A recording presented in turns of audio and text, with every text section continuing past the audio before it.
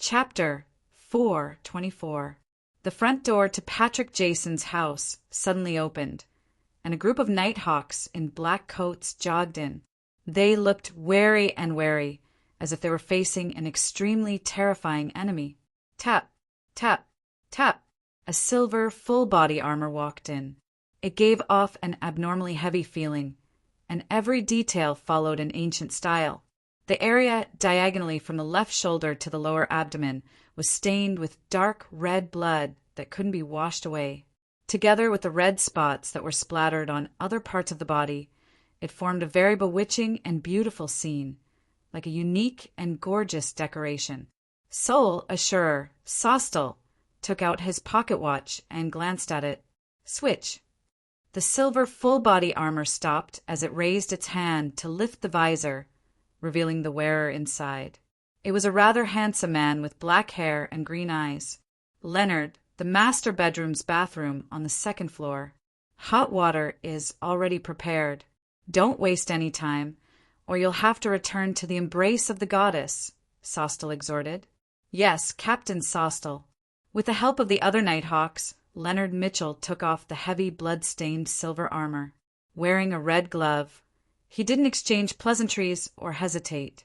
He went straight to the second floor and found a bathtub that was still steaming with white steam. With a swish, Leonard quickly took off his clothes and lay in the hot water. He didn't even reveal his nose. His skin quickly turned red, like a cooked lobster. Strange silver patterns that looked like scars gradually seeped out of the surface. The silver patterns were like pure sword beams that constantly spread outwards, fusing with the hot water. In less than 20 seconds, the white steam disappeared, and a thin and transparent layer of ice even condensed on the surface of the hot water. Only when all the silver patterns had dissipated did Leonard sit up and pant. He tilted his head slightly as if he was listening to something. Then he lowered his voice and said, "Old man, do you know the origins of 1 to 42? A slightly aged voice immediately sounded in his mind. "You're getting more and more impolite. I don't know the origins of that strange armor." Without waiting for Leonard to ask again, he chuckled. "But I can probably recognize the owner of the blood. Who is it?" Leonard asked curiously. The slightly aged voice said in a low voice, "An ancient god before the cataclysm. South of the bridge, Rose Street, Harvest Church." Just as Klein stepped into the quiet prayer hall, he saw Father Yutravsky and Vampire Emlyn White sitting on chairs, one in front of the other, one tall and one short. Their fingers were interlocked, and their palms were placed in front of their mouths and noses. This was the exclusive prayer posture of the Church of Mother Earth. At that moment, Emlyn White's expression was gentle and peaceful. There was no sign of the arrogance and vexation from before. The corner of Klein's mouth moved slightly, and he silently drew a triangular sacred emblem on his chest. He found a random seat and sat down. After the prayer was over, he walked to Emlyn White's side and smiled. "You are exceptionally pious today." "What?" Emlyn jolted awake as he muttered to himself with a pale face. "What did I do? What did I do?" His voice gradually became softer, as if he had already recalled what he had just done. "Perhaps it's not a bad thing." Klein comforted him with unconvincing words before sitting beside the vampire. "I don't wish to hear others say that, although I feel my resistance to it diminish." Emlyn's face was dark as he said in a mournful voice, "But I don't wish to betray the moon." Klein didn't continue the topic that made the vampire sad and casually asked, "What's the matter?" He casually asked, "Do you sanguine worship the primordial moon, or a particular deity that represents the moon? Or can the two be equated?" "Both." Emlyn raised his chin slightly. "To Orthodox sanguine, it's naturally the deity that represents the moon. Her name is Lilith, the ancestor of our sanguine, an ancient god. As for the sanguine that humans have become, they are more inclined to worship the primordial moon. Under normal circumstances, the two can be equated, but at times they don't overlap and are different. Humans that have become sanguine Klein wasn't surprised that Emlyn White could say the name of a second epic ancient god, Lilith. Instead, he was more concerned about the so-called human becoming a sanguine. Is this the vampire sequence that Mr. Aztec mentioned? He thought to himself. Emlyn said with a complicated expression, "That's right. Yes, there are two types. One is transformed from the embrace given by the powerful blood breeds, and the other is transformed from consuming the corresponding potion. The latter is our most hated enemy." Why? Klein vaguely guessed the answer. Emlyn gritted his teeth and replied, "The main ingredient of their potion is our blood essence." Indeed, Klein couldn't help but turn his head and size up Emlyn. Emlyn, who felt inexplicably nervous from his stare, snorted. "You're already a Beyonder. You can't switch pathways anymore. This is the first time I'm seeing a walking, no living, no speaking Beyonder ingredient. However, in a sense, every human Beyonder is also such an ingredient." Klein originally wanted to tease him, but he quickly felt a strong sense of sorrow. At this moment, Emlyn looked at Bishop Utravsky, who was carefully wiping the sacred emblem of life. He suppressed his voice and said, "I found the two ingredients you wanted." "What is it?" Klein didn't hide his joy. Emlyn smoothly replied, "The price for the 1,000-faced hunter's mutated pituitary gland and its blood is 2,000 pounds for the former and 300 pounds for 100 milliliters of the latter, totaling 2,300 pounds. 2,300, Klein blurted out. "Can it be cheaper?" After receiving his bail, he currently had a total of 2,185 pounds in cash. To the middle class, this was already a rather ample amount of savings. Some might only be able to save up that much money in their entire lives. But Klein realized that it wasn't enough. No, if it wasn't for me, he would have wanted 2,800 pounds. "According to the agreement, you have to pay me an additional 150 pounds. A total of 2,450 pounds, Emlyn said with a shake of his head. Looking at Klein's expression, he hurriedly added, "In this era, dragons are rare. Apart from the sanguine with long lifespans, it's very difficult to find similar Beyonder ingredients elsewhere. Even if there are, they'll be more expensive. I'm still short of 265 pounds. I've painstakingly saved up so much money, and I'm about to use it all up. Furthermore, it's still not enough. I hope Mr. the Hanging Man can sell the werewolf Beyonder characteristic as soon as possible. There's still the human-skinned shadow characteristic and the deep-sea Nagas hair. It won't be much cheaper than this. I still can't determine the situation with Little Sun, so I'll have to behave myself for a period of time. The payment he owes me is best paid by removing the mental corruption of a rampager from a mystical item. It's more discreet." Klein's thoughts instantly flashed as he felt the light outside the window dim significantly. He took a deep breath and said, All right, but the deal will have to be delayed for some time. I recently offended a fellow who's being protected by official Beyonders. You don't want that cellar to be locked in the cathedral's basement, right? And I still have to gather the remaining funds." Klein raised his head slightly and looked at the dome of the cathedral. Official Beyonder. Emlyn White jumped in fright as he stood up abruptly and looked around. Klein glanced at him and said, "Don't worry about it. You're now a priest of the Church of Mother Earth. You have a legal identity, and Bishop Utravsky will protect you. I'm not." Emlyn's denial was abnormally weak. He sat down again and suddenly had a thought. Can those official Beyonders solve the problem of psychological cues? Maybe. Klein nearly broke into laughter. "But that way, there's a high chance that you'll become a believer of the Evernight goddess, the god of steam and machinery, or the Lord of Storms. Of course, you can also choose to become a member of the military's special department. They might send you abroad as a spy to seduce a noble lady. I only like dolls and pure and beautiful girls." Emlyn immediately emphasized, "I can see that you're a little tempted, but only a little." Klein changed the subject. "Do you know anyone from the Beria family?" "In Bakeland, Belial? That family of demon-worshipping lunatics? No, they are devils themselves. Emlyn blurted out in surprise. Why are you looking for them? Klein said helplessly, the person I offended was one of them, Patrick Jason Beria, because of a serial murder case. Help me inquire about his recent whereabouts and acquaintances in your circle. If there's any accurate information, I'll pay you. This depends on the importance of the information. Of course, this can all be reimbursed by the Nighthawks, Machinery Hive Mind, and the military. Klein thought in a relaxed manner. Emlyn nodded in thought. You actually dared to provoke a true demon. When you have accurate information about him, he will know that you will cause serious harm to him. It's fine. I have the protection of the official Beyonders, Klein replied indifferently. Emlyn was momentarily speechless. After a few seconds, he said, All right, I'll give it a try. The minimum reward for the information is 20 pounds. After settling this matter, Klein didn't stay any longer. He got up and walked towards the cathedral's door. His mind was filled with the problem of how he was going to raise the money.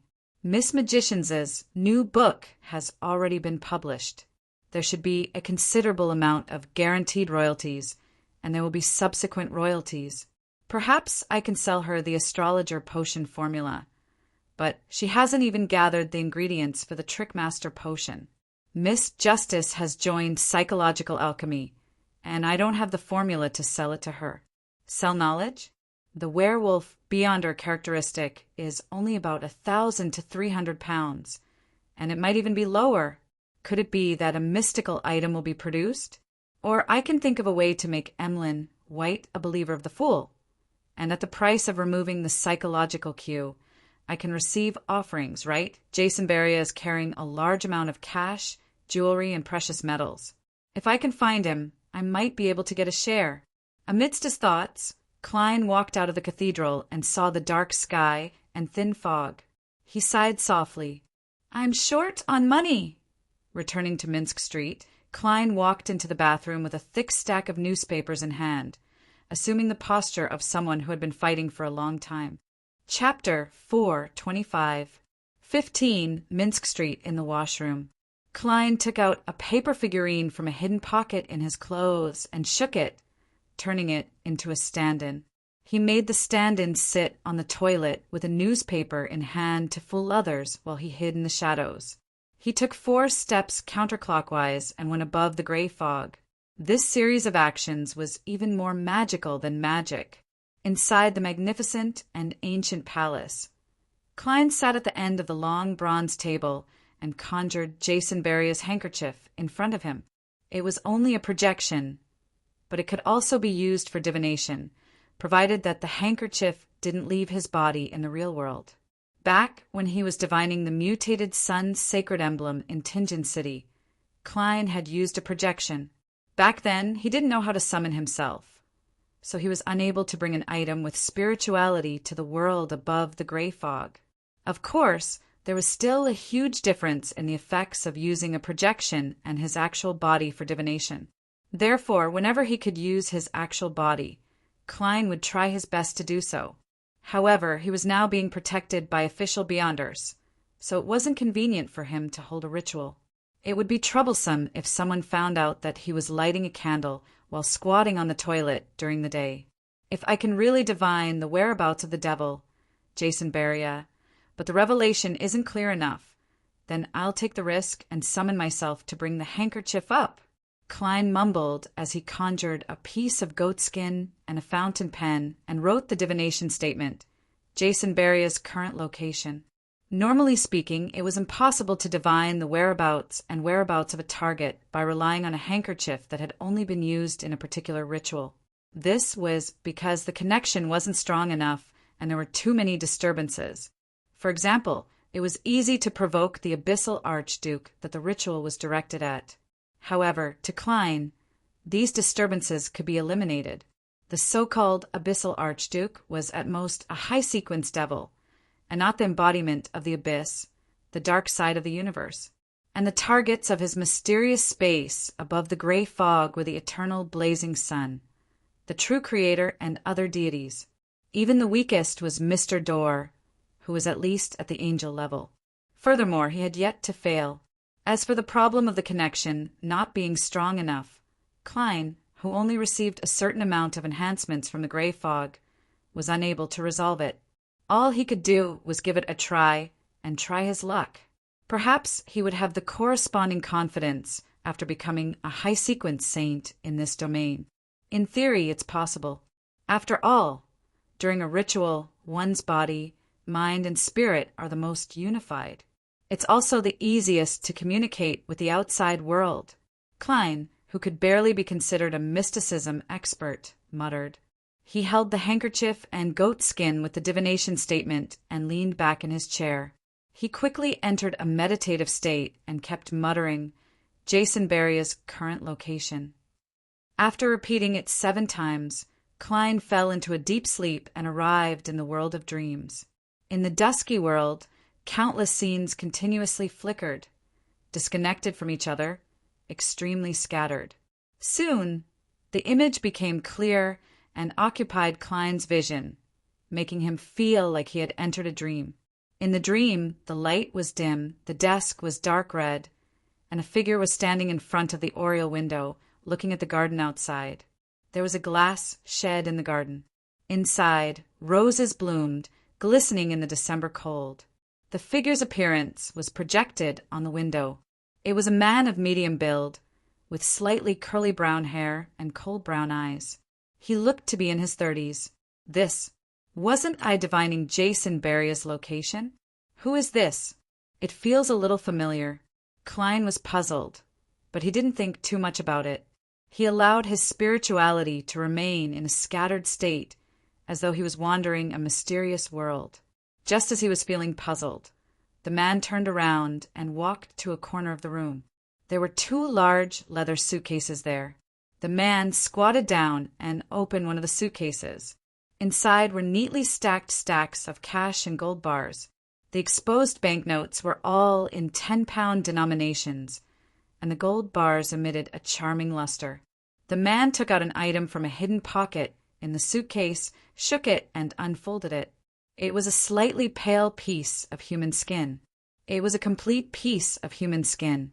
The man quickly took off his clothes and put on the human skin.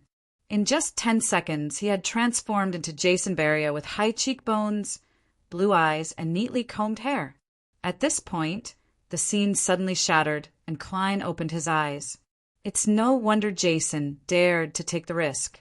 It turns out that he has been wearing this human skin for more than 10 years and has never revealed his true appearance. As expected of a calm and crazy devil, Klein couldn't help but sigh. Jason had left his portrait in the house, but it didn't arouse any suspicion from Isengard and company. This was because the surrounding residents had seen him and knew what he looked like. Even without a portrait, with the abilities of the official organization's Beyonders, it was enough to recreate one, and the effect might even be more similar to a photograph than a photograph. Therefore, there was no need for Jason to have no motivation to destroy something like that. This was very understandable. Who knew that he had left a lure in this most ordinary place? If he were to search according to the portrait, even if the Nighthawks had sealed artifact 1 to 42, it wouldn't be that easy to lock onto the target. Furthermore, he had used his own abilities to conceal his face during his 2 operations. Who would have thought that the tightly hidden and protected face was fake? Klein sensed a hint of cunning from Jason. He rubbed his temples and began to recall the scene he had seen in the dream divination. A house with a glass greenhouse. This characteristic is rather obvious. There aren't many similar buildings in Bakeland. But the problem is, how should I report it?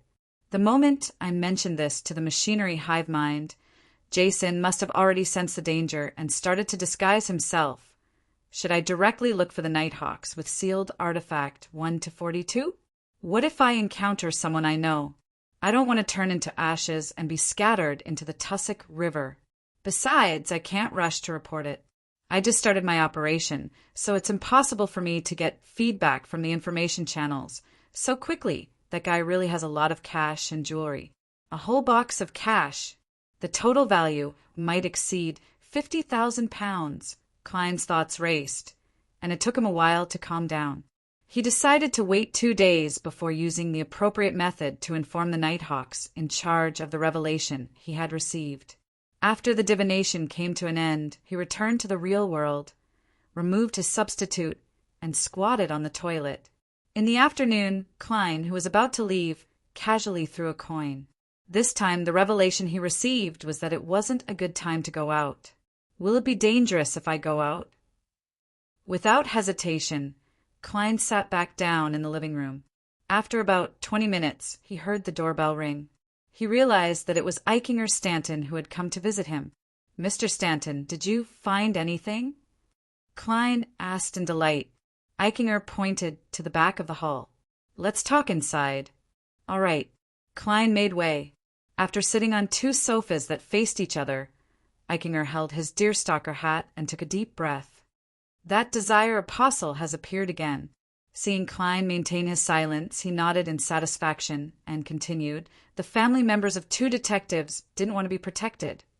The families of 2 detectives didn't want to be protected. They felt that they wouldn't be implicated, so they stayed outside. During lunch today, they were found dead in their respective offices. One of them was too terrified and scared himself to death, while the other was too excited and used up the last of his energy.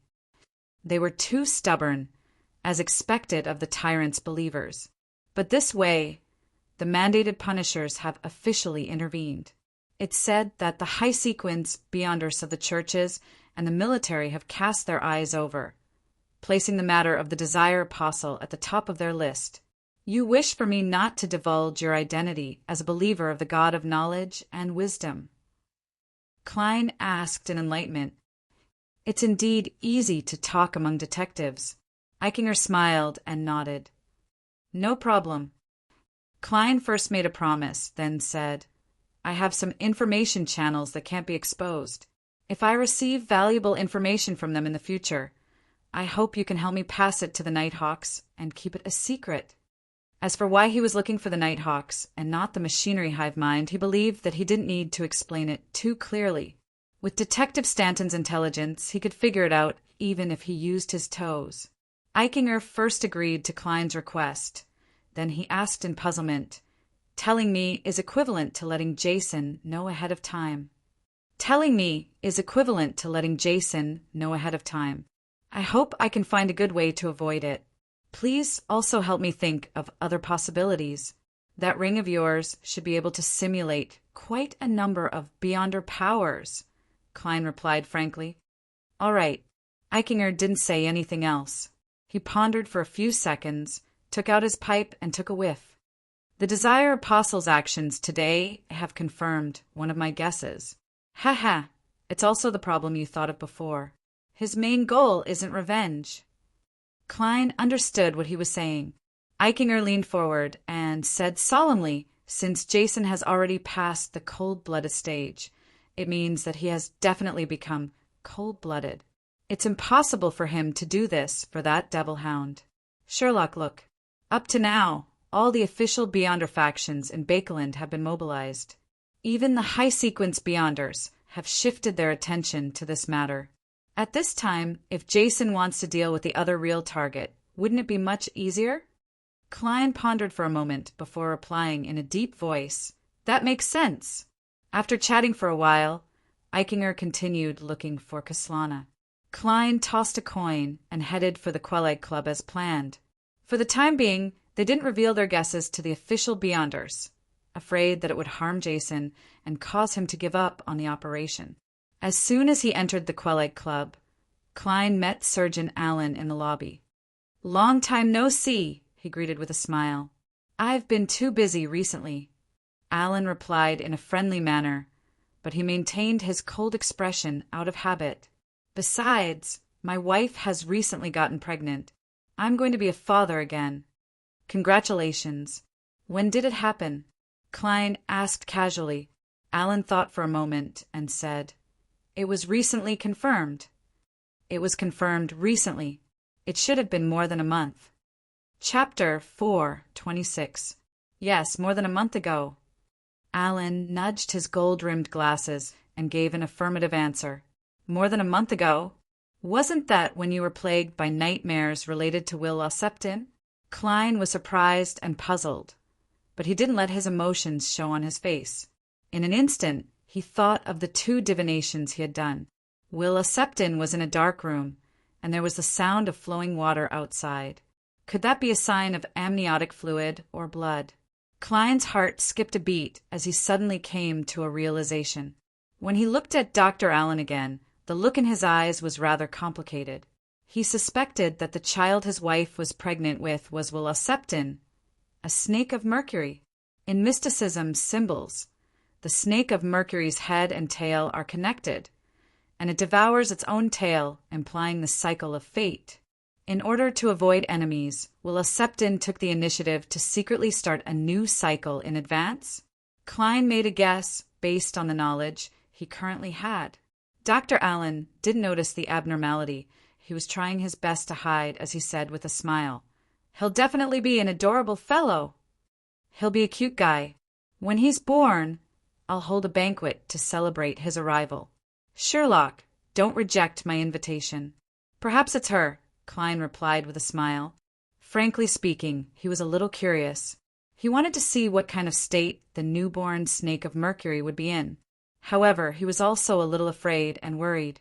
After all, the snake of Mercury was a sequence, one of the monster pathway of fate, and it was involved in the fight for the position of a deity. No one could be sure that the future would be smooth sailing, stable, and blissful. To Dr. Allen, "I'm not sure if it's fortunate or unfortunate. Whether Will Ossepton is kind or not is one thing, and whether the other snake of Mercury will discover it is another thing. And Will Ossepton hasn't done anything at the moment. Informing the Nighthawks seems a little cruel. I've always been able to understand unaffiliated Beyonders. Quietly watching the development from the sidelines without getting involved or making use of it is the best choice.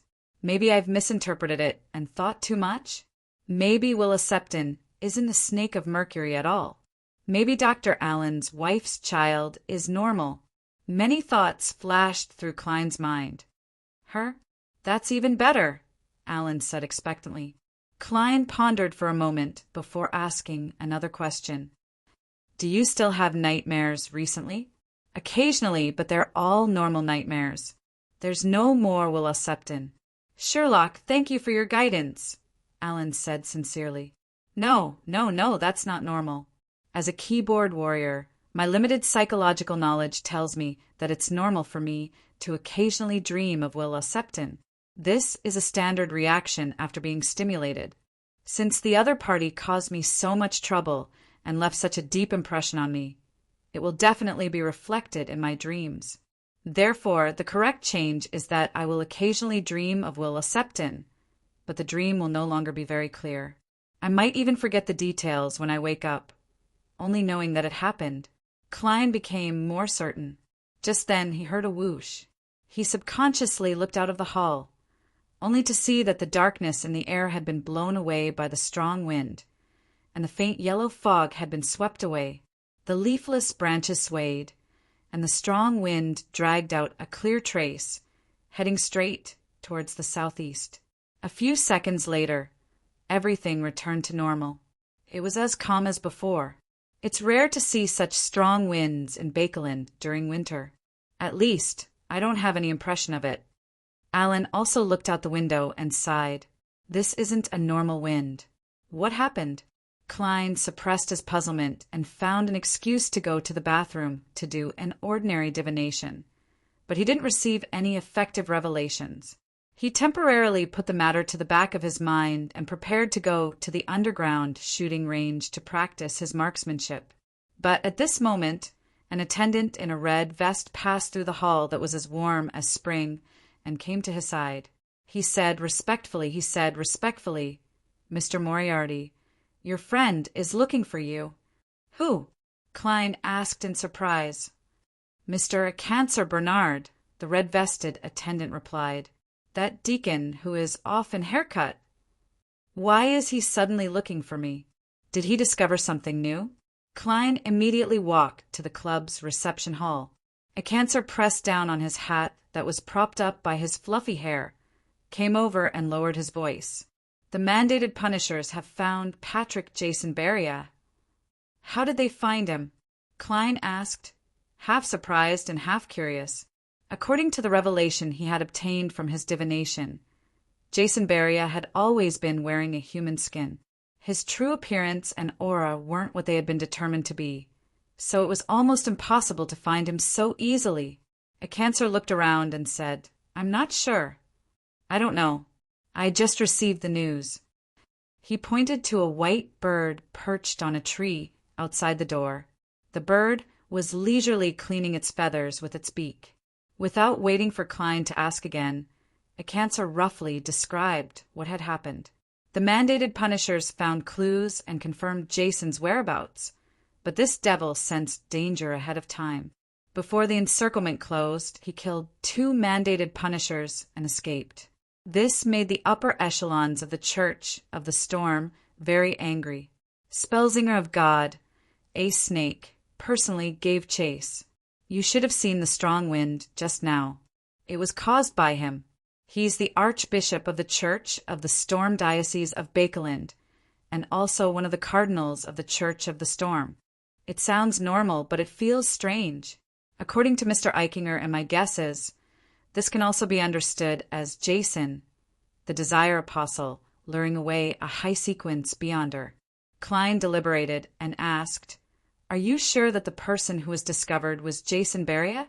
A cancer's expression turned solemn as he replied in a rather strange tone, "I'll give it a try." He gestured for Klein to follow him out and onto a spacious carriage parked by the street. There were 2 machinery hive mind members inside. A cancer took a deep breath and took out the ancient silver mirror with strange patterns from a special pocket inside his clothes. After doing the prelude, he said with a dark expression, "Honorable Rhodes, my question is, where's Patrick Jason Beria's current location?" The light around him suddenly distorted, like a lamp after the rain. A scene quickly appeared in the silver mirror. It was an inland river boat with its sails raised. Jason Beria, with high cheekbones, blue eyes, and neatly combed hair, pressed down on his cap, pulled up his coat collar, and hurriedly entered the cabin in a secretive manner. He really wants to escape from Bakeland. Spellsinger of God seems to be rushing to the dock area. A female machinery hive mind member said in enlightenment, "Isn't this too easy to expose?" Klein was filled with puzzlement. A cancer didn't care about this. All his attention was focused on the surface of the silver mirror. This time, he only had the option of answering the question. A mistake or a lie would result in a terrifying punishment. Soon, blood-red words appeared on the surface of the mirror. "If the man you like is covered in warts or has his skin peeled off, leaving only flesh and blood, or has become a monster, but can communicate, would you still like him?" What a shameful question. Wait, a man? Klein almost turned his head to look at a cancer. A cancer slowly exhaled and said, "Yes, but I'll kill him with my own hands." Very honest. A new combination of words appeared on the surface of the silver mirror. This question and answer game is practically a public execution. Klein wanted to cover his face with his hand. He looked at the other 2 machinery hive mind members. There was nothing abnormal, or rather, they pretended not to have any abnormal expressions. He hesitated and said, "I keep feeling that it's too easy. Maybe that's not the real Jason Beria." But Jason Beria is pointing at him. A cancer planned on losing the silver mirror. Klein thought for a few seconds and organized his words. "No, what I really mean is that we have to abandon some of our inherent judgments. What we're looking for is the Desire Apostle, not Jason Beria. The 2 aren't necessarily the same. This is something I have to bring up as a detective. On King's Avenue, a luxurious carriage left the Parliament of the Kingdom. The carriage was carpeted and had furniture such as reclining beds, sofas, and tables. It was like a mobile room. Dressed in a dark blue admiral's uniform, the current Duke of Negan, Lord Palace, was holding a glass made of crystal and drinking the blood-like Ormer wine. As he tasted the wine, he thought and said, "Invite Earl of Hull to be a guest tomorrow. Invite Earl of Hull to be a guest tomorrow. I want to talk to him about increasing the wages of factory workers, improving their working hours, and amending the poor law. These are all bills that he's been pushing hard for recently, so he should be very interested." Why is the Church of Evernight suddenly concerned about such matters? When inviting him, you can first reveal to Earl of Hull what I wish to discuss. Property restrictions for elections are a must, and they can't be lowered. Otherwise, those fellows who drive large numbers of workers will definitely occupy more seats. Also, suppress the recent attacks on invalid constituencies. The secretary beside him quickly recorded Duke of Negan's instructions. After saying that, Duke of Negan sighed and said, "I'm doing this for the status of nobles. However, there are more and more useless fellows among us. There are even quite a number of people who owe money to the rich." At this moment, the carriage didn't turn towards Empress Borough, but went straight ahead. As the nobleman with the most land besides the king, Duke of Negan had many mistresses. However, in the relatively conservative kingdom of Rouen, this was a place where political enemies could easily attack.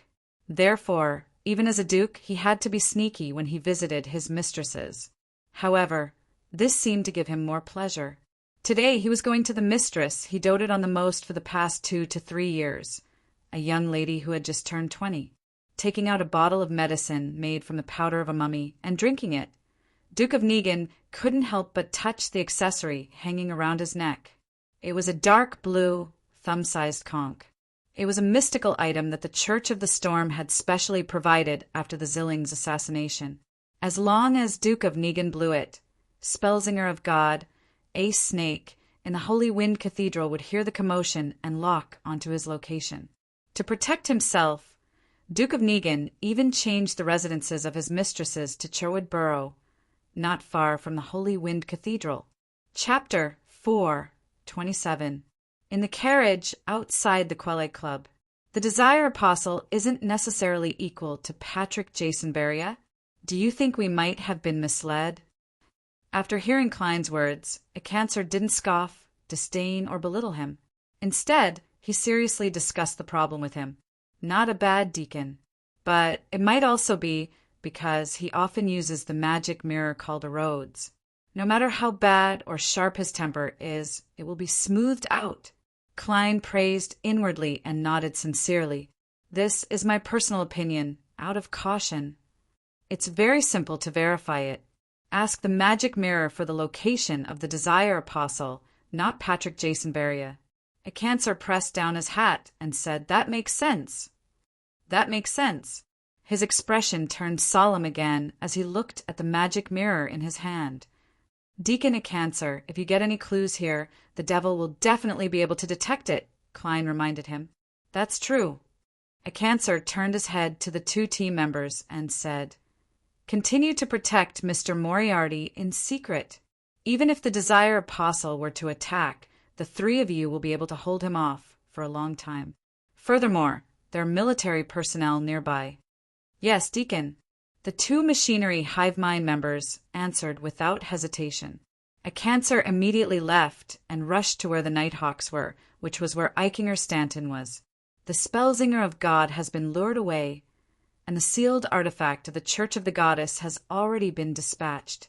If the Desire Apostle really does take action, it will definitely be this afternoon. I hope I can make it in time. I hope that the magic mirror can give the correct answer. But if that's the case, I won't have a chance to get involved. I won't be able to see the devil that's endangering everyone die with my own eyes. I won't be able to come into contact with his suitcase filled with cash, gold bars, gold coins, and jewelry. Klein sighed as he looked at Acancer's back in disappointment, but he quickly regained his mood. That's good too. At least I don't have to take the risk, and I can safely resolve this crisis. Furthermore, the machinery hive mind will definitely not mistreat me. If it really succeeds, my views and suggestions will definitely be placed in a very important position. Furthermore, I'm a believer of the god of steam and machinery. According to the style of the major churches, they'll probably give me a portion of the harvest. With the premise of £50,000, it won't be too little. Thinking of this, Klein couldn't help but feel a little regretful. However, he would not take the risk and get involved. The magicians never performed unprepared. It's still too tight and rushed. It didn't give me any time to plan. Klein nodded at the two machinery hive mind members, got out of the carriage, and returned to the Quelleg Club. Just in case, he got an attendant to reserve a lounge for him. Hillstonborough, Eichinger Stanton's living room. Leonard Mitchell combed his slightly unruly black hair and followed Captain Sostel's instructions. With the help of the other Nighthawks, he struggled to put on the silver full-body armor that was stained with blood. He pulled down his visor, hiding his green eyes in the deep darkness. Then he stretched out his left hand, which was wearing a silver metal glove, and took the magic mirror from a cancer. Within the Church of Steam and Machinery, this silver mirror's code name was 2 to 111. It's only a grade 2 sealed artifact? Sostel asked in surprise. A cancer nodded. Yes, it's not very dangerous. At the end of his sentence, his tone suddenly sounded like he was gnashing his teeth. In other words, it has reached the standard of a grade 1 sealed artifact in all other aspects? Sostel asked thoughtfully. A cancer glanced at him warily. Only in certain aspects. He refused to reveal any more information.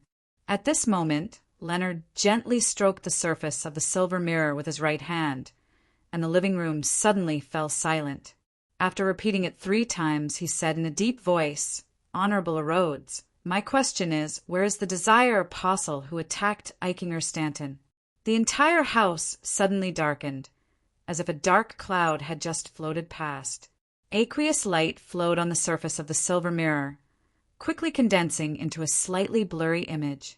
It was a luxurious villa with a large garden in front of the window. In the middle of the garden, there was a glass greenhouse. Bright red roses were blooming inside. Above the glass greenhouse, one could still see the pale sun behind the mist. It's in Bakeland. Eichinger Stanton immediately calculated the location of the scene based on the angle of view and the position of the sun in the sky. This is completely different from when I asked for Jason Beria's location. We were misled. A cancer said in a deep voice. Sole assurer Sostel exhaled. How cunning. Then who is Jason Beria, who's being pursued by the Spellsinger of God? Sigh, there's no time to discuss it. Let's first circle the general area from the information in the image and immediately take action. I suspect that the Desire Apostle will cause something big next. At this moment, the silver mirror named a Rhodes had already dispersed the image and words appeared. It required Leonard Mitchell to answer a question. If he lied or was unwilling to answer, he would be severely punished. Leonard felt an inexplicable sense of nervousness. He put away his usual frivolous demeanor and quietly waited for the question. A few seconds later, he saw the blood-like words change as they took shape one after another. Is there a host on you? Halfway through the question, Leonard's pupils rapidly constricted. His back tensed up, and cold sweat broke out on his forehead. If it wasn't for the blood-stained silver armor concealing him, others would have already discovered his abnormality. At this moment, his left palm trembled for some baffling reason. The silver magic mirror suddenly trembled slightly, and the bright red words were strangely stained with a hint of green. If one wasn't staring at the mirror and paying full attention, it would be difficult for others to notice the extremely minute change in color. The words continued to squirm, changing the previous question. Is there a mark on your body that you can't tell others about? Yes, that mark exists in my memories. Leonard replied calmly, but his body inside the blood-stained silver armor felt exhausted, as though he had suddenly relaxed after being highly tensed up. This mirror is too dangerous. It actually sensed it directly. Thankfully, after so long, Old Man has recovered a little, he thought with dry lips. Sostel took out his pocket watch, opened it, and said to Leonard inside the blood-stained silver armor, There's still time. You'll be in charge of the next operation. Yes, Captain Sostel. Leonard secretly he heaved a sigh of relief. Dock area, Bakelin Dock. Patrick Jason Beria entered the cabin he had booked. He looked out the window and observed the sky that was filled with a thin layer of fog, silently counting the time. After a while, he quickly took off his hat and clothes. Then, with a tug, he tore off the layer of human skin on the surface. Under the human skin was a beautiful woman in her early 30s with deep eyes. She wasn't the brown-haired, brown-eyed man that Klein had seen in the dream divination. The woman took out her clothes and methodically put them on, quickly becoming a charming and seductive beauty. Finally, she found a fist-sized stone figurine from the bottom of her suitcase. She wrapped it tightly with the layer of human skin that had been removed and tied a dead knot. After doing all of this, the riverboat had already traveled some distance. She opened the window and threw Patrick Jason's human skin, along with the stone figurine, into the river. Plop! The human skin that was tied to the heavy object sank rapidly. The woman clapped her hands, closed the window, carried her suitcase, and changed to a cabin that had been prepared. Then, she sat by the window of the new cabin and propped her elbows on the table. She rested her face on her hands and looked out leisurely. After an unknown period of time, she saw a strong wind blowing in midair, blowing away the thin fog. The corners of her mouth curled up into a radiant smile. Sherwood Borough, in a luxurious villa not far from the Holy Wind Cathedral. Palace Negan, with a bloated waist and grayish-blue eyes, bear-hugged his mistress, a beautiful girl with a hint of innocence on her face. There were two people beside him. One was a middle-aged man in a black tuxedo. He had brown hair and blue eyes, and he was expressionless. He was a beyonder guard provided by the Church of the Storm, a Sequence 6 wind-blessed. The other was Duke of Negan's secretary. He was a thin, handsome, blond young man. He looked refined, calm, and reserved. His greatest flaw was that his hairline had receded beyond his age. As for the other guards, or rather security personnel, they were scattered outside the house. On the second floor, the wind-blessed rushed in before Duke of Negan could enter the bedroom and did a quick check. As for Duke of Negan's secretary, he was in charge of searching the surrounding rooms. After confirming that there were no problems, they nodded at Duke of Negan, indicating that he could continue. "My emotions have almost calmed down," Duke of Negan said half-jokingly. His mistress replied happily, "That way we can have a good chat. Then we can have a good talk. I'd like to hear you tell me about your adventures at sea. I hope you'll have that spirit in the end." Duke of Negan hugged his mistress into the bedroom and closed the door with his heel. His secretary and the wind-blessed entered the rooms on both sides, not relaxing in the slightest. In the attic of the house, a man in a dark-colored coat sat on an old chair with his eyes half closed. It was unknown what he was sensing, but from time to time he would smile and shake his head. His brown hair was slightly curled, and his brown eyes were cold.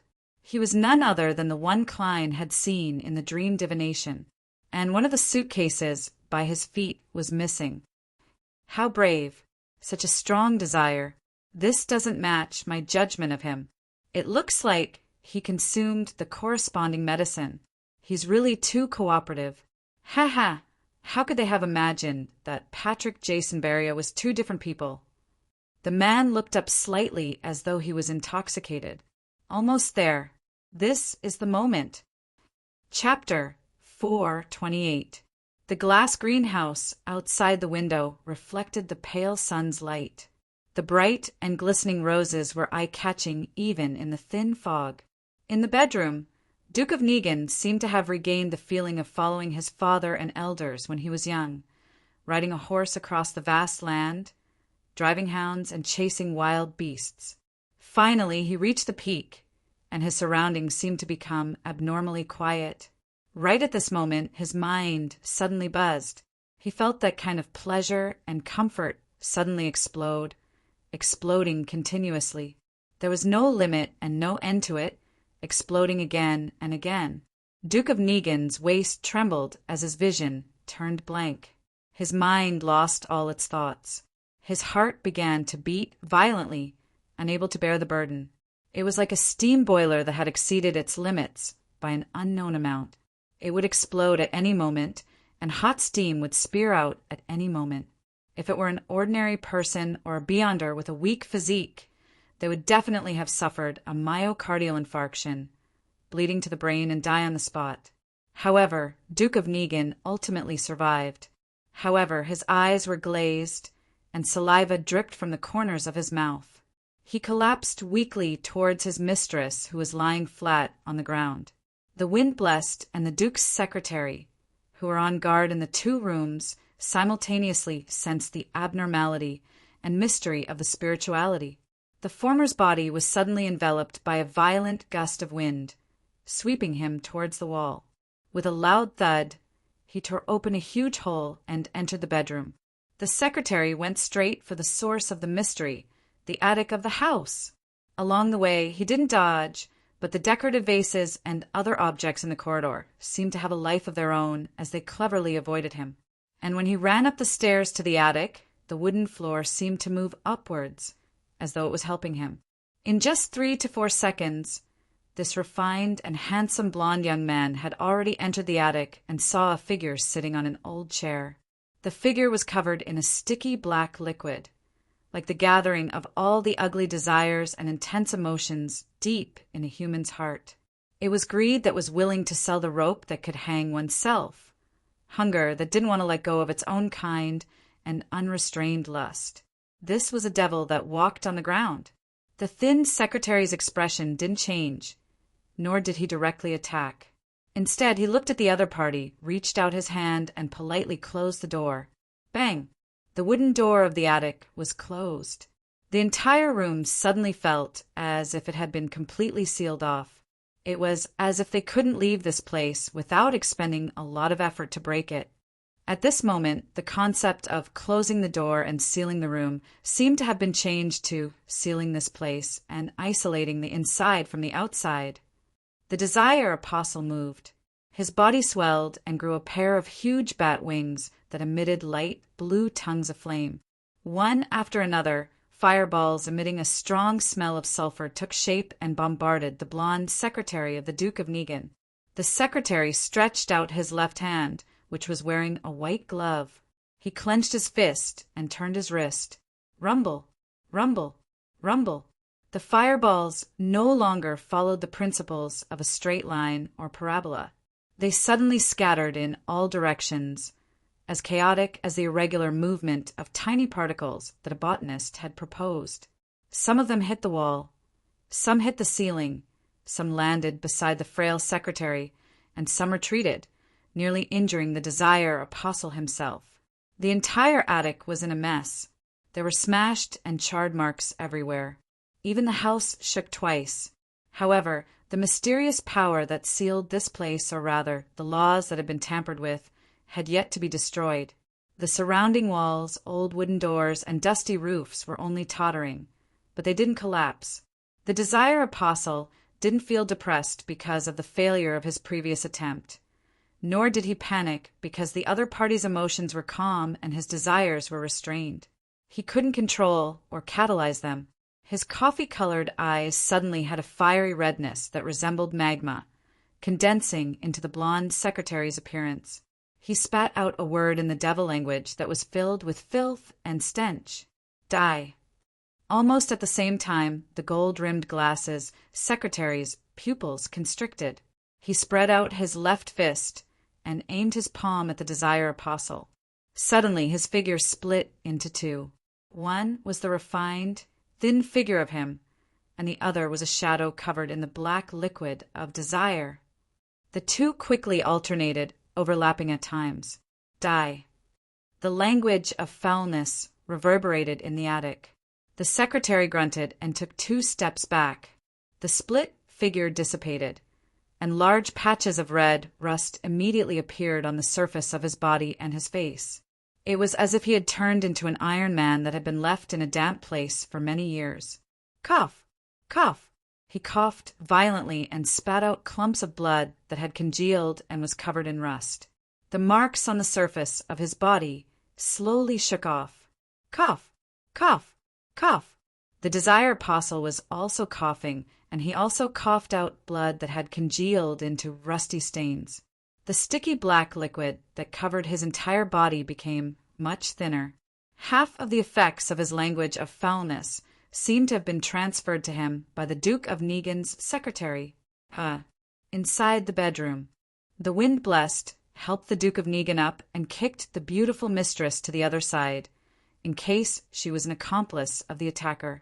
The reason why he didn't help the secretary was because he knew very well that he only had one duty: to protect the Duke of Negan, and in such a situation, he had to be wary of more than one enemy. At this moment, the Duke of Negan eased up a little, but despite his considerable strength, his limbs still went limp. His body was empty, and his mind was dispirited. He was unable to use his Beyonder powers at all. He gestured for the Wind Blessed to take off the conch necklace around his neck and bring the item to his mouth. The Duke of Negan took a deep breath and blew into the small conch that was covered in strange patterns. Walala! The low sound of the tide spread out as it surged towards the Holy Wind Cathedral. With his grace's speed, he'll be here soon. The Wind Blessed consoled him before carrying the Duke of Negan on his back, approaching the window and jumping down. He wanted to meet up with the Duke's guards outside. There were 2 or 3 low-sequence Beyonders inside. The Duke of Negan panted and said, "Capture. We must capture him alive, or a spirit body. I want to know who it is."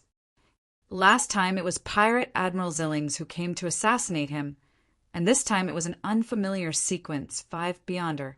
The Duke of Negan knew that he hadn't developed such a feud with anyone recently, so he was especially angry and resentful. He wanted to find the mastermind and use all his resources to tear him apart. And the premise of all of this was to find clues from the assassin. 7 or 8 seconds later, most of the Duke's guards surged over, surrounding Palace Negan and the Wind Blessed in the middle in front of the garden. "Wait here and be on guard against the enemy," the Wind Blessed ordered. According to normal procedures, he should have escorted the Duke away from the scene of the assassination as soon as possible and rushed to the Holy Wind Cathedral, a safe place.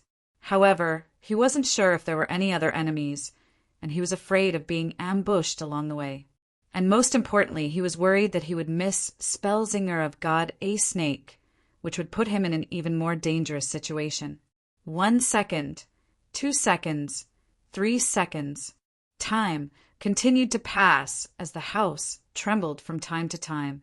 The battle inside seemed to have reached its climax.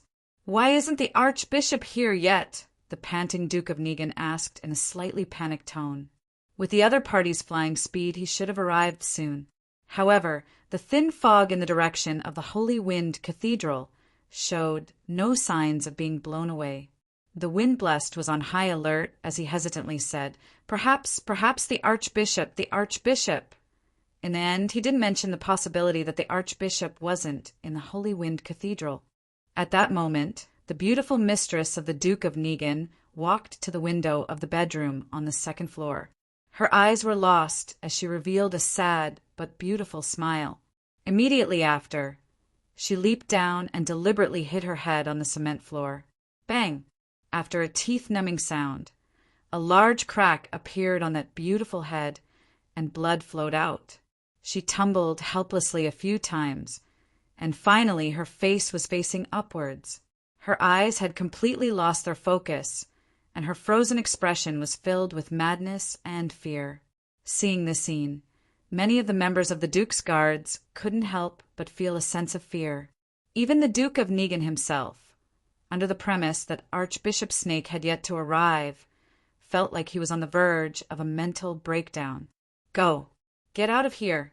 he shouted instinctively in his weakened state. The Wind Blessed was rejoicing that he hadn't been soft-hearted and kicked the mistress away first. Otherwise, the Duke might have been killed on the spot. At that moment, when he heard the order filled with fear, his heart suddenly skipped a beat. Inside the attic, the Desire Apostle, who was in the midst of a fierce battle, suddenly liquefied, turning into many black shadows that scurried all over the ground. After avoiding the blonde secretary's attack, he reformed in another direction. Then he looked at his enemy, raised his right arm, and the corners of his mouth curled up slightly. No. The blonde secretary's eyes turned red. In an instant, the Desire Apostle clenched his fists. Outside the luxurious house, the Duke of Negan's horrified emotions suddenly exploded, shooting straight into his brain, drilling into his blood vessels and covering his nerves. He heard the sound of something shattering, and he felt a warm sensation at the back of his head. At the same time, several members of the Duke's guard panicked, raising the special revolvers or rifles in their hands and firing wildly at the center. Bang! Bang! Bang! The Wind-Blessed was the first to grab the Duke of Negan and roll to the ground. Invisible winds, as sharp as knives, appeared out of thin air and slit the throats of the guards. Plop! Plop! The guards clutched their throats and slowly fell to the ground amidst the blood that seeped out. As for the Duke of Negan, his body twitched a few times before he stopped moving. He had been robbed of his life by his own fear. If he wasn't a Sequence 6 Beyonder, his fear would have even dismembered him. Of course, if he hadn't become extremely weak, he wouldn't have such intense emotions. Even if he had, he wouldn't have died as a result. But there were no ifs in this world. The leader of the Conservative Party, the nobleman with the most land besides the king, the elder brother of the current prime minister, a Sequence 6 Beyonder, and a genuine big shot, Palace Duke of Negan, had died just like that. The roses in the nearby glass greenhouse were still blooming. In the attic, the blonde secretary clearly sensed something, and he could no longer control his emotions. Thus, his mind turned blank as he anxiously ran out and opened the door to the sealed room. 2 seconds later, he reacted and turned around again, but the figure covered in black liquid and the suitcase in the corner were gone. The Desire Apostle quickly left the villa and evacuated the scene according to the predetermined route. Chapter 429. The Desire Apostle, who had once donned Patrick Jason's human skin, immediately stopped and looked around in bewilderment. Only now did he vaguely sense the impending danger. He was at the edge of a garden where the vegetation had withered due to the cold winter, revealing the dark brown soil. There weren't many pedestrians on the street on the right side of the street on a weekday afternoon. At this moment, there were only a few people passing by, not noticing anything unusual. The Desire Apostle's eyes suddenly shone with a hint of silver, and a full-body armor walked over from the other end of the garden. Its left shoulder was slanted downwards, stained with coagulated blood, exuding a bewitching beauty. It itself seemed to be very heavy, and every step it took caused the ground to tremble slightly. As soon as he saw the blood-stained silver armor, the Desire Apostle felt suffocated, as if he had encountered his most terrifying natural enemy. How did they come so quickly? How did they see through my tricks so quickly? The Desire Apostle regained his calm and cold-bloodedness. He focused all his attention on sensing the emotions and desires of the Beyonder in the blood-stained silver armor. However, to his despair, the silver armor completely blocked his Beyonder powers. It was as if he had touched a rock, a cold armor that had no wearer. The Desire Apostle had no choice but to raise his right hand and spread out his huge bat wings, quickly condensing them with some blue flames. At this moment, a silver light flashed between his right hand's thumb and forefinger, and his thumb fell to the ground with a neat cut. Swoosh! Swoosh! Swoosh! As the silver light flashed, the remaining 9 fingers of the Desire Apostle were cut off at the same time, and the suitcase he was carrying also fell to the ground with a thud. The Desire Apostle's pupils immediately constricted to the size of needles, and he immediately flapped the pair of huge bat wings on his back, quickly fleeing in another direction. The shadow at the bottom of his feet unknowingly shrunk and hid in a single spot. The Desire Apostle had just taken 2 steps when countless silver beams suddenly burst out from his body like blooming fireworks. The viscous black liquid that covered the surface of his body fell to the ground like raindrops, and the cuts on his forearm, arm, shoulder, ribs, neck, and other parts smoothly dispersed. Pa! Pa! Pa! The Desire Apostle's pale, blood-stained intestines, as well as his squirming stomach and contracting heart, all fell to the ground.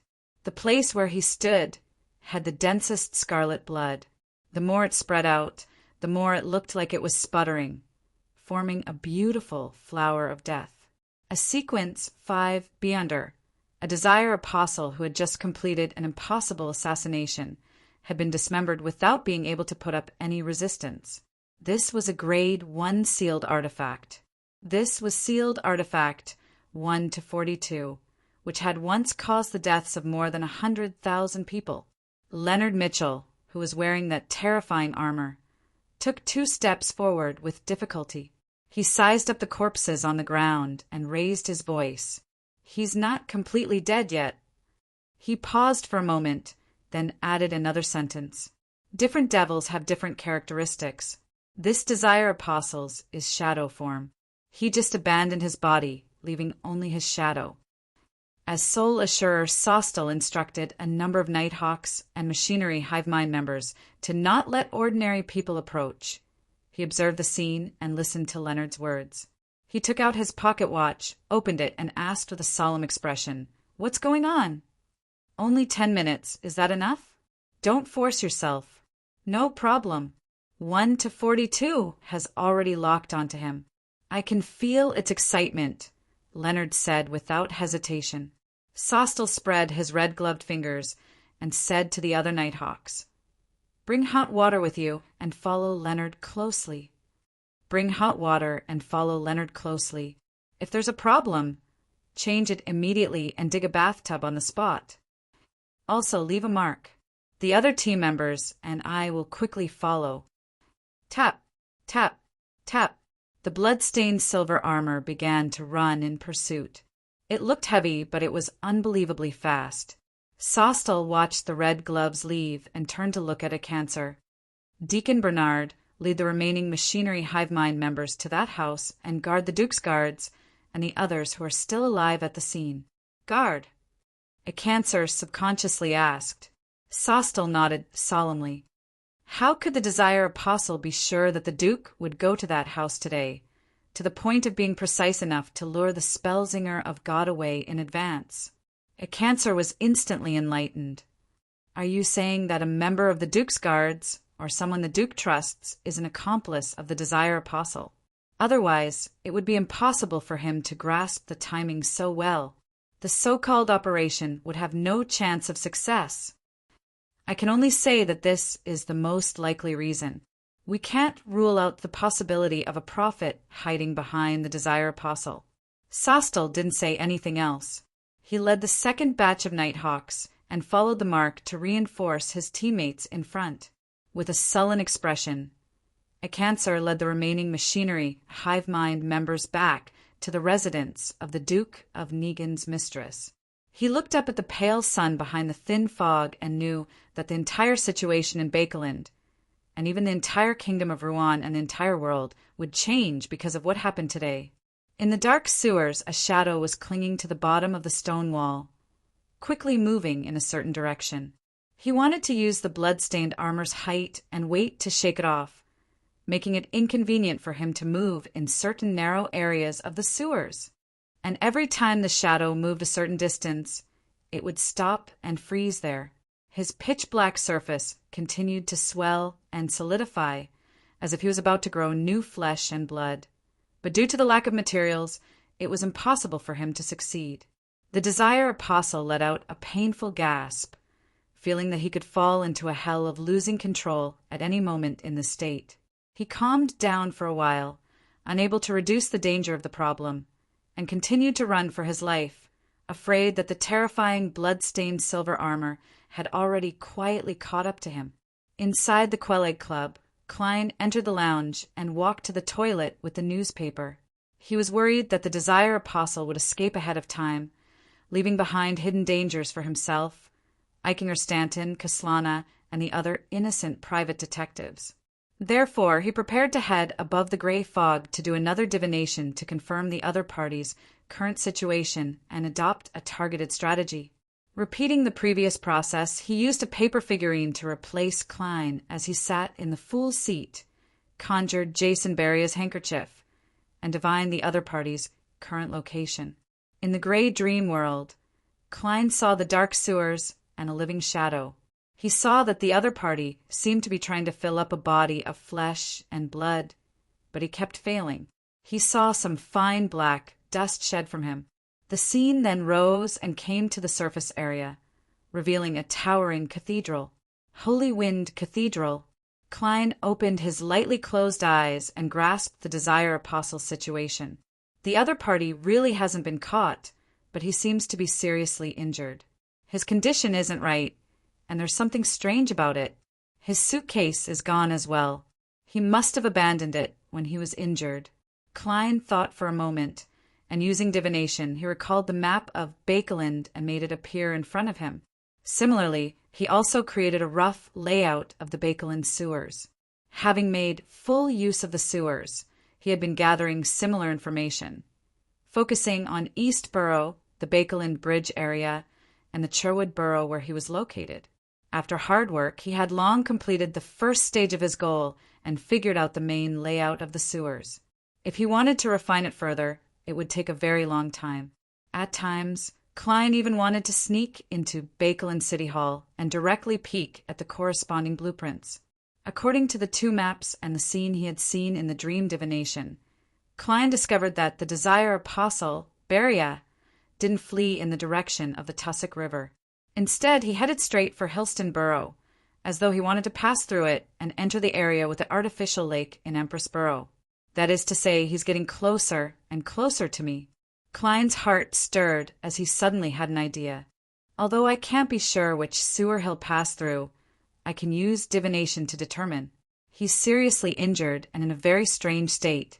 His interference in this aspect has become extremely weak. If he's not far away, it's not impossible to find him. After all, I've seen his true appearance before, and I can grasp some of his aura. I'm a professional at finding people. I have to do something. I can't let him escape just like that. There's still time. After confirming the level of danger, Klein made up his mind and returned to the real world.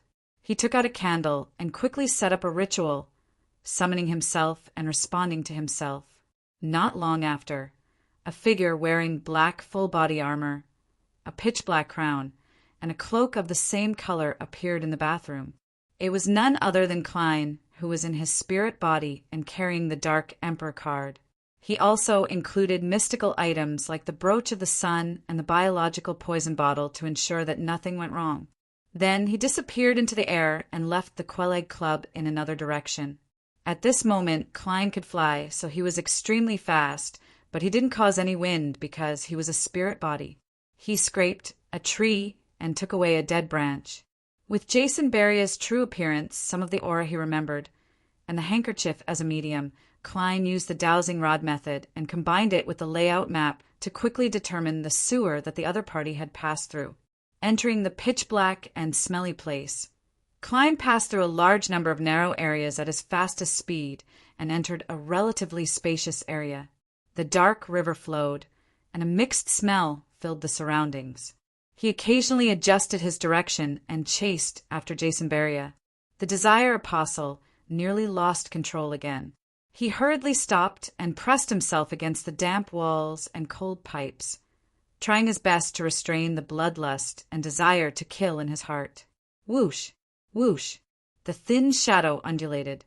At that moment, he suddenly turned his head and looked at the place he had just passed.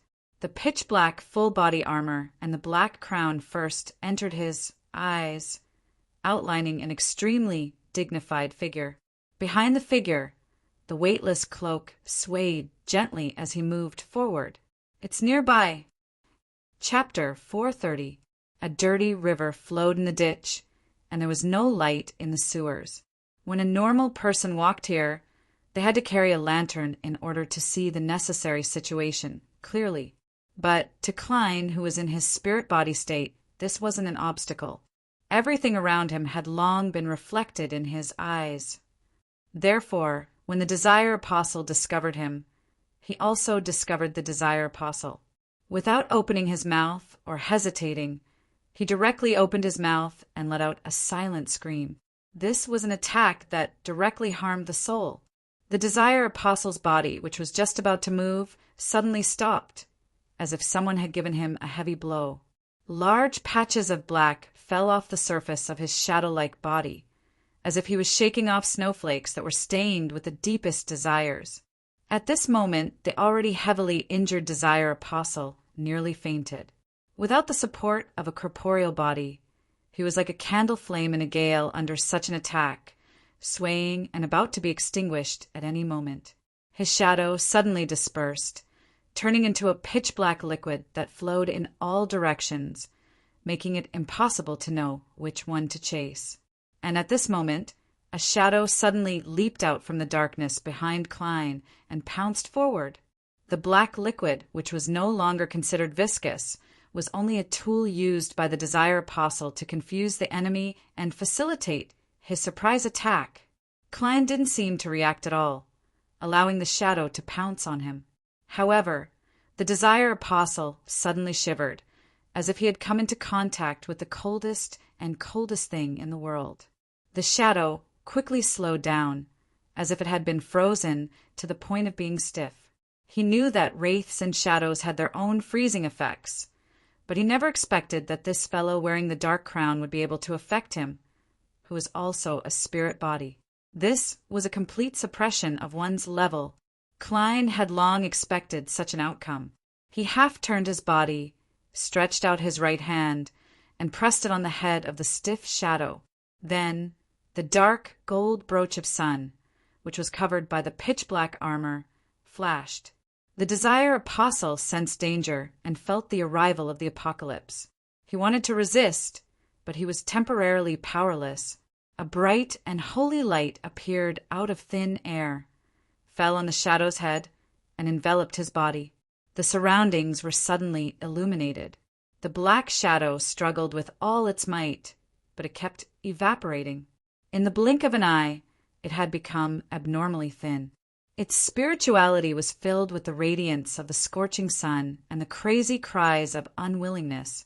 Klein didn't give him a chance to catch his breath and summoned another pure and bright holy light. The feeling of daylight lasted for 2 seconds before the Desire Apostle fell to the ground, losing all signs of life. His body was still in the state of a shadow, thin as if there was no thickness. This sequence, 5 Beyonder who had just assassinated a duke had died just like that.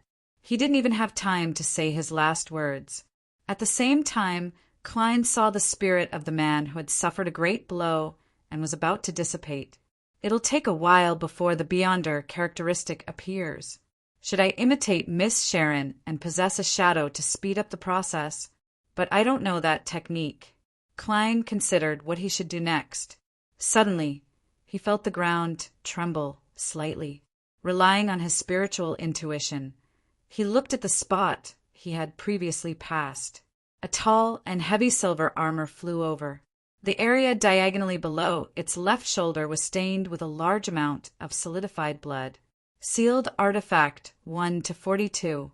Klein's heart tightened. Without any hesitation, he enveloped the Desire Apostle's spirit and ended the summoning. His original plan was that even if he didn't have the time to finish off the Desire Apostle, as long as an official Beyonder arrived, he would immediately return and leave the subsequent matters to them. The red glove in the blood-stained silver armor had just seen a figure wearing a pitch-black crown and a cloak of the same color when he discovered that the other party had silently disappeared without leaving a trace. He narrowed his eyes slightly and carefully examined the spot where the other party had been and found the Desire Apostle who had lost his life. "Eliminate the clues and destroy the evidence," he said in a low voice. Tap, tap, tap. The red gloves behind him arrived one after another. After returning above the gray fog, Klein wasn't in a hurry to mediate. He directly left the mysterious space and entered his body in the real world.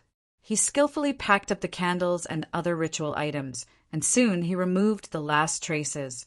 After doing all of this, he created a double again, took 4 steps counterclockwise, and arrived at the ancient palace above the gray fog. Here, he could directly communicate with the remnant spirits, like a true spirit medium. He didn't need to pray to anyone, nor did he need the help of rituals. This was something he had already verified when he was mediating with Nimblewright Master Rosago. Considering that the Desire Apostle Belial's spirit had been purified and could dissipate at any moment, Klein planned on asking for more important information first. As for the Devil Pathways potion formula, he planned on leaving it for last. After all, even if he obtained it, he didn't plan on selling it, lest he nurture a few cold-blooded serial killers. Looking at the brown-haired, brown-eyed, and hollow-eyed Desire Apostle, Klein emanated his spirituality and asked, "What exactly are you plotting?" The Desire Apostle's connection with the outside world was completely cut off by the gray fog. He could only answer in a daze, "Assassinate the Duke of Negan." The Duke of Negan. Him again? Who wanted him dead so badly? Klein asked in surprise, why? Did it work? It was a success, the Desire Apostle replied calmly without giving any additional details. In this state, he would only answer when asked why. Poor Duke of Negan. Even the Lord of Storms can't protect you. Klein drew a crimson moon on his chest. He didn't try to understand the details. Who ordered you? Is it the organization that hired Vice Admiral Hurricane Zillings back then? Klein recalled the previous assassination attempt. The Desire Apostle said in an unperturbed tone, "That's right. An organization, the most secretive and ancient organization. Most Beyonders don't know of its existence. It said that its members are important figures in various fields. Perhaps the upper echelons of the various churches and various countries' militaries are one of them. That sounds familiar. Could it be the secret organization that Roselle the Great joined, the ancient organization that holds the second blasphemy slate?" Klein's heart stirred. What kind of reward did they promise you to be willing to give up the identity you've been working on for more than 10 years? The Desire Apostle's voice changed slightly as he replied, "A card of blasphemy, the Abyss card." A card of blasphemy? One of the 22 cards of blasphemy created by Roselle, the Abyss card. This most likely corresponded to the Devil Pathway. It's no wonder that the Desire Apostle is willing to pay all the things he's accumulated over the past 10 years for this. That contains the hope of him becoming a high-sequence Beyonder. This reward is much more valuable than the mission. However, Vice Admiral Hurricane Zillings shouldn't be attracted by such a reward, unless that organization has another card of blasphemy that he needs, or something else. If it's really the mysterious organization that Roselle joined, it's normal for them to collect a few cards of blasphemy. Even if they don't, they still have the blasphemy slate. Klein was first alarmed before he asked in puzzlement, "Why are they dealing with the Duke of Negan?" The Desire Apostle's spirit became a lot fainter as he said in a hollow tone, "I don't know. I'm only considering if I should take on this mission." "Then, have you heard of anything?" Klein pressed. The Desire Apostle was still in that unperturbed state. "I heard that their main purpose is to resurrect, or rather, awaken the true Creator. They interfere with the progress of history, making it match their own needs, so that they can complete their goal at a certain point. If the trend of the times doesn't go as they expected, they will try their best to reverse this trend. Apart from that, they only watch quietly from the sidelines, watching coldly from the sidelines. Perhaps for decades or centuries, there won't be a single operation or commission. Apart from that, they'll just watch quietly and indifferently. Perhaps they won't take any action or commission for decades or centuries, a secret organization in the true sense of the word. It matches Roselle's description of secretly controlling the world. It's also related to the original creator. Seeing that the Desire Apostle's spirit body was about to dissipate, Klein hurriedly asked, "What's the name of that organization? How do I contact them?" The Desire Apostle looked ahead emotionlessly as his figure quickly dissipated. And before completely disappearing, he answered the question from before. "Their name is Twilight Hermit Order. In the house with the glass greenhouse." The thin Mr. Secretary, wearing gold-rimmed glasses and white gloves, sat with a somber face which hid deep sorrow. "What's your name? What's your sequence? Which beyonder pathway?" Deacon Acancer asked solemnly. The blonde secretary slowly replied in a deep voice, "Lockhart, Siakam, sequence 5. As for which beyonder pathway I belong to, you can apply to MI9 to check my files." "Very well," Acancer asked. "Does the Duke come here at a fixed time every week?" "No, he's not someone who likes to stick to a schedule, especially after he was assassinated by the Zillings. Before today, no one knew that he would be here. I only heard about it in the Parliament this morning," Lockhart replied seriously. Acancer thought for a moment. "If there is a spy among you, who do you think it is? Do you have any suspects?" Lockhart thought for a few seconds and shook his head. Acancer asked about the details of the battle and gained a general understanding of the process. Seeing that Lockhart was pale and heavily injured, he politely got up and went to investigate the other members of the Duke's Guard. After watching the machinery hive mind Deacon leave, Lockhart took a deep breath and walked with heavy steps to the side of Duke of Negan's corpse. This great noble was no longer naked, but there was still extreme fear on his face. After looking deeply at Duke of Negan's corpse for a few seconds, Lockhart whispered sadly, "Sorry." At this moment, with his back facing everyone, the corners of his mouth suddenly curled up. He added another sentence in his heart in an unusually calm manner. "This is the choice of the times." Chapter 431. Westboro, 9 Hope Street, Prime Minister's official residence. Aguisid Negan stood behind a large table and looked at Earl of Hull with a grave expression. "Your Grace, my secretary should have already informed you of what happened. You're the first noble I thought of at this moment." This Conservative Party bigwig, the current Prime Minister, seemed to have aged several years in an instant. His tall and thin figure seemed to be unable to withstand the grievous news as he leaned forward slightly, to the point where he had to use both hands to support himself on the table. But his eyes were still sharp and his attitude was still calm. Earl of Hull, who had a beautiful mustache, sighed and said, "I'm sorry to hear this news. This has shocked me greatly. I was just about to visit His Grace in the next few days to discuss the few bills that we are all very concerned about. Who knew that he would be attacked?" His youthful handsomeness had been ruined by the deep wrinkles and his obesity. He first expressed his condolences, grief, and empathy. Then he restrained his emotions and said, "His Grace is already dead." Compared to crying and anger, we need to be more cautious and calm. Only by doing so can we handle the aftermath and not let the heavy steam locomotive that is the kingdom run off the rails. This is also the reason why I came to you immediately. The other nobles will only shout for the gods, trembling in fear and expressing their inability to accept this. They will demand that the murderer be severely punished and the mastermind be found. In their opinion, even the heavily protected Duke could be assassinated, much less them.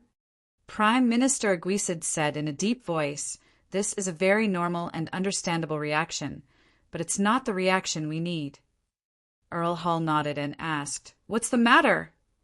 "Who is the murderer? What's the motive?" "A devil who has been pretending to be a banker for more than 10 years. A real devil. By the way, your Varvat Bank has just acquired his assets," Aguisid said without any change in his tone. "Patrick Jason?" Earl of Hull immediately recalled the man's name. He was the one who had approved the acquisition involving the bank. Prime Minister Aguisid did not rebuke the other party. He was a sequence 5, but he suddenly sold his assets and abandoned the identity that he had been working on for more than a decade. He risked great danger to assassinate my brother. Based on this, we can make a strong guess that he was instigated by someone or some faction. Unfortunately, he was killed while escaping. Even his spirit body was taken away. According to the Nighthawk's report, it was done by the hero bandit Dark Emperor. It involves an extremely secretive organization, and we can't figure it out in a short period of time. Earl of Hull asked, "Yes, that so-called hero thief didn't leave any traces behind." We can only start with those who came into contact with Jason in the past few months. This will definitely take a lot of time, and there might not be any results. Aguisid gave a definite answer. Earl of Hull took 2 steps forward. What is His Majesty's stance on this? Sad, but no concrete thoughts, Aguisid replied. Earl of Hull frowned and thought for a moment. In that case, what's important isn't who the mastermind is, but what goal we want to achieve with this matter. If we want to start a war and restart the fight for the colonies, then we have to tell the people that the one who instigated Patrick Jason was the Faceac Empire. Then we have to fabricate a detailed process and show them some evidence that seems to be the case. In the past few centuries, or even 1,000 years, our neighbor to the north has always played such a role. I believe everyone is already used to it and will not doubt it. It's very, very, very normal for barbarians to do such things. Furthermore, the people fear them. Prime Minister Aguisid twitched the corners of his mouth without a smile. However, we are making a series of changes. It will be the second half of next year at the earliest before we can stabilize and have the ability to wage war. Earl of Hull pondered and said, Then find a target that everyone can accept. Hero, bandit, Dark Emperor is too mysterious, and the secret organization behind him is even more so. If it were to be announced, it would definitely cause great panic. People are always afraid of the unknown and things they don't understand. Yes, how about the Aurora Order? They just assassinated that pervert Intis a few months ago, so it wouldn't be surprising for them to do anything else. Their reputation is sufficiently bad. Their situation has been repeatedly mentioned in the newspapers and magazines. They have even become horror elements and classic villains in many novels. Furthermore, this can effectively dispel the suspicions others have towards us. There will always be people who believe that we commissioned the Aurora Order to carry out the previous assassination. Also, take this opportunity to clean up Bakeland while we're cracking down on illegal terrorist organizations. There are too many dangerous fellows hiding here. Aguisid hummed in acknowledgement. The Aurora Order isn't a bad target. We'll use them as a target first. When we're ready next year, we'll announce the results of the investigation and accuse the Faceac Empire of instigating the Aurora Order. I believe no one will care about the excuses of terrorist organizations and northern barbarians. Earl of Hull was taken aback. This is a step further than what I had in mind. Aguisid didn't speak further as he stood up. I'll meet His Majesty now. Having said that, he glanced at Earl of Hull. You have to be careful too. We still haven't figured out the motives behind those people's assassination of my brother. Humph! The Church of the Storm has already agreed to change the Archbishop of the Bakeland Diocese. Snake is always late at critical moments. The believers of the Storm are always so irritable, easily angered, stubborn, arrogant, and easily manipulated by others. Don't be prejudiced. For example, Lumi is very intelligent. Earl of Hull chuckled softly before tapping his chest 4 times. Thank you. The goddess will protect me. Twilight Hermit Order. Sounds very impressive. Klein, who had returned to the real world, got up and pressed the mechanical button to flush the toilet. Amidst the sound of running water, he walked out of the bathroom and thought about the information he had obtained through mediumship. He suspected that the Twilight Hermit Order was the ancient organization that Roselle the Great had joined and possessed the second blasphemy slate. For the so-called course of history, choosing to assassinate the Duke of Negan sounds a little ridiculous, but it also makes sense. Their goal is to revive or awaken the original creator. This is somewhat close to the philosophy of the City of Silver. Little Sun and the others never believe that the Lord who created everything has passed away. They only accept that he has abandoned that region and have always been trying to get a response. Klein paced back and forth, letting his thoughts wander. After an unknown period of time, he suddenly heard knocking on the door. It wasn't an attendant or maid from the Quelite Club, but a member of the machinery hive mind that Klein had seen before, Carlson, who wore thick glasses. How did you get in? Klein deliberately blurted out. Seeing that he was indeed in the room, Carlson's expression visibly relaxed.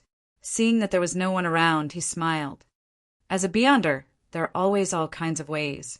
He received a message from Deacon of Cancer and learned of the Desire Apostle's death. Then he came to confirm my situation, and my performance was quite successful. The great transformation of a living person wasn't exposed and successfully concealed. Klein's heart stirred. Your expression tells me that there's good news? Yes, Patrick Jason Beria has been killed. You're safe and don't need our protection anymore, Carlson said truthfully. With this feedback, Klein felt that the potion in his body seemed to be digesting faster. He asked in surprise and delight, "Are you sure?" "Yes." Carlson gave an affirmative answer. "That's great," Klein said happily. Carlson glanced at him and praised sincerely. "Your detective intuition and logical thinking gave us the most important help. The deacon said in the letter that he would secretly give you a reward after this, about £1,000. £1,000. Not bad. That's very generous. However, even if the banknotes at the bottom of Jason's suitcase are all in £5 or £1 denominations, and even if his jewelry isn't too expensive, it's still about £50,000 in total. Ma, am Mary of the National Atmospheric Pollution Council, including the value of the coin company shares, is at most that much. Yes, Jason's accomplice in human skin who was responsible for luring the Spellsinger of God away probably took a portion of it. The rest is estimated to be £20,000 to £30,000, but that's still something that £1,000 can't compare to. What a pity. I can't think of it that way.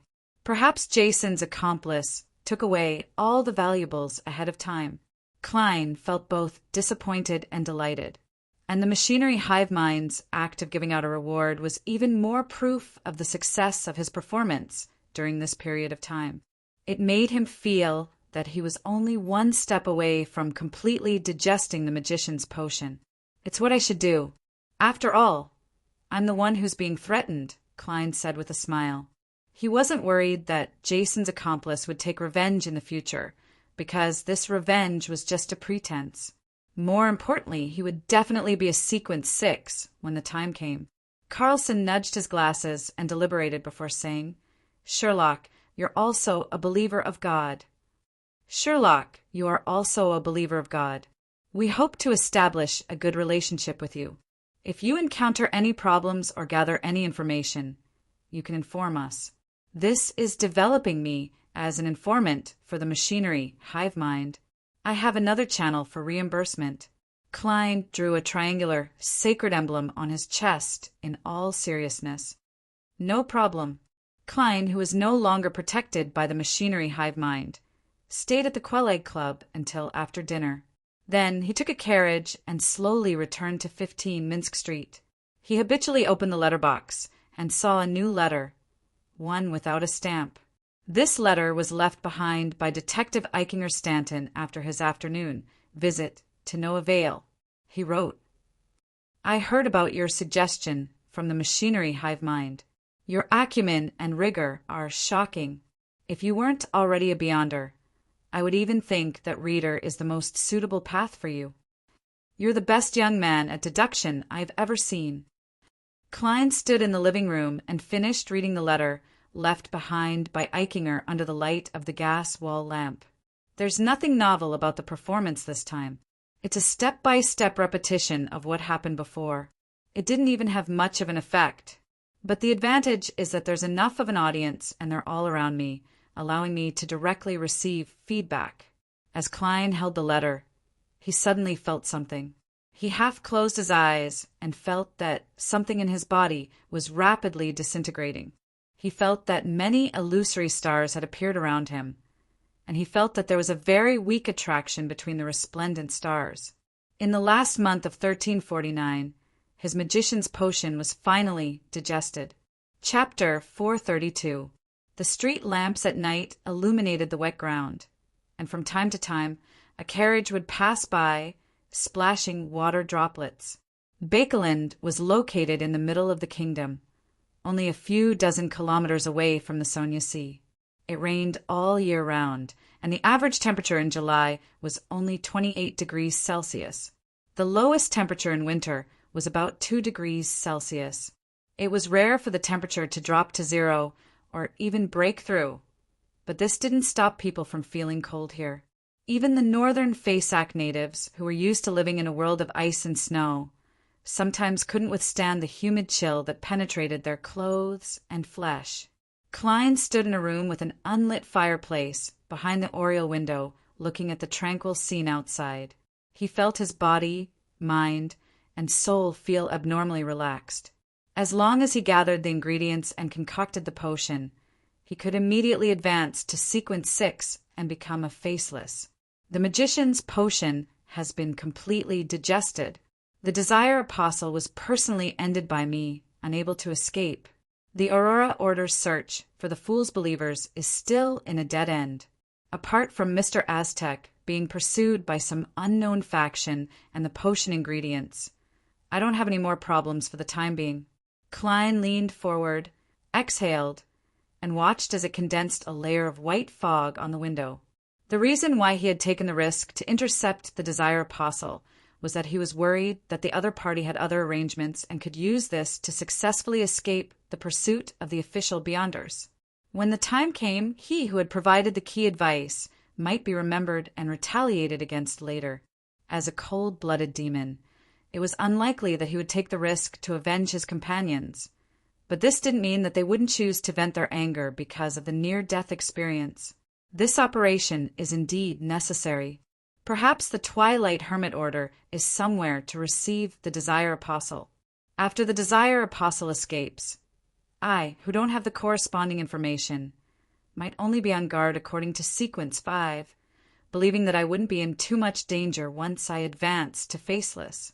However, the Desire Apostle might very well use the information provided by the Abyss card and the Twilight Hermit Order to advance to a high sequence Beyonder. Such a development is terrifying just thinking about it. A righteous stab is indispensable. Klein reviewed the afternoon's events and summarized his experiences and lessons.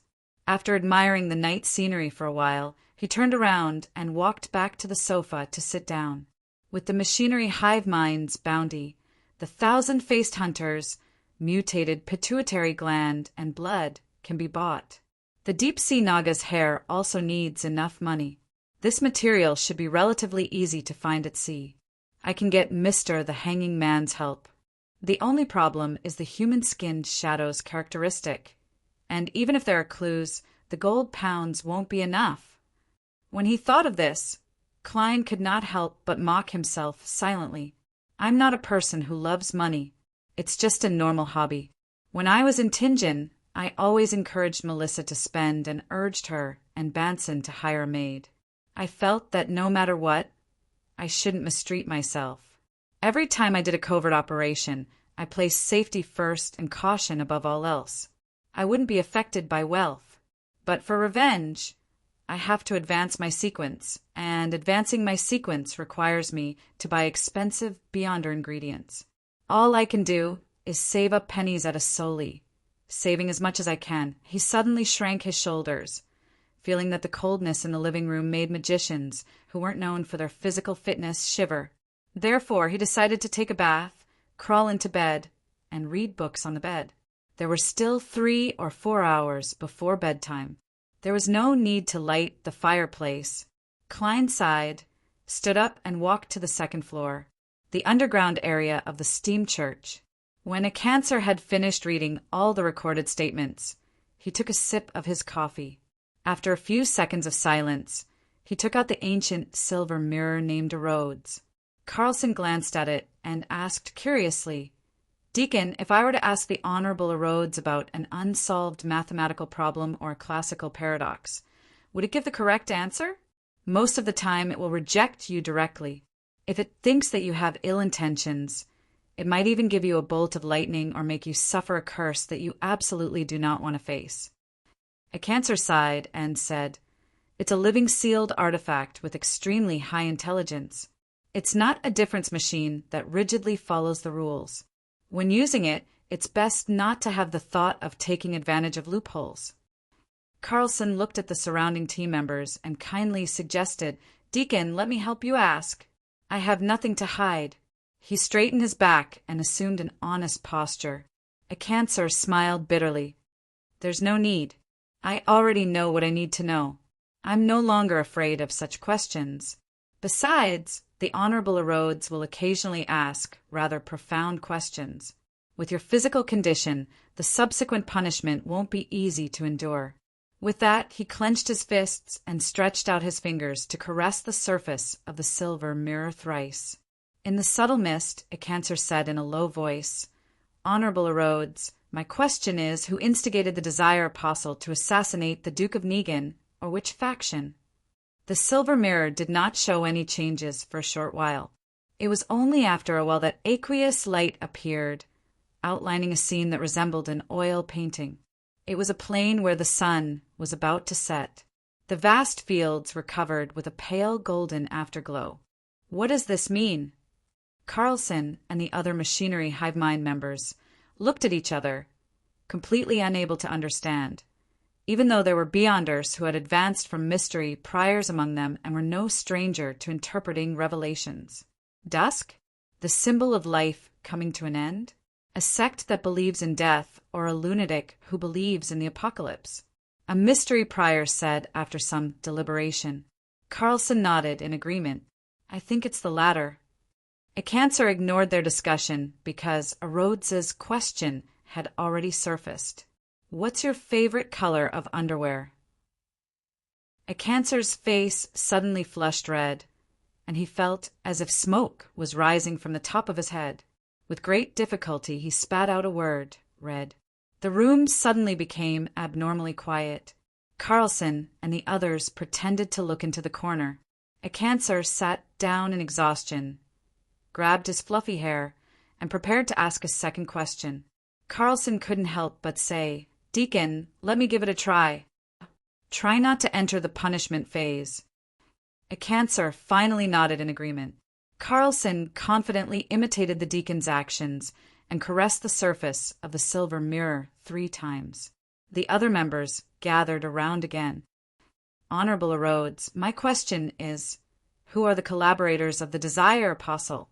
The aqueous light floated and the image changed.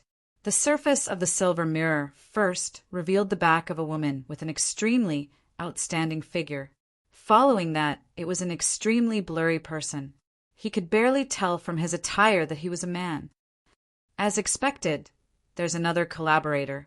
This should be the person who betrayed the Duke of Negan's intelligence. Unfortunately, the other party has dealt with it to a certain extent. Carlson said as he looked around. He believed that he didn't have any secrets that couldn't be told, so he didn't need to care about the follow-up questions. This time, the choices Rhodes gave were question, mission, or punishment. Carlson said without hesitation, "Question." Bloody words quickly appeared on the surface of the silver mirror. "You solve it with your hands every day?" Carlson's lips quivered as he felt his ears rapidly turn hot. Although this was something he believed to be very normal, giving an answer in front of so many teammates and superiors still gave him the urge to bury his face in the ground. "Yes," he answered very softly, at the bottom of St. Samuel Cathedral. Daly, who was wearing blue eyeshadow, threw a stack of documents in front of Sol Ashur Sostel. "The information you want on all the cases involving tarot cards." "It's less than I imagined," Sostel said in surprise. Daly chuckled. "This is just an index." Upon seeing this, Leonard stroked his lower lip with his red-gloved right hand.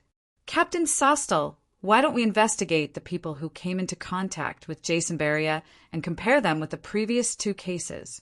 It's very likely that there are clues to the organization symbolized by the tarot cards. The Duke of Negan is a devout believer of the Lord of Storms and represents the interests of the Church of the Storm in the political arena. The mandated punishers will definitely be frantically searching for the real culprit. There's no need for us to get involved, as that will easily create conflicts with them. We'll investigate other cases involving tarot cards, and we might find new clues. Of course, we'll definitely be running around because of this, But this is the duty of a red glove, Sostel explained with a smile. Leonard nodded. I understand. But in his mind, the slightly aged voice chuckled and said, That's right. The Nighthawks actually missed him just like that. That person has the scent of the Dark Emperor on him. The true scent of the Dark Emperor.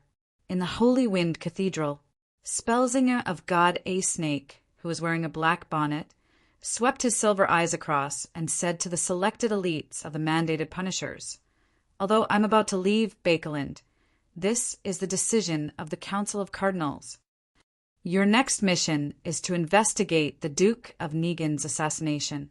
After the declaration, you have the right to use a Grade 1 sealed artifact. You must find out who is targeting us. Standing at the very front, a middle-aged man wearing a modified captain's hat immediately led the crowd. He clenched his fist and lightly hit his chest. Yes, Your Eminence. His body was lean and his appearance was nothing special, but there was an anchor tattoo on his neck. In Queens, Earl Hall's luxurious villa, Audrey looked at Susie, who opened the door and said in a low voice, Dad, what are they discussing? Seeing that the Earl of Hall had returned very late with an unusually grave expression, she immediately sent the golden retriever, Susie, to sneak in to listen in. The Duke of Negan was assassinated, Susie said as she closed the door. Ah. Audrey was taken aback, suspecting that she had heard wrongly. Although she had experienced the assassination of the Duke of Negan once, she had never imagined that this extremely powerful noble would really die because of this. Really? Susie gave an affirmative answer. Audrey was immediately at a loss, finding it unreal. Such a powerful noble, such a person of flesh and blood, who could talk and laugh, and who had even given her a manor, died just like that?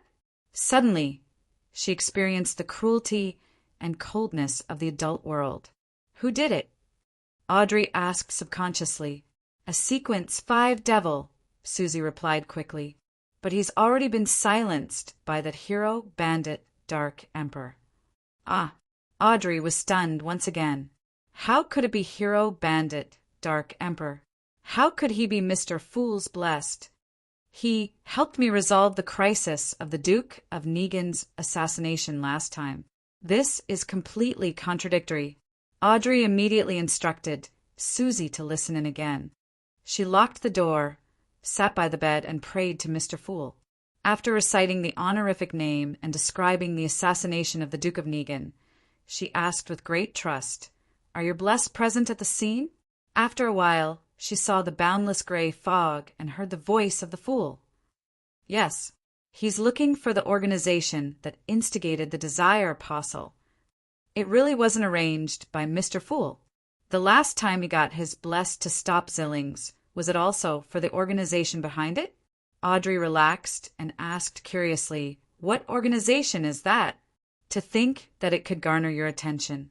A second later, she heard Mr. Fool reply in a calm manner. Twilight Hermit Order. Chapter 433. Twilight Hermit Order. What organization is this? Why have I never heard of it? When Mr. the Hanging Man explained the general knowledge of the various factions to me, he didn't mention anything about it. Audrey was stunned and confused. Then she realized that the gray fog in front of her had faded, and Mr. Fool's figure had disappeared. Her eyes darted around as she quickly made a guess. This organization, called the Twilight Hermit Order, sounds even more mysterious and unknown than the underground factions like the Aurora Order and the Life School of Thought. It's to the point that even Mr. the Hanging Man, who is knowledgeable and has a close relationship with the Church of the Storm, doesn't know of its existence, and the operation they're plotting is directly aimed at a great noble of the kingdom. One of the most powerful matchmakers in the world. They might be the deepest observers of the Beyonder world. The true controllers who influence the situation in the northern and southern continents. It's no wonder Mr. Fool pays attention to them. The reason why Mr. the Hanging Man's request for help from his adorer was successful wasn't because the promised reward was generous enough, but because Mr. Fool was targeting the Twilight Hermit Order. This organization is as mysterious as us. Tarot. Audrey felt a baffling sense of excitement. This diluted the impact of Duke of Negan's assassination. There aren't many Beyonders who know of the existence of the Twilight Hermit Order, and I'm one of them. And our tarot is targeting them. Audrey stood up and walked to the full-body mirror. Her chin was slightly raised, forming an abnormally beautiful arc, looking at the blue-eyed girl in the mirror. Audrey slowly calmed down.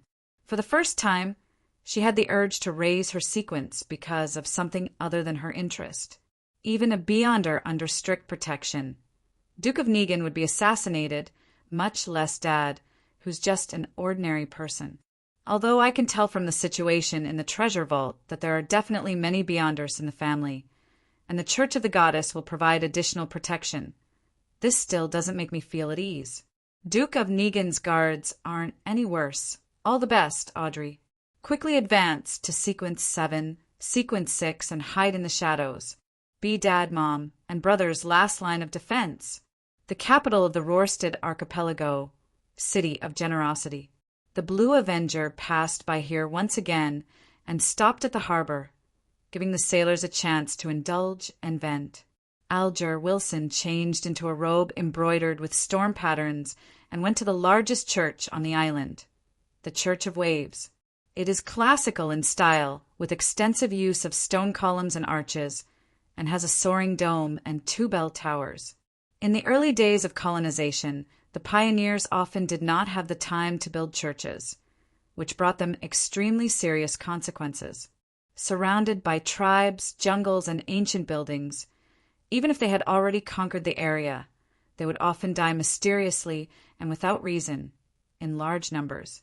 This kind of situation that caused great panic gradually decreased after the churches of the major churches were built, and it became an occasional thing.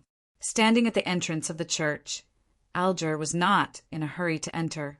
Instead, he observed the dark and mysterious atmosphere inside through the narrow window, as well as the warm candlelight that illuminated the area of human activity. A few seconds later, he walked into the prayer hall, clenched his right fist, and hit the left side of his chest.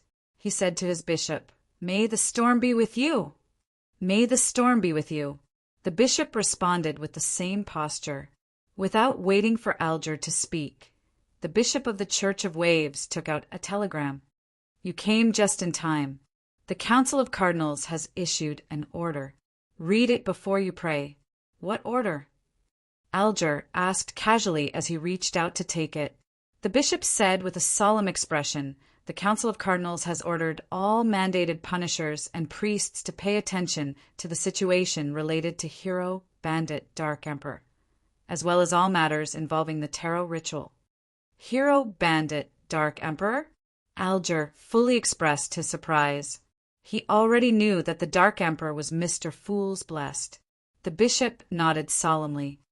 The one who assassinated the Duke of Negan was a Sequence 5 devil, but this devil was killed by Hero, Bandit, Dark Emperor while escaping. This was the same outcome as Rear Admiral Hurricane Zillings, who failed to assassinate the Duke. Not only is the appearance the same, but even the essence is the same. The one who killed Zillings is also Mr. Fool's Blessed, another blessed. The one who really wants the Duke of Negan dead is Mr. Fool? No, if it's really him, he would have warned Kalengos previously to be careful of Miss Justice, so that his identity wouldn't be exposed on the spot. Mr. Fool is focused on the truth behind the assassination. He's focused on the real murderer. Who, or what organization, could it be that Mr. Fool places so much importance on it? Alger instantly thought of many things and made a preliminary judgment. He looked down at the telegram and realized that the church had set up a special investigation team for the assassination of the Duke of Negan. Every member was an elite of the mandated punishers. Should I apply to join and keep tabs on the situation? Alger was momentarily hesitant. In the end, he decided to follow his original plan and keep a low profile. It was a new day. Klein woke up naturally, got up slowly, washed up, and went downstairs. He wasn't in a hurry to prepare breakfast. Instead, he habitually opened the door, bathed in the mist, and took out the day's newspaper from the mailbox. What is it? Suddenly, he noticed a thick envelope in the newspaper. It wasn't too light. Pinching the surface, The fragrance of the ink on the banknotes flashed in Klein's mind. His spiritual intuition told him that it was a considerable amount of cash. He carefully opened it and pulled out the stack of gold pounds. After counting, he confirmed that there was a total of 1,000 pounds in cash. It's a bounty from the machinery hive mind. Is this what they call a secret reward? Why are they so assured?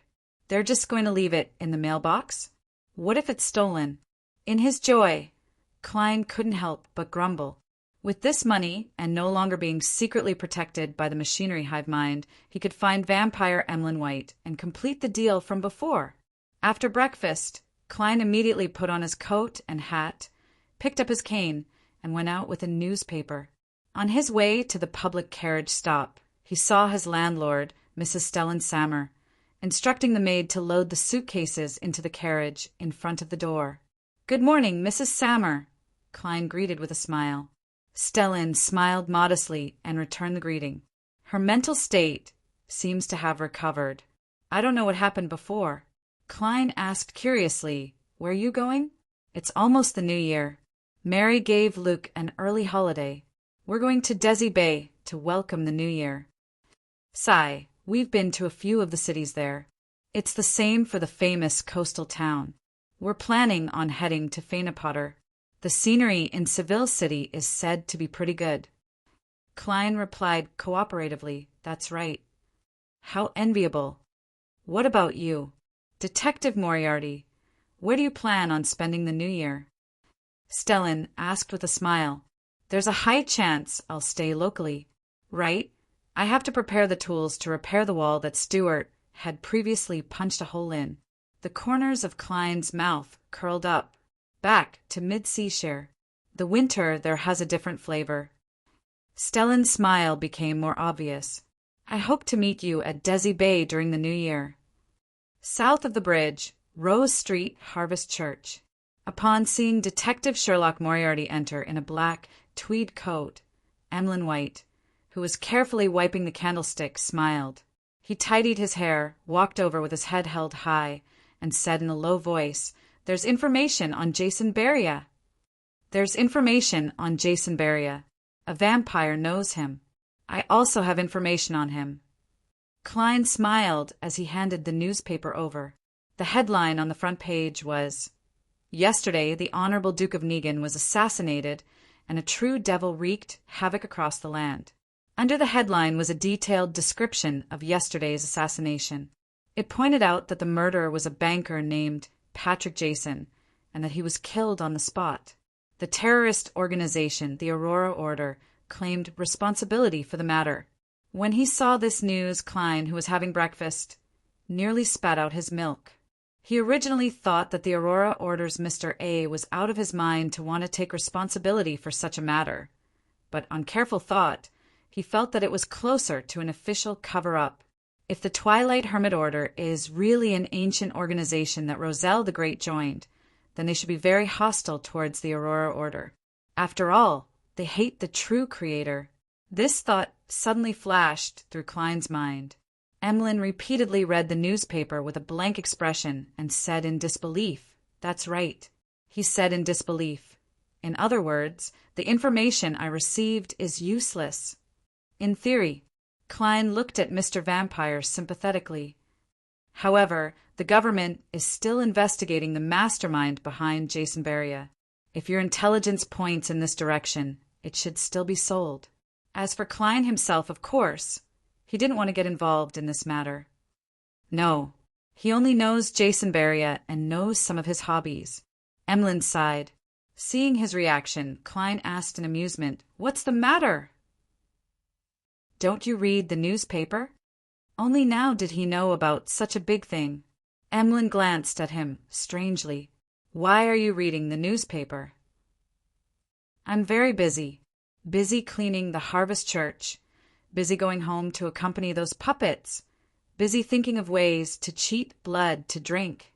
"You really are a New Age vampire." Klein opened his mouth, forcefully suppressing the laughter he was about to let out with his clown powers. He didn't tease Emlyn White as he said seriously, "I've already collected enough gold pounds for those two materials." Chapter 434. Upon hearing Klein's question, Emlyn White jumped in fright and carefully sized him up. "You're richer than I imagined." He originally thought that Sherlock Moriarty would need at least a week to raise £2,450. "I've been saving up for a long time," Klein replied with a sigh. Emlyn nodded thoughtfully. "Is being a private detective that profitable?" "It's just an identity that makes it convenient for me to move around. If I don't encounter a huge bounty, I'll only earn £200 to £300 a year," Klein said frankly. Emlyn glanced at him and pretended to ask casually, "What do you do?" "Then what do you actually do? Smuggling firearms and stealing from the vaults of the rich? For Beyonders below Sequence 7, there aren't many things that can quickly earn more than £2,000. Most of them are on the verge of breaking the law and committing crimes. You, a vampire, are talking to me about breaking the law? It seems like you're quite interested in earning quick money." Klein smiled and said, "You take on more dangerous missions. If you're not afraid of death, you can give it a try." Emlyn shut his mouth and said after a long while, "Come to me in the evening. Come find me in the evening. I'll take you to the cellar." What a loyal vampire. Klein was about to agree when he suddenly felt that it wasn't safe. What if the cellar gets greedy at the sight of money? What if he doesn't have the corresponding Beyonder ingredients and just wants to trick me into robbing him? Emlyn White can be trusted, but the cellar he introduces might not be. I have to find an excuse to do a divination above the gray fog to confirm the level of danger. There's no need for it to be so complicated. There's a better way. Amidst his thoughts, Klein turned to look at Emlyn. "No, you can go by yourself. I'll give you £1,000 as an advance payment. Bring the 2 ingredients to the Harvest Church. After confirmation, I'll pay the rest." I believe the seller should be able to accept this method. This shows the trustworthiness of a noble sanguine. After being praised like this, Emlyn subconsciously raised his chin. "There's no problem with this transaction method." Having said that, he chuckled. "Are you afraid that the other party won't keep their word? Will you feel at ease in the Harvest Church? Of course, with a goddess of the earth's chosen who is over 2 meters tall and extraordinarily muscular, standing next to you, anyone would feel safe." Klein smiled and pointed at Father Yutravsky. "Those who can deal with him won't care about £2,000 to £3,000. Emlyn's face darkened as he snorted. "Aren't you worried that I'll pocket the £1,000 advance payment?" Klein leisurely looked ahead and said, "Why should I be worried? You'll come back here every day, and you'll be easily found. A living vampire is worth more than £1,000, even if it's taken apart and sold." Emlyn's sore spot was poked, and he muttered angrily, "Blood Clan, do you understand? Vampires. Also, don't use the unit only." Klein chuckled and didn't say anything else, waiting for the other party to calm down. "We'll trade according to your request." Finally, Emlyn reached out and rubbed his temples. Klein immediately took out the envelope he had received in the morning and handed it to the other party along with a thick stack of £1,000. "See you here at 8 tonight." Emlyn counted the notes, and after confirming that there were no mistakes, he warily stole a glance at Father Yutravsky and suppressed his voice. "Mr. Private Detective, as someone who often comes into contact with all kinds of intelligence and news, have you ever heard of an evil god named the Fool?" "Evil. Evil you." Klein nearly cursed inwardly. He replied with his usual expression, "There have been a lot of people searching for the Fool recently." "Recently, many people have been looking for believers of the Fool. Do you wish to join their ranks and obtain the corresponding bounty?" Emlyn sighed. "No, I'm just considering if I should pray to this evil god or evil spirit. Please, help me remove the psychological cues. You know what has been circulating. As for the exact honorific name, as long as it's translated into Hermes or Ancient Hermes, there's a chance of receiving a response. You're right? What do you know? How much harm will it bring to the believers? Will it forcefully change the believers' views? Although the target is me, I still want to say that, my dear vampire friend, you're resorting to anything in your desperation. Klein said with mixed feelings, The Fool is very mysterious. The Fool is very mysterious. Up to this day, other than the information you already know, no one else knows. The details, such as the scope of the clergy or the corresponding prayer ritual. What puzzles me is that under such circumstances, why don't you consider your vampire, sanguine ancestor, the ancient goddess Lilith? As long as the ritual is correct and the offerings are appropriate, she should be able to help you remove the psychological cues. Emlyn leaned back slightly and looked straight ahead without saying a word for a few seconds. He seemed to turn deep in thought. After a brief silence, he slowly said, Before the cataclysm, the ancestor rarely responded. Before the cataclysm, the first ancestor rarely responded to prayers. Only some special matters could be answered. This doesn't include the removal of the psychological cues. In the legends of the City of Silver, the ancient goddess Lilith, who represents the moon, has already had her authority reclaimed by the awakened creator, or she might have perished in a battle of the gods earlier. Then, who is the one who occasionally responds to the sanguine's prayers? The primordial moon? Klein deliberately pressed. Then, there's still the primordial moon that can be prayed to. Many underground, beyonder rituals can use it. The power of. This is mainly referring to the shaman king and the corresponding creature. Klein added inwardly. Emlyn's lips quivered, but he didn't say a word. There was an indescribable look of horror on his face. After a long while, he said solemnly, I believe that the primordial moon is the primordial moon. Towards the primordial moon, I suspect, is disguised by an evil god or a high-level devil. Most people who pray will change bit by bit, becoming cruel, crazy, and filled with the desire to reproduce. As for the remaining ones, mainly the sanguine, there's a high chance of them losing control on the spot and becoming true monsters. There was once a powerful sanguine who tried praying due to danger, but in the end, she became a piece of meat that only knew how to mate and reproduce. She gave birth to strange offspring with cows, sheep, horses, rats, and even plants and rocks. Each of them was equivalent to creating a new species of monsters. Thankfully, she was quickly wiped out, and so were her descendants. The primordial moon, is that dangerous? There's no mention of it in the Book of Secrets.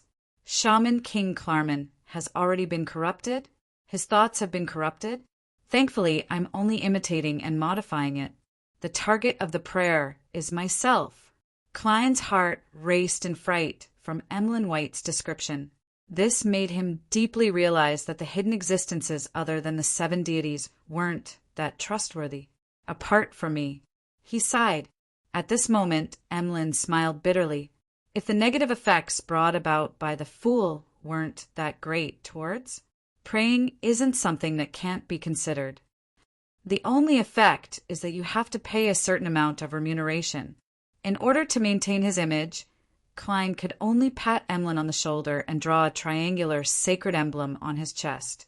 It's very dangerous to pray to a hidden existence that you don't know the situation. In that case, why don't you choose a religion you like from the 7 deities? It's not like they will affect your daily life or make you abandon your dolls. If there's really no other way. Emlyn suddenly realized that he was calmer than he imagined. Klein didn't stay any longer as he squeezed into the corridor and walked out of the Harvest Church. Looking at the foggy sky outside, he began to consider what he should do next. Without a doubt, his current focus was on saving money and searching for ingredients. I need to stabilize Little Sun to prevent myself from being suspected again. I'll use the method of removing a rampager's mental corruption as payment for the promised remuneration. The deep-sea Naga's hair can be entrusted to Mr. Hanging Man, while the human skin shadow's characteristics will depend on myself. There hasn't been any news from Emlyn White and old Mr. Stanton for more than a month. I need to change channels. Yes, it's been so long. The high-sequence Beyonders from Rose School shouldn't be closely monitoring the Bravehearts bar. I'll take a look around in the evening and see if I can contact Miss Sharon and Marek. Klein quickly came up with an idea.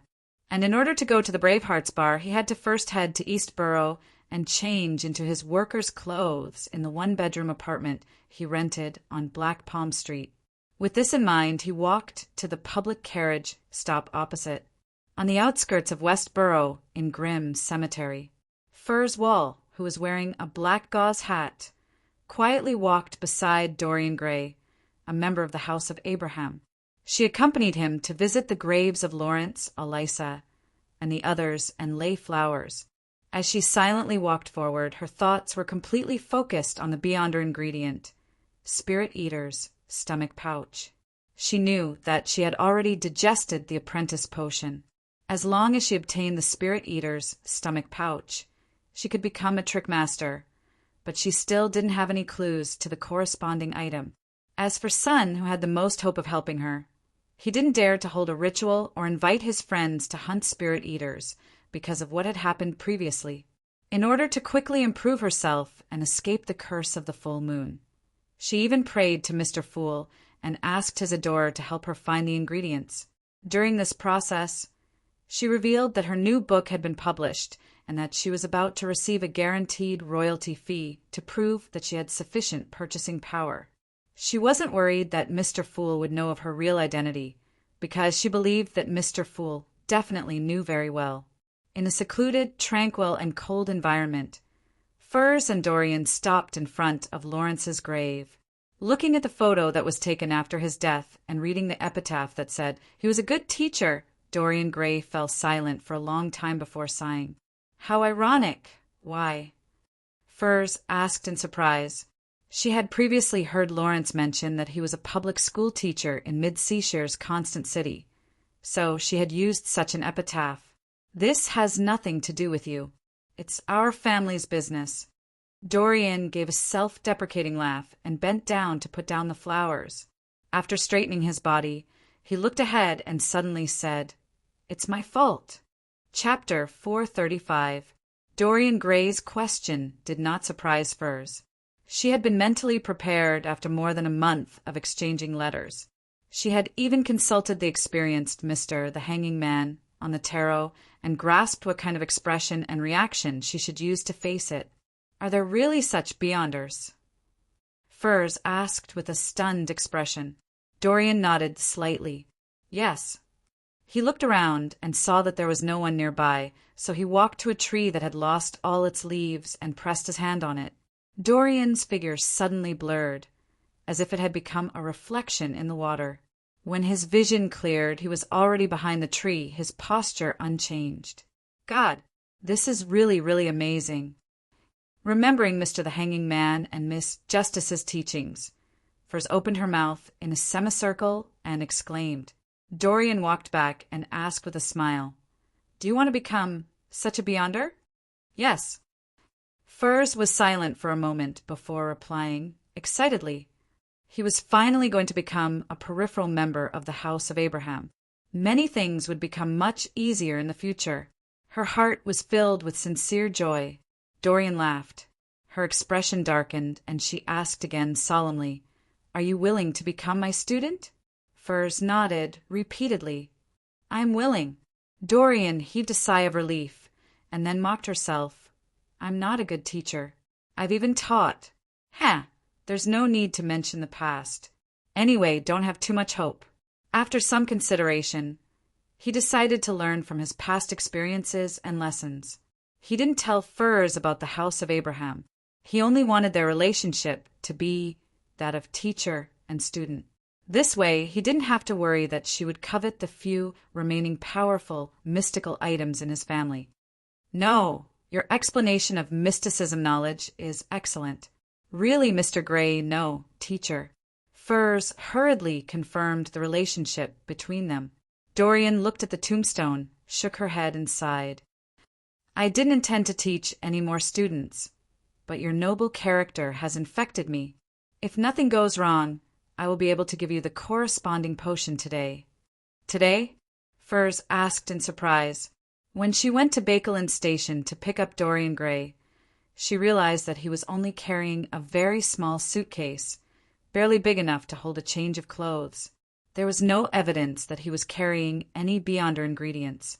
Could it be that he had his own resource channels in Bakelin that belonged to the House of Abraham?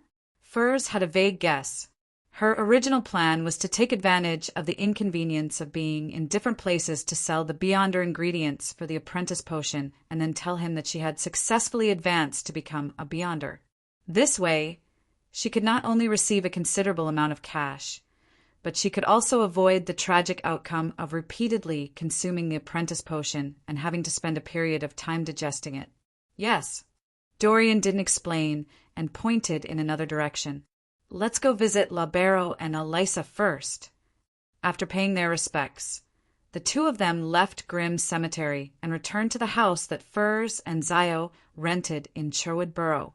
And over the past month or so, Zio, who had been promoted to sheriff, had been leaving early and returning late every day in order to repay her heavy debt. She worked hard to obtain every bounty she could, so there was no doubt that she wasn't at home when it was almost noon. Is there a quiet room? Dorian looked around with a relaxed expression. Plenty. Furs led the new teacher into the activity room on the first floor. Dorian circled the room and confirmed the environment before instructing Furs to light a candle mixed with dark red sandalwood. He closed the door and drew the curtains. As the dim yellow light flickered, he walked to the candle and took out 2 bottles of essential oils that were as lustrous as water and some common herbal powders. Holding a ritual? Shouldn't there be 3 candles? Furs watched curiously from the side and didn't rashly speak, as though she was stunned by the atmosphere. After completing the first part of the ritual, Dorian took a step back and spoke in ancient Hermes with a serious expression. I summon in my name a strange spirit that roams the upper realm, a void creature that loves music, a contract partner of Dorian Gray Abraham. Whoosh! A sudden gust of wind blew in the activity room, bringing with it a sobbing trill. The swaying candlelight was dyed with a ghostly blue luster. Circles of light quickly spread out, as though forming a door that was beyond the normal concept. A half-illusory, half-real spherical object flew out from the bottom of the circle of light. Its entire body was milky white in color, and it didn't have any eyes, nose, arms, or legs. There was only a crack on its surface that looked like a mouth. Dorian revealed an obvious smile, opened her mouth, and softly hummed a folk lullaby. The ball immediately swayed left and right in an extremely pleased manner. After humming the song, Dorian reached out her hand. Malmos, give me the item I left with you the day before yesterday. The ball jumped up and down as its body suddenly swelled up, and its mouth opened extremely wide. Then it spat out 2 Beyonder ingredients with strange luster. There's actually such a thing. Furs was taken aback. Dorian caught the main ingredient of the apprentice potion, stopped the summoning and ended the ritual. He turned his head and smiled at Furs. Even in the spirit world, void creatures like Malmos are very rare. Under normal circumstances, summoning cannot be directed at them. A senior of a sufficiently high sequence has to enter the spirit world and, after a long period of searching, establish a contract with one of them. Only then can a descendant complete the summoning in the corresponding name. And after the void creatures come over, they can establish a new contract, allowing them to be closely connected to themselves and no longer be summoned by others. So that's how it is. It sounds interesting, Furs said from the bottom of her heart. She couldn't help but look forward to the future. If I don't consider the curse of the full moon, the suppression of ordinary Beyonders, and the fact that they are constantly in danger, exploring this wonderful world is really a wonderful thing. I hope that one day I can truly roam the spirit world, Dorian replied with a chuckle.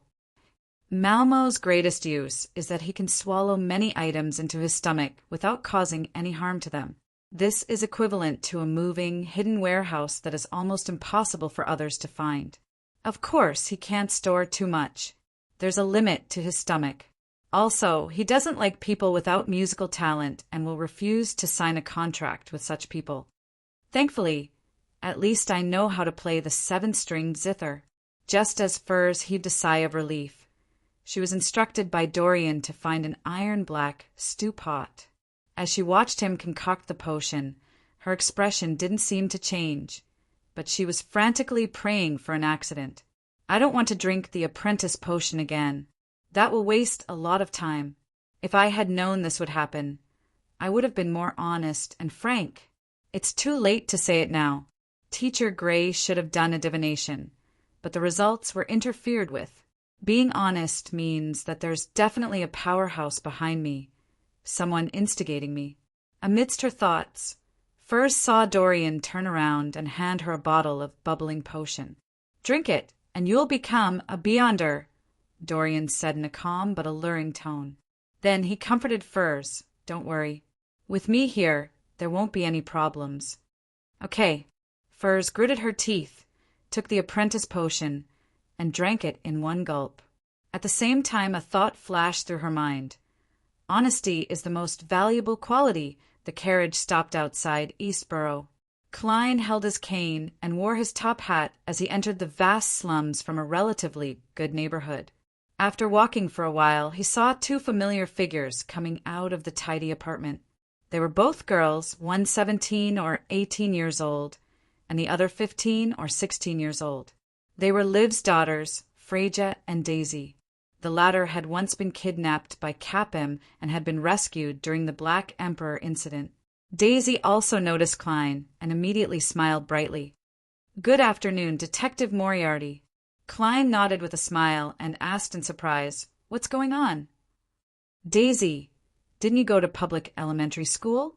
After the appeals of Mike Joseph and the other reporters, as well as the promotion of the Church of the Evernight Goddess, Bakelin's municipal government used Capim's estate to set up a charity fund to help the women and families who had been hurt by Capim. Darcy's family took advantage of this opportunity to move from the dilapidated apartment, which had a terrible security environment, to the edge of Eastborough. They moved from 1 room to 2 rooms, separating the laundry workshop from the place where they slept and ate. In addition, Daisy had also received compensation for attending public elementary school. The weekly tuition fee of 3 pence and the corresponding meal allowance were covered by the charity fund. This made her very happy. The reason why Klein found it odd was because public elementary schools only closed on Sundays. Daisy shouldn't be here at this time. The school is very close. I took advantage of my lunch break to come back and help Freja deliver the laundry to the guest's house. She and her mother are too busy, Daisy answered frankly. The most direct impact of her going to school was that Liv and Freja had fewer clothes to wash every day. Their family's income had dropped significantly. If not for Mike's help in applying for the charity fund subsidy, they wouldn't have been able to maintain their current lifestyle. Therefore, there was no doubt that Freja had no chance of entering a public elementary school. When Daisy and Klein talked about school, her eyes revealed unconcealable envy and pain. Not even 18 years old yet, she could only watch her sister go to school quietly. Klein noticed this detail and deliberately reminded Daisy, "You really should know that your mother and Freja are working hard. You really should know that your mother and Freja are working hard. Treat them well." Daisy nodded seriously and said, "I've thought about it. Once things settle down, I'll teach Freja what I learned during the day at night and on Sundays. I'll be her only guide." Freja's eyes suddenly blinked, and she couldn't help but lower her head. "Very good, that's very good," Klein praised. He bade farewell to the 2 sisters in a good mood and turned to another street. After changing into his worker's clothes at Black Palm Street, he saw a middle-aged man in old clothes come over and ask with a benevolent expression, "Why are you here?" Chapter 436. The Primordial Creator. Klein was taken aback for a moment before he recalled the information old Kohler had previously given him. Recently, there had been people preaching faith in the original creator in Eastborough, the dock area and the factory district. They believed that he hadn't really passed away, and that he existed in everyone and everything. As long as one wholeheartedly serve him and praise him, Not only would one be redeemed after death and enter his kingdom, one's current life would also be greatly improved. For example, one would have oily meat to eat every day. This was very close to the theory of the Aurora Order's mutated creator. Therefore, Klein had determined that it was done by that secret organization. He felt that after the Lenivus incident, they had begun to pay attention to the masses of poor people. They've already developed so arrogantly that they're pulling people in as believers on the way. Klein replied after some deliberation, "I've heard of it." The middle-aged man in old clothes immediately revealed a smile. "Then, do you know that the apocalypse is coming? Do you know that the original creator will build a sanctuary on earth to protect his believers?" For a moment, Klein wanted to take advantage of the situation and slowly infiltrate the Aurora Order's periphery to gather the corresponding evidence and clues to take revenge on the other party for finding believers of the fool. But after careful consideration, he felt that it was too dangerous. It would be tiring and troublesome to rely on himself, and it might not be effective. Finally, he decided to report the current situation to the machinery hive mind and let the official organizations deal with it. After figuring out this problem, Klein's expression instantly sank. "I don't know, and I don't want to know." He took a step forward, shook off the other party, and ignored the middle-aged man's shouts. On the way out of Eastborough, he carefully observed and discovered that many workers who had lost their jobs due to the improvement of the textile machines were gathered in groups of 3 to 5, listening to the comforting and teachings of an unknown person. The investigations of Eastborough, the dock area, and the factory district were completed 2 months ago. Why haven't the 3 churches and the Parliament taken any concrete measures? They must have placed more importance on this area. It's impossible that they can't discover the current situation. Are they trying to catch a big fish with a long line? That's very easy to mess up.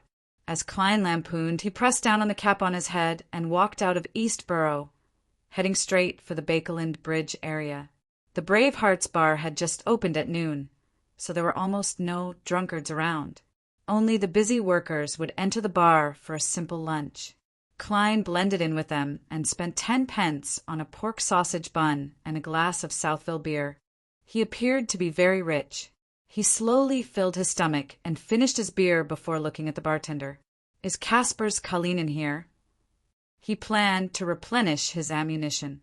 The bartender glanced at him. "You haven't been here for a long time?" "Casper's is dead." It's said that he was restless when he slept at night. He wrapped himself too tightly and suffocated himself. I don't really believe that such a thing would happen. I've only heard of similar situations in ghost stories, but those black and white dogs said so. The black and white dog referred to the policeman in the black and white checkered uniform. Suffocated to death by my own quilt? This sounds very mystical. Did that high-sequence beyonder from Rose School choose to kill to vent his anger because he couldn't find Miss Sharon and Merrick? What about the status of a high-sequence beyonder? From the looks of it, Casper's won't be able to contact Miss Sharon and the rest. Perhaps they've already left Bakeland. Casper's still hasn't fully anticipated the dangers of the Beyonder world. If it were me, I wouldn't have returned to the Bravehearts bar. I would have long brought all the money I've saved up and moved to a different city. However, under normal circumstances, high-sequence Beyonders wouldn't specifically target such ordinary people. At most, they wouldn't consider the after-effects of forceful mediumship. As expected of Rose School, where one indulges in one's desires. To think that a high-sequence Beyonder would actually do such a thing, Klein was both surprised and sympathetic towards the black market arms dealer. The bartender wiped his cup and continued, "If you want to buy some goods, there is a new merchant now." "Old man, he's in billiard room 3, the bartender said without looking up. "Old man, he's in billiard room 3, the bartender said without looking up. Klein immediately got up, strolled to the familiar spot, and knocked on the unlatched door. "Come in." A voice came from inside. This voice sounds familiar. Klein pushed open the wooden door and looked inside. Standing beside the billiard table was a boy who wasn't too old. He was wearing an old coat and a brown round hat. He had bright red eyes and was none other than Ian, whom Klein had met when he first arrived in Bakeland. Due to the case of the disappearance of Detective's reel that he had entrusted to him, he had been embroiled in the dispute over the third-generation difference engine manuscript. He had no choice but to spend a large sum of money to hire Mr. A of the Aurora Order to kill the Intis ambassador to the kingdom of Rouen, Bakerland, Jean Madden. "It's you, Detective Moriarty." Ian jumped in fright. He had deliberately pasted 2 strands of mustache on his mouth to make him look older. Klein smiled as he entered the billiard room and closed the door. "Long time no see." At first, he was quite surprised that Ian had appeared here and become a black market weapons merchant. But then he thought of some details and felt that it was reasonable. Klein was able to find the Bravehearts Bar and Casper's Kalinin because of Ian's introduction. This big boy must have some connections nearby. "Yeah." Ian restrained his shocked expression and muttered, "I went to Pritz Harbor for 2 months and found that those guys were barbaric and fierce. They didn't have the slightest modesty or care for children, so I had to return to Bakeland and do what I was good at again. Later, when I encountered Casper's death, I decided to change my profession." Without waiting for Klein to speak, he added, "Detective, I've always remembered that I still owe you 2 requests. There's no need to explain so much. I don't care what you did in the past. Although I've always found your escape from MI9 suspicious, I don't mind it too much." Klein picked up a cue and gestured. "In addition to the underground weapons trade, you also seem to be selling information?" "Yes," Ian answered frankly. "What do you want to know?" "Free." "You're so forthright. Is it because you feel guilty about what happened before?" Klein pushed the cue stick and hit the cue ball, causing a red ball to accurately fall into the middle pocket. He didn't stand on ceremony and straightened his body. "Recently, we've been searching for the Fool's Believers. There are many bounties. Do you have any news?" Ian thought about it carefully. "Nope. I even suspect that the Fool doesn't have any believers. No one actually managed to find any clues." "This is the so-called cannons hitting the air." Klein silently mocked himself and asked, "In addition, there's a bounty." "In addition, there's a bounty. Someone is looking for a university tutor named Isaac Eggers. I want to know who posted this bounty so that I can confirm if I should get involved in this matter." Searching for people is a waste of time." Ian didn't answer directly. He looked around and lowered his voice. "Me nine. Not charismatic order." From the looks of it, it was really in Sangwell's arrangement that caused Mr. Aztec to have a conflict with MI9. Perhaps it made him aware of a secret he shouldn't know. A series of thoughts flashed through Klein's mind in an instant. Finally, he smiled and said, "It looks like I don't have to worry about the bounty being fake. But I'm very afraid that Aztec Eggers is being tracked by MI9 because he knows some secret. If that's the case, the day I receive the bounty might be the last day of my life." Ian spread his hands.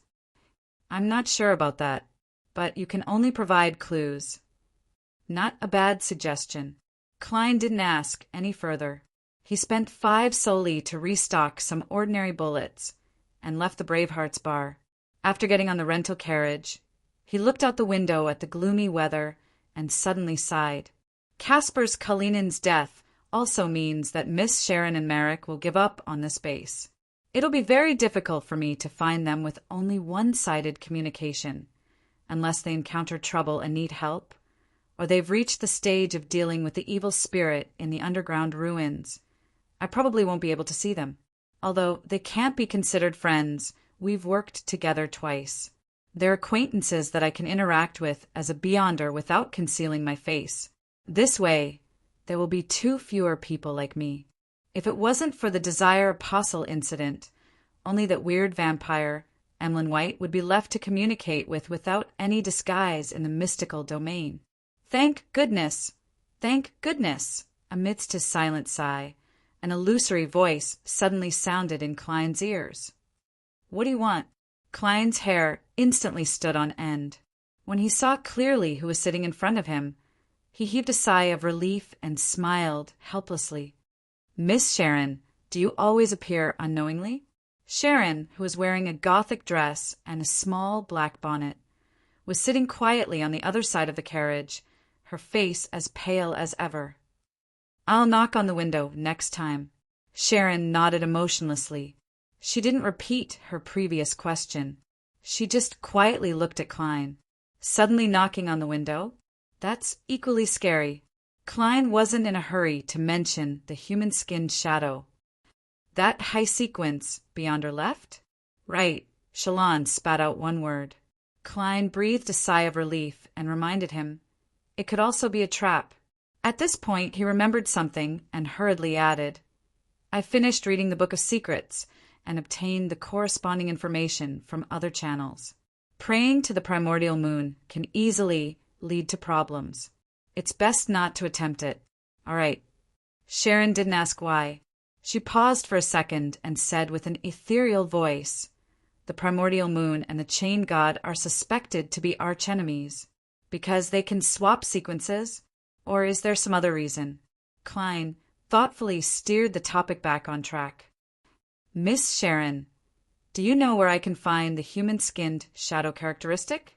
Sharon, who was like a puppet, listened calmly and nodded. Chapter 437. You know, Klein was delighted as he hurriedly asked, "Where?" He was already prepared to pay the consultation fee. Sharon sat there and did not make any unnecessary movements. She was like a talking puppet. In a gathering that Merrick attended, someone once discovered the mausoleum of an ancient noble. They explored the periphery, but didn't dare to go deeper. However, they found traces of human-skinned shadow activity. They hoped to recruit a strong enough team to completely excavate the mausoleum and split the valuable items evenly. To seek help in a gathering of Beyonders who aren't familiar with each other, how can either party ensure that the other party is trustworthy?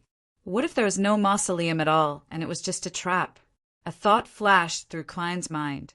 Did they succeed? "Yes," Sharon answered succinctly. "This." Klein did not pursue the details for the time being.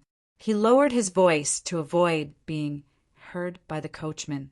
And then they never appeared again. Sharon described calmly. One of the members was Merrick's friend. He also disappeared completely in this incident. Without waiting for Klein to ask again, she continued with her ethereal voice.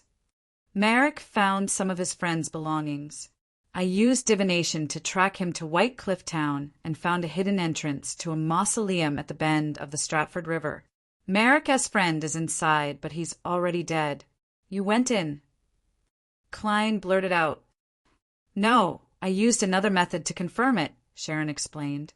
"I felt that the mausoleum was very dangerous, so I didn't try to explore it."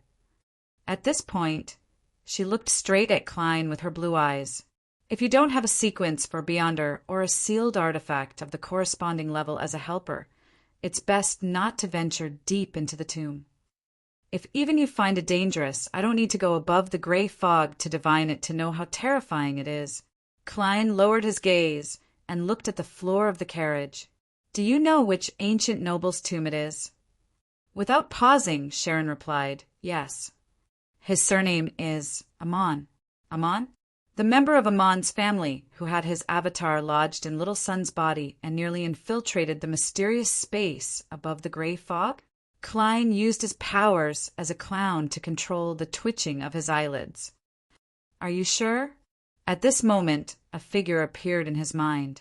He wore a black classic robe and a pointy hat of the same color. He had a wide forehead, a thin face, black eyes, black hair, and a crystal monocle.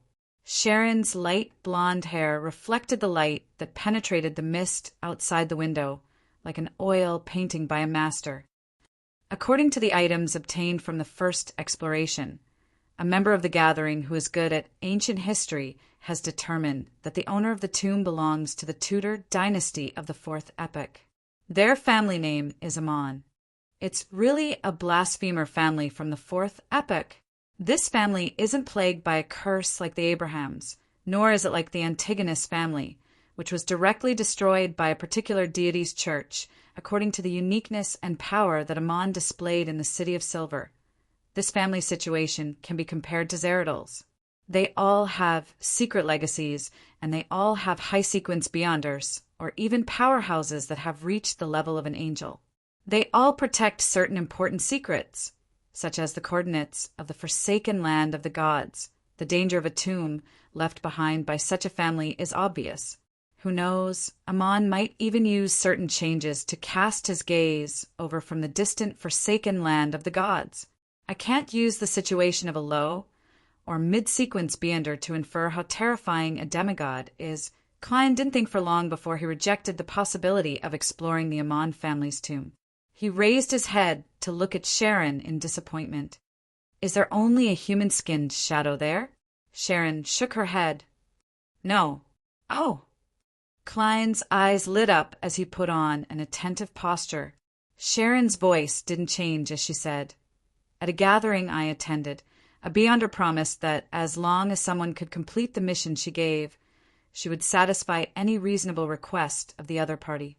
The material restriction was below high sequence beyonder. In other words, she can give any beyonder ingredient below high sequence beyonder." The first thought that came to Klein's mind was, she must be bragging, right? Even in the church of the Evernight goddess, only the Holy Cathedral, which is the Cathedral of Serenity, has such a possibility. And many of the materials didn't need to be on hand, because they weren't needed at all. Faced with Klein's doubts, Sharon calmly replied, "She's a high-sequence beyonder." High-sequence beyonder? No wonder. These are the upper echelons of the various churches and secret organizations. Even if they don't belong to any faction, they would still be able to establish their own faction. However, the promise of any beyonder ingredient below high-sequence beyonder is definitely an exaggeration. Thoughts flashed through Klein's mind. Sharon added succinctly, "Don't worry." She said that certain materials require a certain period of time. That's more like it. Klein asked with interest, "What's the matter?" "What's the mission she gave?" Sharon had been sitting upright and dignified. "Investigate the true identity of Hero Bandit, Dark Emperor." Klein believed that if he were to drink water at this moment, he would have spat it out uncontrollably. Who did I offend? Why am I being targeted by a high-sequence beyonder? He first cried out in Chinese for his innocence before quickly analyzing the possible targets. A member of the Twilight Hermit Order? Because Hero Bandit Dark Emperor killed Desire Possibilial? A member of the Aurora Order? They made the connection to the Fool from the tarot cards left at the scene of Capham's incident, and thus decided to investigate Hero Bandit Dark Emperor? A member of the 3 churches and MI9? Just to figure out the truth behind Capham's incident? Every one of them is possible, and none of them can be ruled out. Klein didn't show any signs of abnormality as he deliberated and asked, "Why is she investigating the true identity of Hero Bandit Dark Emperor?" "No one knows," Sharon replied in the most concise manner. Klein thought for 2 seconds and organized his words. "What kind of person is she? I want to know if I should accept this mission." Sharon was silent for 2 seconds, as though she was recalling. Then she described, female above 1, 7 meters tall, has a good body proportion, chestnut-colored long hair, disguised, likes to wear black leather boots, only occasionally attends gatherings and first appeared about 2 months ago. Likes to wear black leather boots, female, high-sequence beyonder. When these 3 keywords were put together, it immediately triggered a memory in Klein. When he went to the Royal Museum to steal the Dark Emperor card, he had encountered a high-sequence beyonder with mysterious means in a restored Roselle, the Great Study. She only revealed her feet in black leather boots. And by the time he escaped with the help of the power above the gray fog, he had directly collided with the Devil Dog due to the side effects of the Master Key. He had no choice but to shout for help, so he met the female demigod again as Sherlock Moriarty. Her? Why would she look for Hero Bandit Dark Emperor? She confirmed that the thief who stole the card of blasphemy was a spirit body, and she knew what would happen if a spirit body carried and contained the Dark Emperor card. Therefore, she locked onto the hero bandit Dark Emperor with similar characteristics. Klein quickly thought of a very convincing possibility. The only thing that puzzled him was how the other party knew that he had taken the Dark Emperor card and not some other card, such as the Abyss card or the Sun card. Unless she's here for the card of blasphemy and has already investigated beforehand that it's the Dark Emperor card. Yes, Miss Sharon said that she attended the gathering for the first time about 2 months ago. This matches the characteristics of the Roselle exhibition. After that, she occasionally participated and didn't leave Bakeland. Or should I say that she returned regularly in order to find the enemy who stole the Dark Emperor card? Klein's thoughts raced as he smiled and said, I'll keep an eye out for her. I'll keep an eye out for her. Hopefully we'll find something. There won't be anything in this lifetime, he added inwardly without hesitation. Sharon nodded almost imperceptibly and didn't say anything else related to the human-skinned shadow. Clearly, she only had 2 clues, but this was much better than the circle of vampire Emlyn White and Eye of Wisdom Eichinger Stanton. Klein slowly exhaled and hid the disappointment in his heart. He then asked in a concerned manner, What's the matter? He asked in a casual manner, You and Merrick aren't plagued by the curse anymore, right? There's only one scarlet lunar corona, Sharon replied calmly. Those who wore the scarlet lunar corona could be immune to the influence of the full moon. It was an item that mutants dreamed of. In other words, one is fine and the other is fine. When affected by the full moon, Merrick will nearly go crazy, while Miss Sharon will lose her powers. From the looks of it, it's Merrick who's using it. Klein thoughtfully changed the topic. Have you found a way to remove the mental corruption of the Rampager in the Beyonder characteristic left behind by Wraith Steve? He had only asked casually, not harboring much hope. In his heart, he believed that Sun's side was more confident. No, Sharon seemed to be talking about someone else's business. Maybe I'll sell this method to you in the future. I hope you've already saved up the gold pounds. Klein hummed and suddenly didn't know what to talk about. He paused for a few seconds before asking, Where is White Cliff Town? The outskirts of Bakeland, south of the bridge, Sharon replied succinctly. She looked into Klein's eyes again. Nothing else. No. Klein first shook his head, then asked, Can I tell others about the mausoleum? Sure. Sharon, who was wearing a long black dress and a small bonnet, quickly faded and disappeared into the carriage. Chapter 438. 8:00 in the evening, Harvest Church.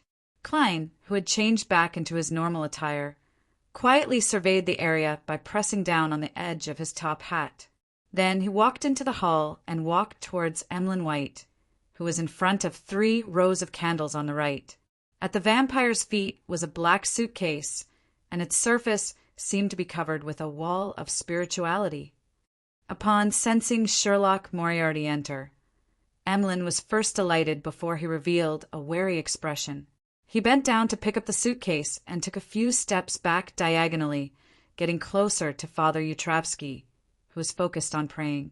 He's afraid that I'll snatch the Beyonder ingredients by force. Klein stopped 3 meters away and smiled. Let me first verify if they're the 2 ingredients I need. Emlyn White reached out to comb his hair, lifted the suitcase to his chest, and undid the hidden buckle. The wall of spirituality shattered, transforming into a gentle breeze that passed through the prayer hall. Klein, who had long activated his spirit vision, immediately saw a strange and dazzling light. It was the spiritual luster of many Beyonder characteristics. There were 2 small boxes inside the suitcase. One was made of white tin with many patterns, simple and heavy. The other was a pure paper box. Emlyn held the black suitcase in one hand and opened the silver but slightly dim tin box. The item inside was like a walnut with its outer shell peeled off. It was yellowish-brown in color, with bumps and depressions that resembled the lines of a brain. As the candlelight flickered, it constantly changed its appearance. At times, it was grayish-white with wrinkles growing on it. At other times, it was dark brown and extremely smooth. At other times, the two colors intersected, outlining a featureless face. Upon seeing it, Klein felt that the potion's power, which had been completely digested and fused into his body, was somewhat abnormal, as though a magnet had encountered a magnetic pole. He controlled his body with the powers of a clown and suppressed the feeling of attraction. He already knew that it was the mutated pituitary gland of a thousand-faced hunter. From the looks of it, what Roselle the Great guessed in his diary is indeed possible. High-sequence beyonders of the same pathway will intermittently and unconsciously attract low- and mid-sequence beyonders to their vicinity, and there's a tendency for them to gather together. Although the thousand-faced hunter's mutated pituitary gland is still far from a high-sequence beyonder, so it doesn't have such a magical attraction. It already has enough beyonder characteristics. In addition, I've also digested the sequence 7 potion. When the two are close enough, similar signs appear. I didn't notice it in the past. Firstly, the corresponding beyonder ingredients are of low grade. Secondly, my strength is lacking, and my sequence isn't high enough. Right? Every time I finish digesting the potion, an illusory starry sky seems to appear around me. There are many resplendent lights in it, and they pull each other in an attempt to approach each other. This might be the scene of the law of convergence of beyonder characteristics of the same pathway. Furthermore, the greater the mass, the stronger the gravitational pull. Then, will the beyonder characteristics of similar pathways conform to this law? Without changing his expression, Klein recalled the records in Roselle's diary and combined it with his experience of digesting the potion 3 times. He roughly confirmed the existence of a certain law. Emlyn White glanced at him warily, quickly closed the tin box, and opened the paper box beside it. The inside of the paper box was padded with cotton, and in the middle was a glass bottle that could hold 200 milliliters of liquid. Half of it was empty, and the rest was filled with a sticky liquid that changed its color according to the light. Are there any more questions? Emlyn closed the paper box. Let me confirm it again. Klein took out a gold coin and let it spin between his fingers as though it had a life of its own. Clang! The gold coin bounced up and landed in Klein's palm. This time the portrait was facing up, indicating that it was a confirmation. Klein nodded slightly and took out stacks of notes from different pockets in his clothes. There were 10-pound notes, 5-pound notes, and 1-pound notes. 1,450 pounds. Klein piled the cash high and placed it on the table and chair beside him. Take a few steps back. No, 5 steps. Emlyn shouted cautiously. Klein smiled as he raised his hands and took 5 steps back. Emlyn carefully approached and checked if there was any white paper in the pile of cash. After doing a quick count, he threw the suitcase in his hand at his transaction partner. Klein jumped in fright, but he was agile and accurately caught the suitcase. He was afraid that the glass bottle would shatter and cause the thousand-faced hunter's blood to seep out. Emlyn White took the opportunity to collect the notes and quickly retreated to Father Yutravsky's side. Only then did he heave a sigh of relief and seriously check the amount and authenticity. Upon seeing this scene, Klein couldn't help but recall the scene from before and suddenly felt a little ashamed. He and Emlyn had made the Earth Mother Cathedral look like the scene of an arms or drug deal. After confirming the condition of the 2 materials, Klein snapped his fingers, igniting a match that he had specially separated from his pocket, allowing the suddenly rising flames to envelop him. By the time the flames subsided, he had already disappeared. As he often met Emlyn White at the Harvest Church, he didn't mind Father Yutravsky knowing that he was the beyonder who had helped him eliminate his dark personality. He even felt that he could befriend him through this. Emlyn, who was counting the notes, looked up and was stunned for 2 seconds. He pursed his lips and muttered to himself softly, "My suitcase! My tin box!" On the street illuminated by the gas lamps, a carriage rolled through layers of puddles and headed towards the periphery of Empress Borough. Furs had already told her good friend, Zayo Dericha, that she had a teacher and had consumed another apprentice potion. After confirming that she showed no signs of losing control, Zio looked out the window at the gas lamps that were much taller than her. She asked in puzzlement, "I've always been curious. Why is it preserved in the form of a material and not a potion? Your teacher could have concocted the potion in advance and brought it over. There's no need for him to be busy on the spot." Furs smiled faintly and said, "I asked him about this question. He said that there are two main reasons. First, different Beyonder ingredients have different uses. They can't be used flexibly when concocted into a potion. Second, the Beyonder characteristic can be preserved when it solidifies, but it can't be used after it becomes a potion unless there's a special isolation technique." "Why?" Zio asked in surprise. "This isn't an ordinary potion or Beyonder weapon. Its spirituality will constantly dissipate and weaken." Furs wasn't in the mood to laugh, but she had no choice but to maintain her smile. "It's not a problem of the characteristic losing, but that once a Beyonder ingredient becomes a potion, not only can humans absorb it, but other creatures and even inanimate materials can as well. It's just that it's a lot slower. For example, I can use a glass bottle to store the potion. It doesn't seem like a problem, but perhaps in a few days, the glass bottle will completely drink the potion, turning it into a special, mystical item. It might even give it a certain level of intelligence. Of course, my teacher said that such a situation has huge side effects. The 7 churches and certain secret factions have special isolation techniques, but it's rather troublesome. They won't use it on low or mid-sequence potions." "How magical!" Zio sighed from the bottom of her heart. She glanced outside again and said in a low voice, "Don't worry. We're almost there." She and Furs were here to participate in the Beyonder gathering that Mr. A had convened. Furs smiled as though her heart was being cut by a knife. "I hope there's a Spirit Eater's stomach pouch." Her teacher, Dorian Gray, had taught her the acting method before he left.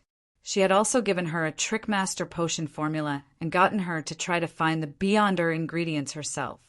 If she hadn't gathered them by the time the apprentice potion was digested, she was to write to him for help. This made Furs fall into a state of confusion. Why did I spend so much money on Trickmaster's formula and acting method? Up to now, Tarot's greatest and most irreplaceable use for me is the things that Mr. the Hanging Man and Miss Justice taught me to take note of, as well as Mr. Fool's interference with divination.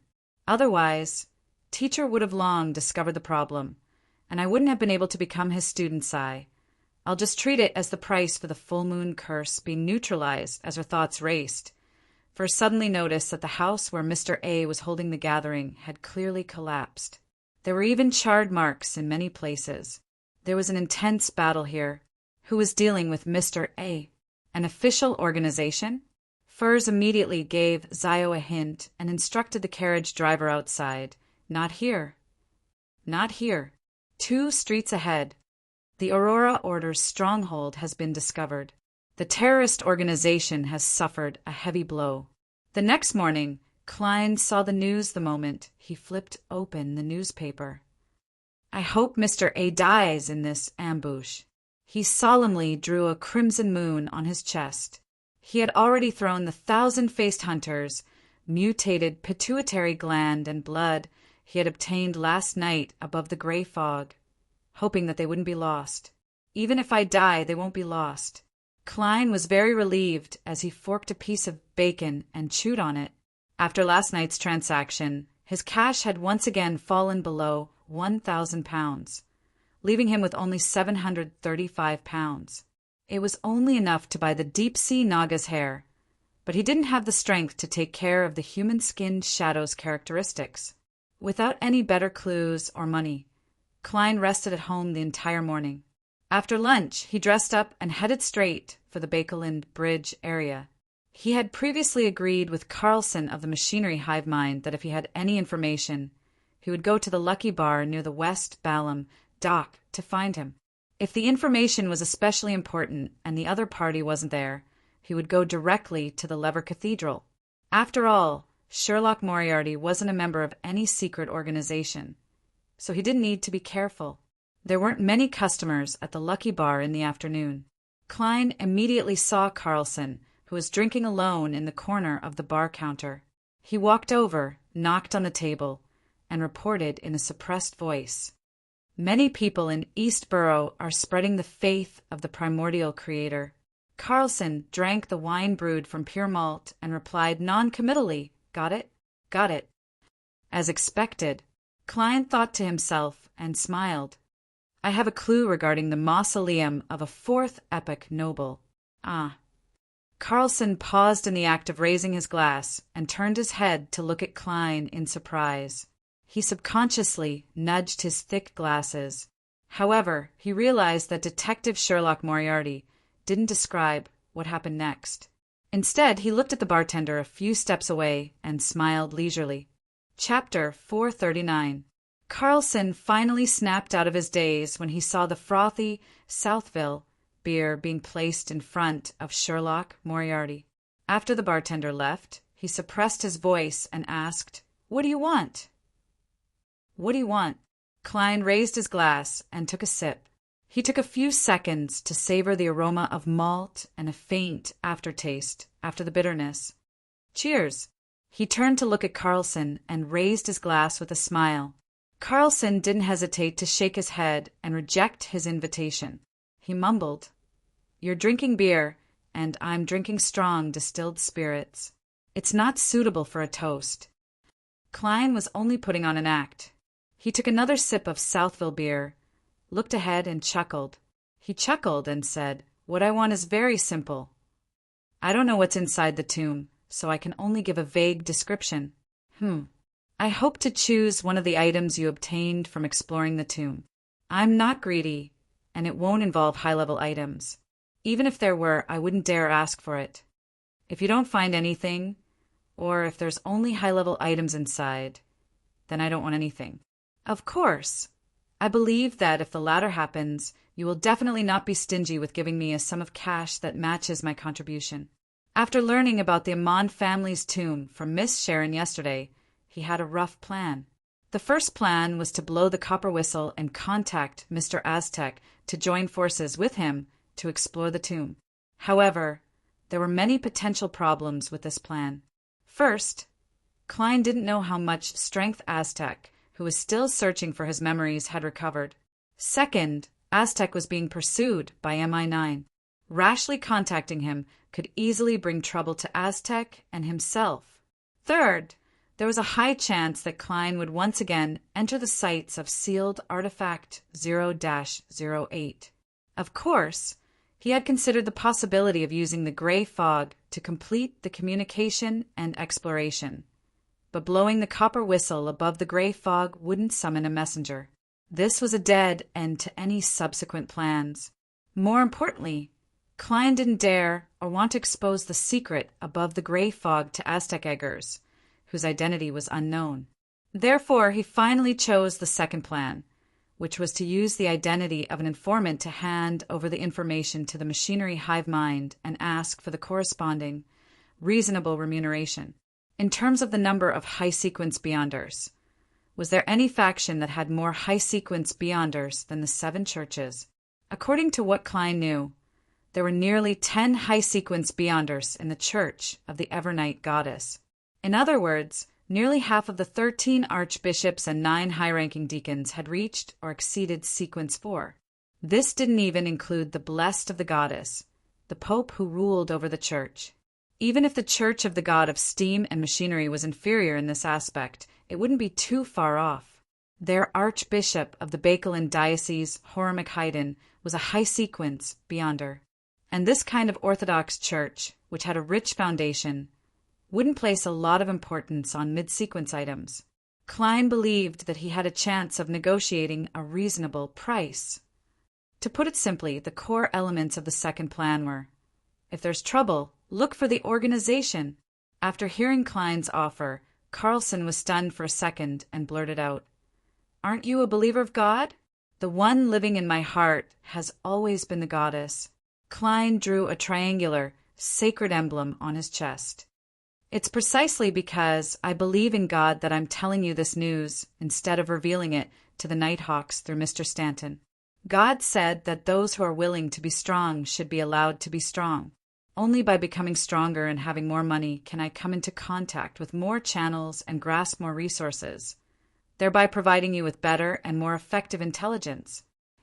In order to convince the machinery hive mind, he had specially flipped through the steam and machinery Holy Bible that he had previously bought as a facade.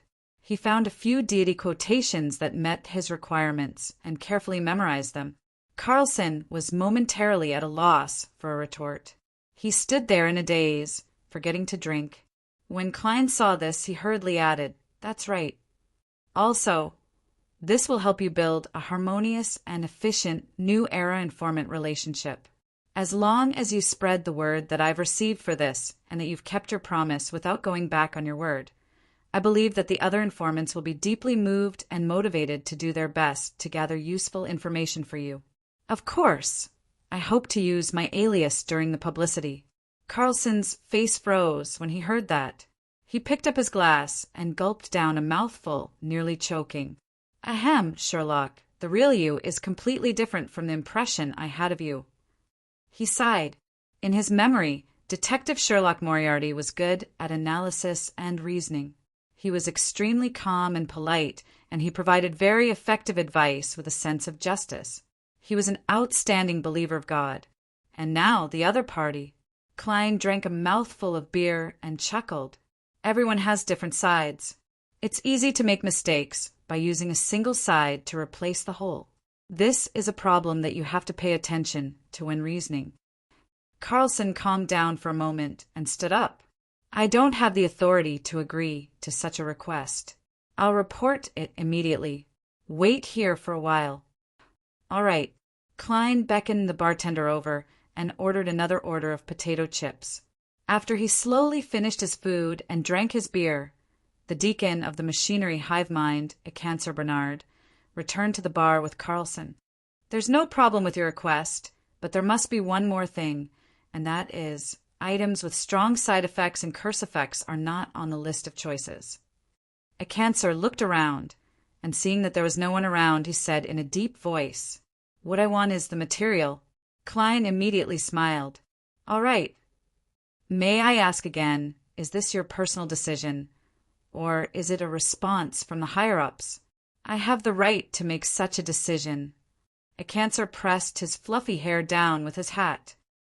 "But because the matter involves the fourth epoch's noble mausoleum, I sent a telegram to the Archbishop, and he didn't object in his reply." "All right."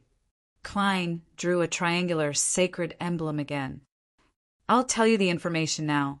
A Cancer subconsciously shook his head. He looked around and pointed to a billiard room. "Let's go in and talk. This deacon, who is always publicly executed by the mirror named Rhodes, is quite experienced." Klein mumbled and followed a Cancer and Carlson into the billiard room, ensuring that there was no one in the two rooms. Klein paused for a few seconds and deliberated before saying, "This is what happened. A Beyonder discovered a hidden mausoleum at the bend of the Stratford River in White Cliff Town. They explored the periphery and found some items. After that, they recruited people to do a further exploration, but no one returned. If you go there and search carefully, you'll definitely find the corresponding traces." A Cancer listened carefully and pressed, "Are you sure it's a noble mausoleum from the fourth epoch?" "The items in the periphery can prove that it's a member of the Tudor dynasty's Amon family."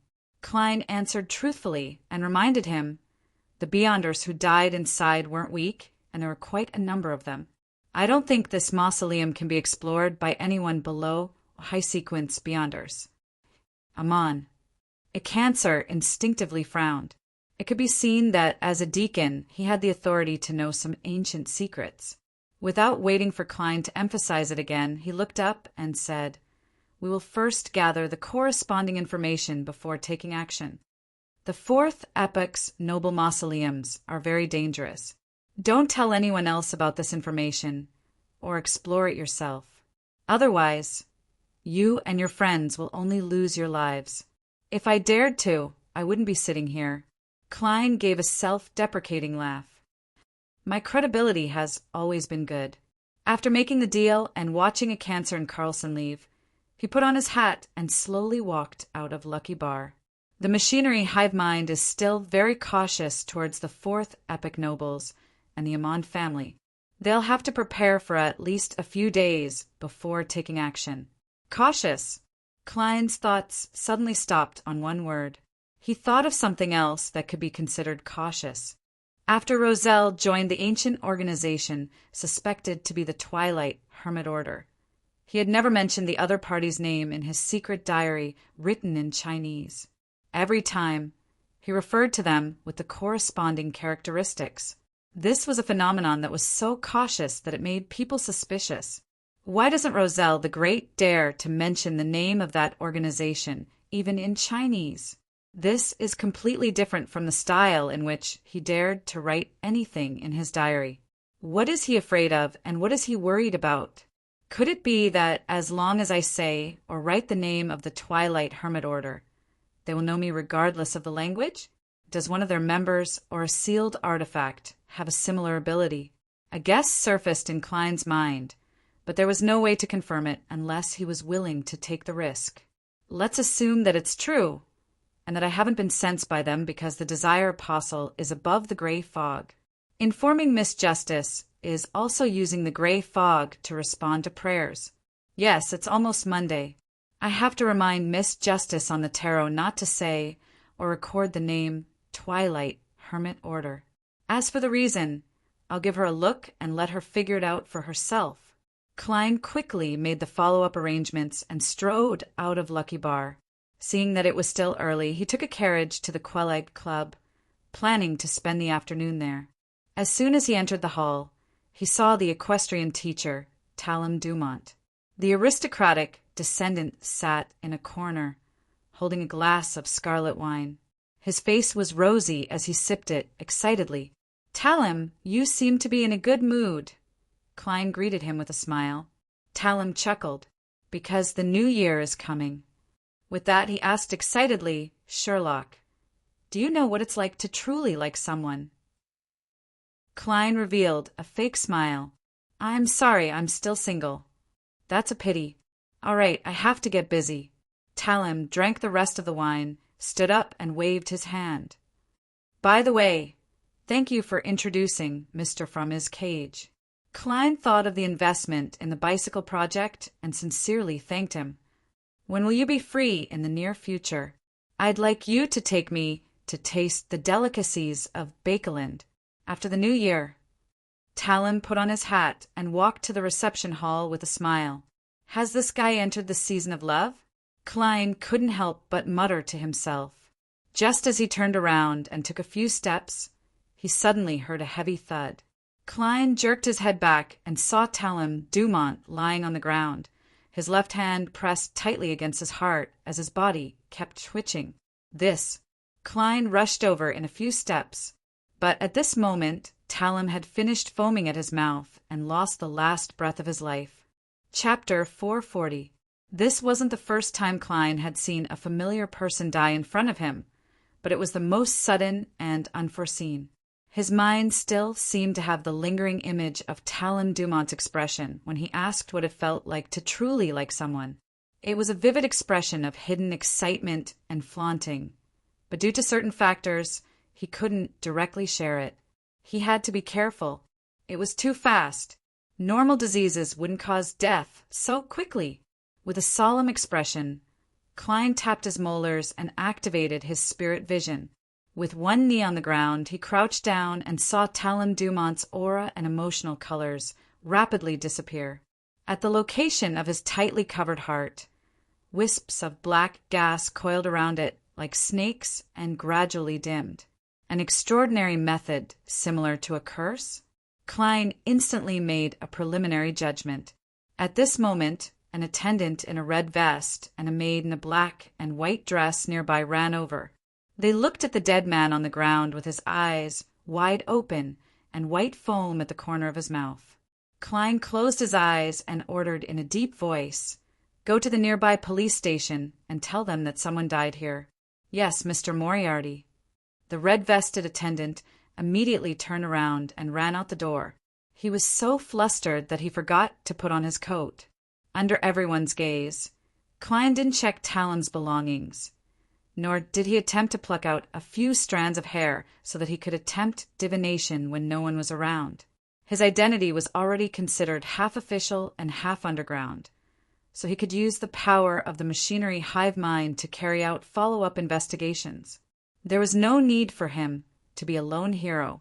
Thinking of the many times he had played cards with Talon Dumont, the client and investor he had introduced to him, and the romance story that had been on his mind for a long time, Klein couldn't help but let out a long and slow sigh. Who is Talon's murderer? Which beyonder whose good at curses did Talon offend? Looking at his behavior today, he should be in a very happy and peaceful state. He doesn't seem to be aware that he has provoked a terrifying person. Questions flashed through Klein's mind, but because he didn't understand Talon Dumont well enough, he lacked the soil to generate inspiration. When the police arrived as a witness, he was questioned, which delayed a lot of time. Only after everything was done did Klein have the chance to leave Helstonborough and head to Lucky Bar in the Bakeland Bridge area. Carlson was still drinking there, just that the strong distilled liquor brewed from pure malt was replaced with golden-colored and bubbling beer. Klein raised his right hand and pinched his mouth. He leaned over and rapped the table. "Your job is to drink here every day?" Carlson jumped in fright. When he turned his head and saw that it was Sherlock, Moriarty relaxed. What do you want?" This reaction is very familiar. Klein sighed silently and said solemnly, "There's a case involving a beyonder." Carlson immediately looked around and found that there were already many customers in the Lucky Bar. They were either holding a glass of wine and shouting loudly, or they were eager to go to the boxing ring to fight. "Let's go. Let's play a round of billiards." Carlson pushed up his thick glasses and took his beer to an empty billiards room. Klein followed closely behind and skillfully closed the door. "You seem to be a good drinker," he said casually. "No, I'm just a slow drinker." Carlson put down his glass and picked up his cue stick.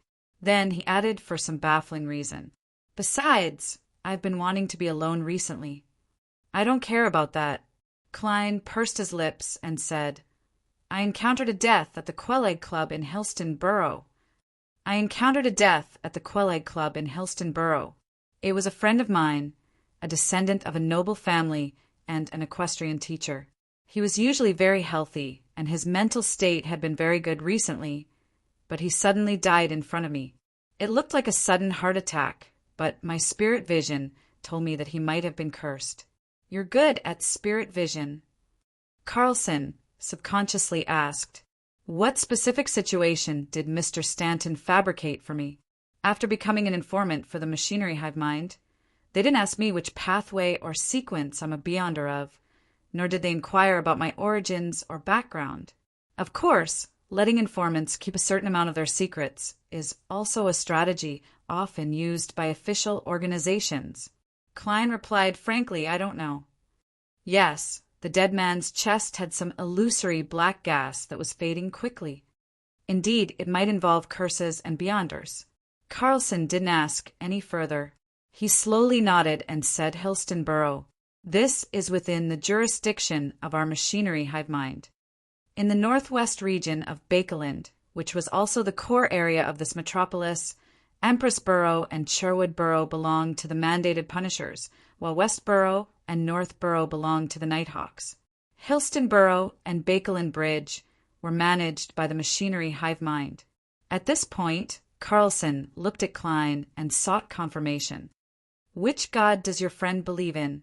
After thinking carefully for a few seconds, Klein answered hesitantly, "Stormlord." "A believer of the Stormlord. He's the only one who died?" Carlson asked with a frown. "Yes." Klein gave an affirmative answer. Carlson rubbed the tip of the cue stick and exhaled. "We have no right to take over. This is the domain of the mandated punishers. However, I will pass on the information you submitted to them. In the kingdom of Rouen, the jurisdiction of Beyonder matters was first divided according to faith. If it involved the believers of multiple churches and deities, it would be determined according to the jurisdiction. Klein was no stranger to this. He had no intention of making things difficult for Carlson, so he sincerely said, "Thank you. I hope they can find the real murderer as soon as possible." Carlson picked up the glass of wine beside him and drank a mouthful. He's a descendant of a noble. The mandated punishers will definitely take him seriously. After pausing for a second, he sized up Klein and said in a deep voice, "It's hard for me to believe that you've only been in Bakeland for 3 months. You seem to have established a wide network of contacts here and have a lot of resources. Some people are naturally good at this." Klein shook his head in a self-deprecating manner as he bade farewell and left. When he returned to Minsk Street, the sky had already turned completely dark. The gas street lamps were lit up by the staff. Although his relationship with Talon Dumont wasn't considered deep, he was still an acquaintance that Klein would meet almost once a week. He was a friend that he would gather to play cards with every now and then. Furthermore, Talon was rather enthusiastic. He kept praising Detective Moriarty and introduced him to commissions and investments. His death also made Klein feel sad, filled with helplessness towards fate. Apart from that, he also felt a lot of anger at the person who cursed him. "I hope I can figure out what's going on. I hope that the mandated punishers aren't short on manpower because of the assassination of the Duke of Negan." Klein sighed, got out of the carriage, and walked towards his door. During this process, he noticed that the Sammers house next door had no lights. "It looks like they're on the way to Desi Bay. Is this the New Year atmosphere in Bakeland? And I don't feel anything at all."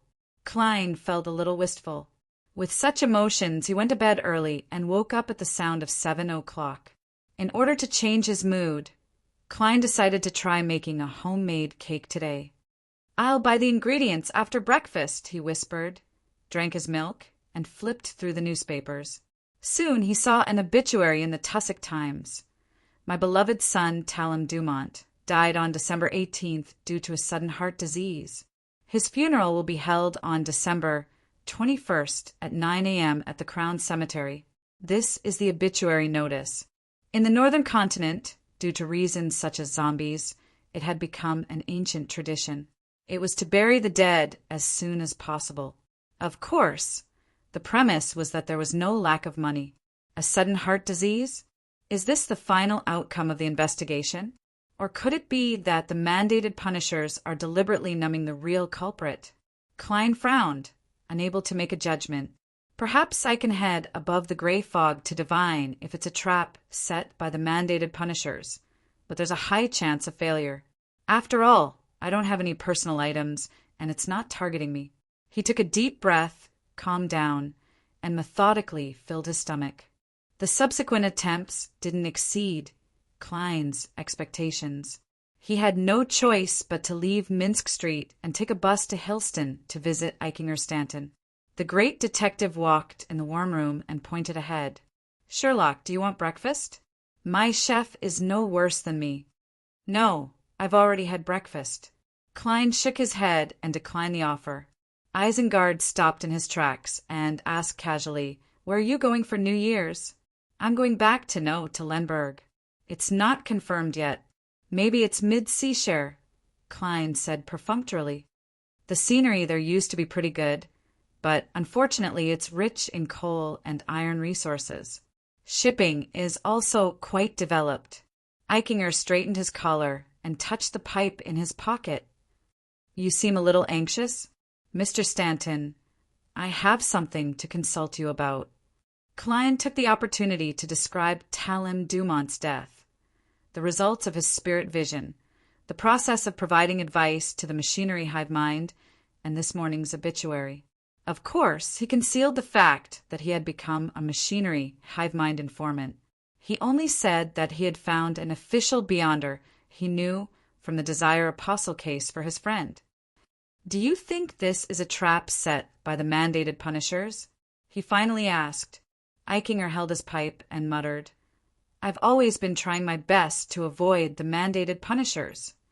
I've always been trying my best to avoid the mandated punishers, but I don't know enough about the corresponding situation. I'll get someone to ask around. If there's any news, I'll write to you. All right, thank you. Klein bowed sincerely. In the evening, he received a letter specially sent by Isengard. There was only one sentence in the letter. Chapter 441. The scene in front of him reminded Klein of the romance story that Talem Dumont had told him. His noble friend had fallen in love with a commoner woman and refused to marry anyone but her. This was something that was absolutely not allowed in the upper circles of the nobles. Talem was very vexed by this and almost hired someone to kill him. But in the end, he convinced the woman to leave his friend on her own accord. Could the protagonist of this story be Edisac Augustus? All aspects of the situation match. As a prince, marrying a commoner is an act of treason in this era. Since the founding of Rouen, the spouse of a direct member of the Augustus family can only be a noble woman. From what I heard just now, Edisac has found that commoner woman again. Furthermore, he's even grounded her as punishment. True love. In just an instant, the story of a tyrannical prince and a pitiful little white flower took shape in Klein's mind. He emptied his gaze and admired the midwinter scenery in front of him. This isn't what it really looks like now. When spring comes and the green grass sprouts, you'll see a golf course of the highest standards. Prince Edisac dismissed the maid, raised his whip and pointed around. Golf. As Klein asked, he had already figured out the answer. Prince Edisac motioned for the guards and attendants to stay away, leaving only the old butler and Klein by his side. As he strolled across the barren plains, he chuckled. Yes, golf. This is a sport that truly belongs to the nobles. It's very difficult for the owners of most magazines and newspapers to participate in it. Although I don't like Roselle, I have to admit that his fantastic ideas have given us an interesting world.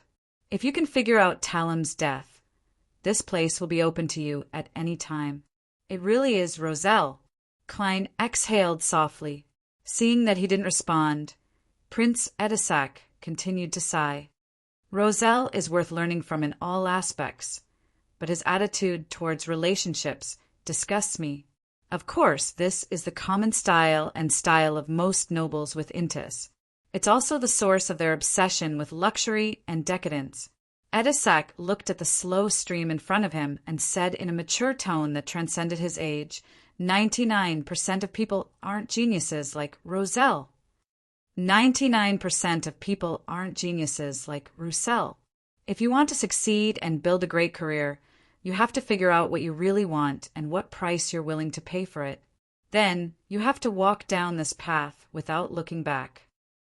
At this point, his tone softened and he laughed self-deprecatingly. Before this year, I always thought that I liked the daughter of the Earl of Hall. She has perfect looks, elegant manners, a rich fortune, an illustrious family, and a very powerful father. This is a marriage partner that a prince can't be picky about. However, I now understand that what really attracts me, what I even dream of possessing, is a unique temperament and a deep soul born of experience. I'm not saying that the young lady of the Earl of Hall's family doesn't have temperament, but that's not what I want, admire, or like. Your Highness, your tone, attitude, and expression are almost identical to Talem's when he was alive. Don't suddenly die in front of me. Even if I jump into the Tussock River, I won't be able to clear my name. And if I hear too much of such things, it's easy to be silenced. Are you trying to tie me to your chariot? Klein felt an inexplicable fear. He cleared his throat and changed the topic. Your Highness, with your identity and status, you definitely won't lack subordinates. There are plenty of people willing to investigate Talem's death for you. Why do you have to look for me? Edisac shook his head and chuckled. As a prince, I have as much power as I don't have freedom. There are many things I can't let the people around me do. Most of the eyes are on me. You're a capable and intelligent detective, and you have a good relationship with Talem. You were also at the scene at the time, so I don't think there's anyone more suitable than you. Don't worry if there really is a problem. I can definitely guarantee your safety. This kind of promise is like toilet paper in the bathroom. Klein couldn't help but silently criticize. Prince Edisac had already said this much. He felt that if he refused again, he might not be able to leave Red Rose Manor, so he could only sigh. He could only sigh and say, "Actually, I'm as angry as you about Talem's death, but reality forces me to remain calm." A smile appeared on Edisac's face. "What help do you need from me?" "Talem's hair, flesh, and blood, plus his personal belongings." Klein made a request.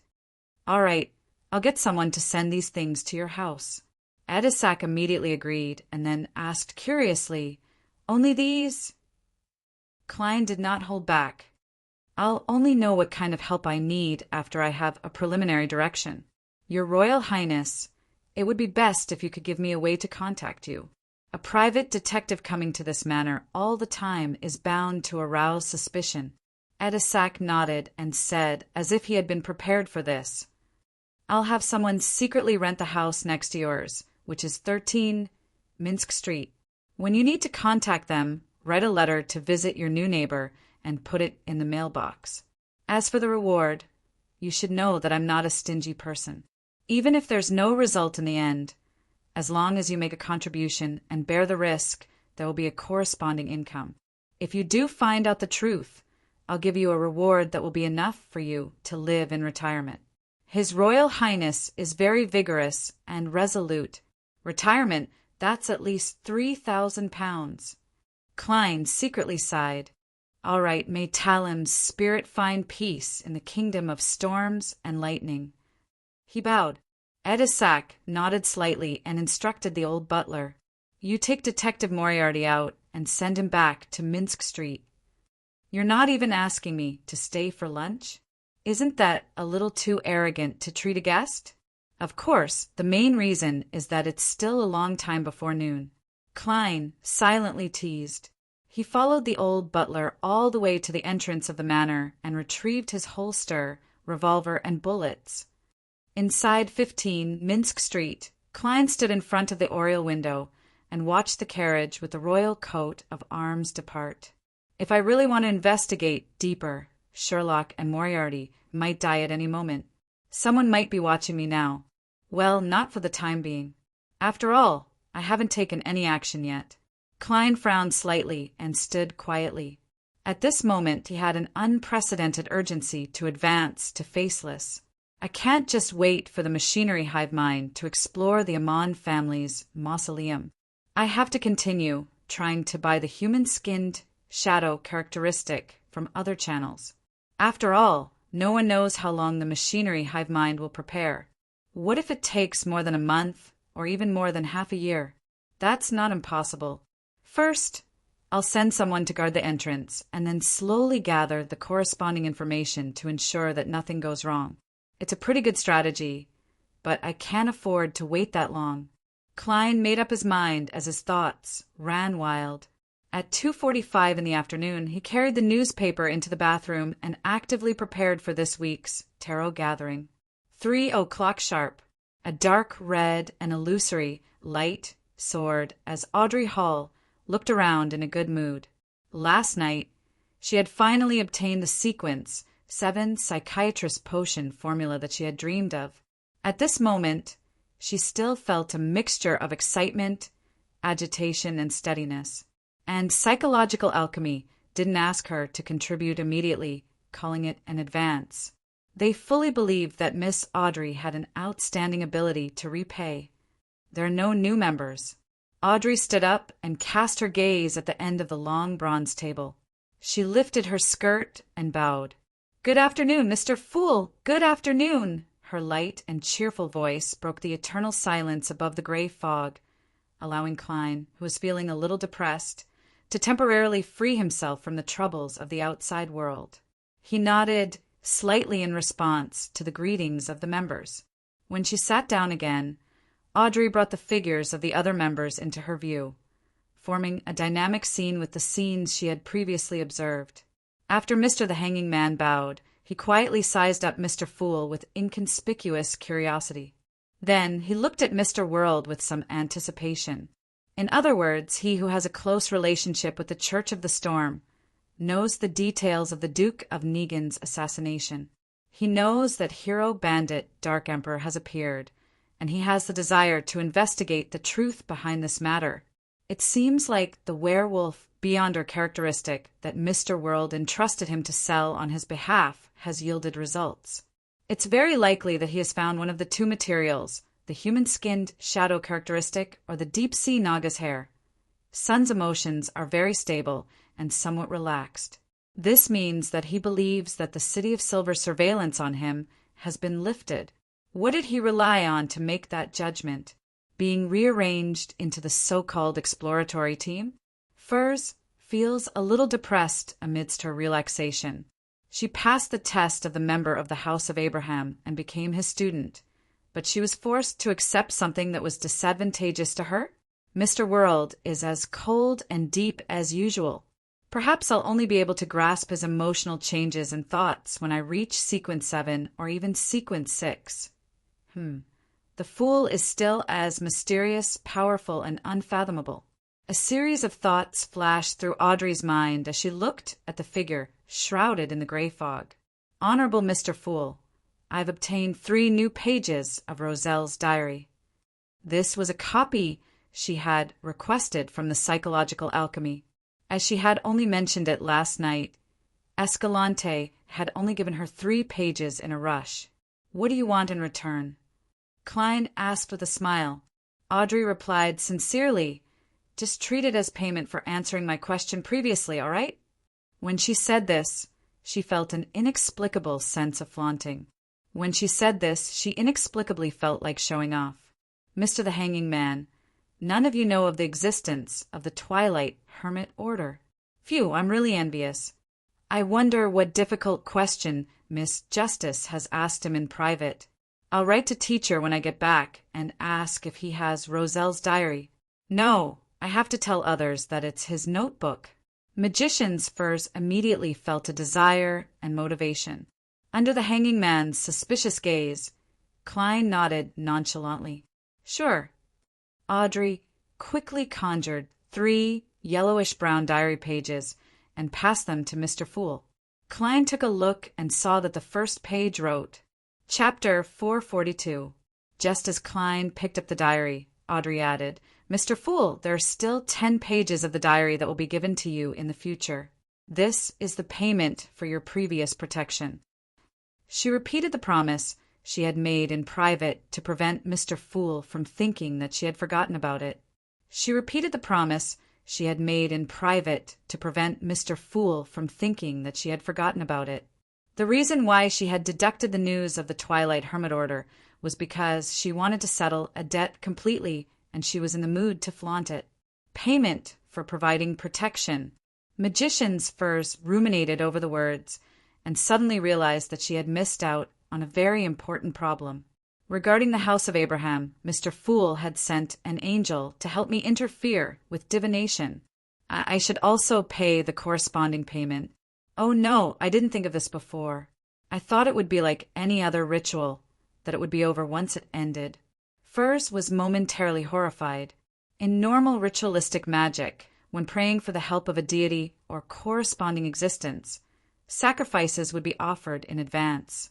They would burn essential oils and herbal essences that pleased the target, which was equivalent to paying in advance. However, in rituals related to the Fool, many steps could be omitted and the price could only be paid after the event was over. There was even no need to pay at all. This made Furs, who was used to the former, subconsciously thank him. She hurriedly looked at the end of the long bronze table and sincerely said, Honorable Mr. Fool, your interference with divination has greatly helped me. Honorable Mr. Fool, your interference with divination has greatly helped me. I will also try my best to gather 10 pages of Roselle's diary for you. Seeing Miss Justice and Miss Magician's performance, son Derek was enlightened and found a way to fully express his feelings. However, the City of Silver doesn't have the so-called diary of Roselle the Great. Mr. Fool is very interested in history. I need to read more similar information and documents. With a thought, he made a promise to Mr. Fool, who sat at the head of the table. The hanging man watched all of this from the sidelines, no longer having any doubts about the fool having an angel as an attendant. In any organization, there needs to be a character like Miss Justice. The power of a role model is limitless. Klein, who had gained a lot of credits out of thin air, sighed with joy in his heart. As the high and mighty Mr. Fool, he had always been embarrassed to directly ask for payment, and he had always believed that it was normal and reasonable to help the members of his own organization. There was no need to be too unscrupulous. Therefore, he didn't control the world to do the corresponding performance to remind everyone. Of course, if Justice and the others were willing to pay, Klein wouldn't reject it. All right. He smiled and nodded before casting his gaze back to the diary in his hand. January 13th. I've steadily contacted Mr. Dorr. This powerful beyonder who was lost in the depths of the darkness and trapped in the storm didn't rush me to complete the complicated and difficult ritual to help him return to the real world. He seems to have understood that he has to produce something that can move me and not give me 3 illusory wishes. Only then will he make me consider if I should take the huge risk to save him. Mr. Dorr didn't mention this for the time being. Instead, he chatted with great interest about my invention of tarot cards. Ha! The word invention definitely has to be in quotation marks. From this, it can be seen that Mr. Dorr can indeed come into contact with the world at specific times and in specific ways, allowing him to observe many things. While discussing the card, the moon, I thought of something that Zeradal mentioned. He said that the life school of thought worships the moon and not the Evernight goddess. Yes, I added the latter half of the sentence. I asked Mr. Dorr, a powerhouse from the 4th epoch, about this question. He chuckled and similarly didn't give a direct answer. But compared to the secretive seer who made me want to beat him up, he was a lot more frank. He told me that if he were to choose a card to represent the Evernight goddess, he wouldn't choose the moon card. His choice was the star card. That's interesting. I pressed on. Who's the true owner of the moon card? His answer became more and more teasing. He said with a smile that the moon card currently doesn't have an owner. If I didn't understand wrongly, he meant that the top of the moon pathway is empty. The position of sequence 0 is empty. That's not right. Isn't there a primordial moon? Upon seeing this, Klein suddenly had this thought. He had long expected that the moon card didn't represent the goddess. Be it the life school of thought's beliefs, the attitude of the vampires, or the records in the Book of Secrets, they all vaguely pointed out a problem. Evernight wasn't equivalent to the moon. In comparison, vampire ancestor Lilith and the primordial moon were more likely to be sequence 0 of this pathway. According to the history lessons in the City of Silver, Lilith might have perished in the dark 2nd epoch, but the primordial moon was an existence that people still believed in and responded to. Of course, those who prayed to it wouldn't end up well. Why did Mr. Dorr say that the moon currently didn't have an owner? From the Book of Secrets, I can tell that in the 4th epoch, the primordial moon has always existed. Klein nearly frowned. Soon, he had 3 general guesses. First, Mr. Dorr didn't know enough and didn't know of the hidden primordial moon, but the possibility was very low. Second, the so-called primordial moon was actually a disguise of a particular deity. In essence, it didn't occupy the sequence 0 position of the moon pathway. Third, it was a sequence, one of the moon pathway, or a corresponding sealed artifact in disguise. There's another possibility. The uniqueness of the moon pathway will automatically respond, Klein muttered to himself. In the sequence 0 potion formula described by the Dark Emperor card, the most important beyonder ingredient wasn't all the characteristics of a sequence 1, but something named uniqueness. Different pathways had different uniquenesses. There is only one true God. Apart from the first guess, the other possibilities aren't small. Which beyonder pathway is the moon pathway? Klein flipped to the 2nd page of the diary and was lucky to discover that it was connected to the previous page. I continued asking, but Mr. Dorr refused to say anything more. He wants to whet my appetite so that I can save him? No way. I hid my curiosity and teased Mr. Dorr for his lack of respect for a true god. He leisurely answered me that this was the attitude of the nobles of the fourth epoch towards deities. This fellow is too pretentious. However, I'm indeed very interested in the nobles of the fourth epoch, so I continued asking. Mr. Dorr told me that in the Tudor dynasty there are 5 great nobles: Abraham, Antigonus, Ammon, Tamara, and Jacob. Each of these families can be called an angel family, and they possess extremely terrifying strength. Just the name, angel family, alone can explain many things. It really makes one yearn for it. Mr. Dorr said that the angel family of the fourth epoch wasn't limited to these 5. There were also the Zeridal and Zaros families that had always been loyal to the Solomon Empire, the Tluin-Sostal dynasties Augustus, Sauron, Einhorn, and Castilla families, the Andalurad and Beria families that operated in secret, as well as the Demonis family that was one step above the angel family that originated from a true god. So the final winner of the fourth epoch was the Tluin-Sostal dynasty. But where did their royal family go? The 4 angel families, Augustus and Sauron, split up the northern continent. Just as Mr. Dorr said previously, the number of top powerhouses in the fourth epoch far exceeds my imagination. However, most of them have already been buried in the dust of history. Even the Sauron family has declined and was overthrown by me. In another 1,000 or 2,000 years, perhaps the Augustus family and the other families will no longer exist. Only those true gods will appear to forever illuminate the real world. Although there were deities that perished in the fourth epoch, it should only be an extremely small number. This reminds me of a line I memorized from reading online novels in the past. If you don't become a true god, you will eventually be reduced to ashes. The time for communication is over. Mr. Dorr has gone offline. He's really like a prisoner who has a fixed time for release, and he does know enough. When he mentioned the Zeridal family, there was a hint of contempt in his tone. Perhaps I have to maintain my relationship with Mr. Dorr and leave a path of retreat aside from the Church of Steam, Zeridal, and that secret and ancient organization. A crafty rabbit has more than 3 burrows. During Roselle the Great's final struggle, he only thought of the organization suspected to be the Twilight Hermit Order. But he didn't mention Mr. Dorr at all. Something seems to have happened in between. So the ancestors of the Rouen royal family, the Augustus family, were so rich that they were actually an angel family. However, why did the royal family of the Tluin-Sostal dynasty, which they were loyal to, disappear just like that? Klein immediately thought of a few things as he increasingly wanted to peel away the fog that shrouded the history of the fourth epoch to see its true form. This was also the greatest hobby of the original owner of his body. Perhaps that underground ruin with 2 seats and a terrifying evil spirit will help me answer many of my questions. Klein's gaze sank as he flipped to the 3rd page of the diary. June 2nd. Bernadette massaged my back. Having a daughter is indeed good. She knows how to care for her father. Although I can tell what she wants at a glance, at least she's willing to put on an act, and she does it well.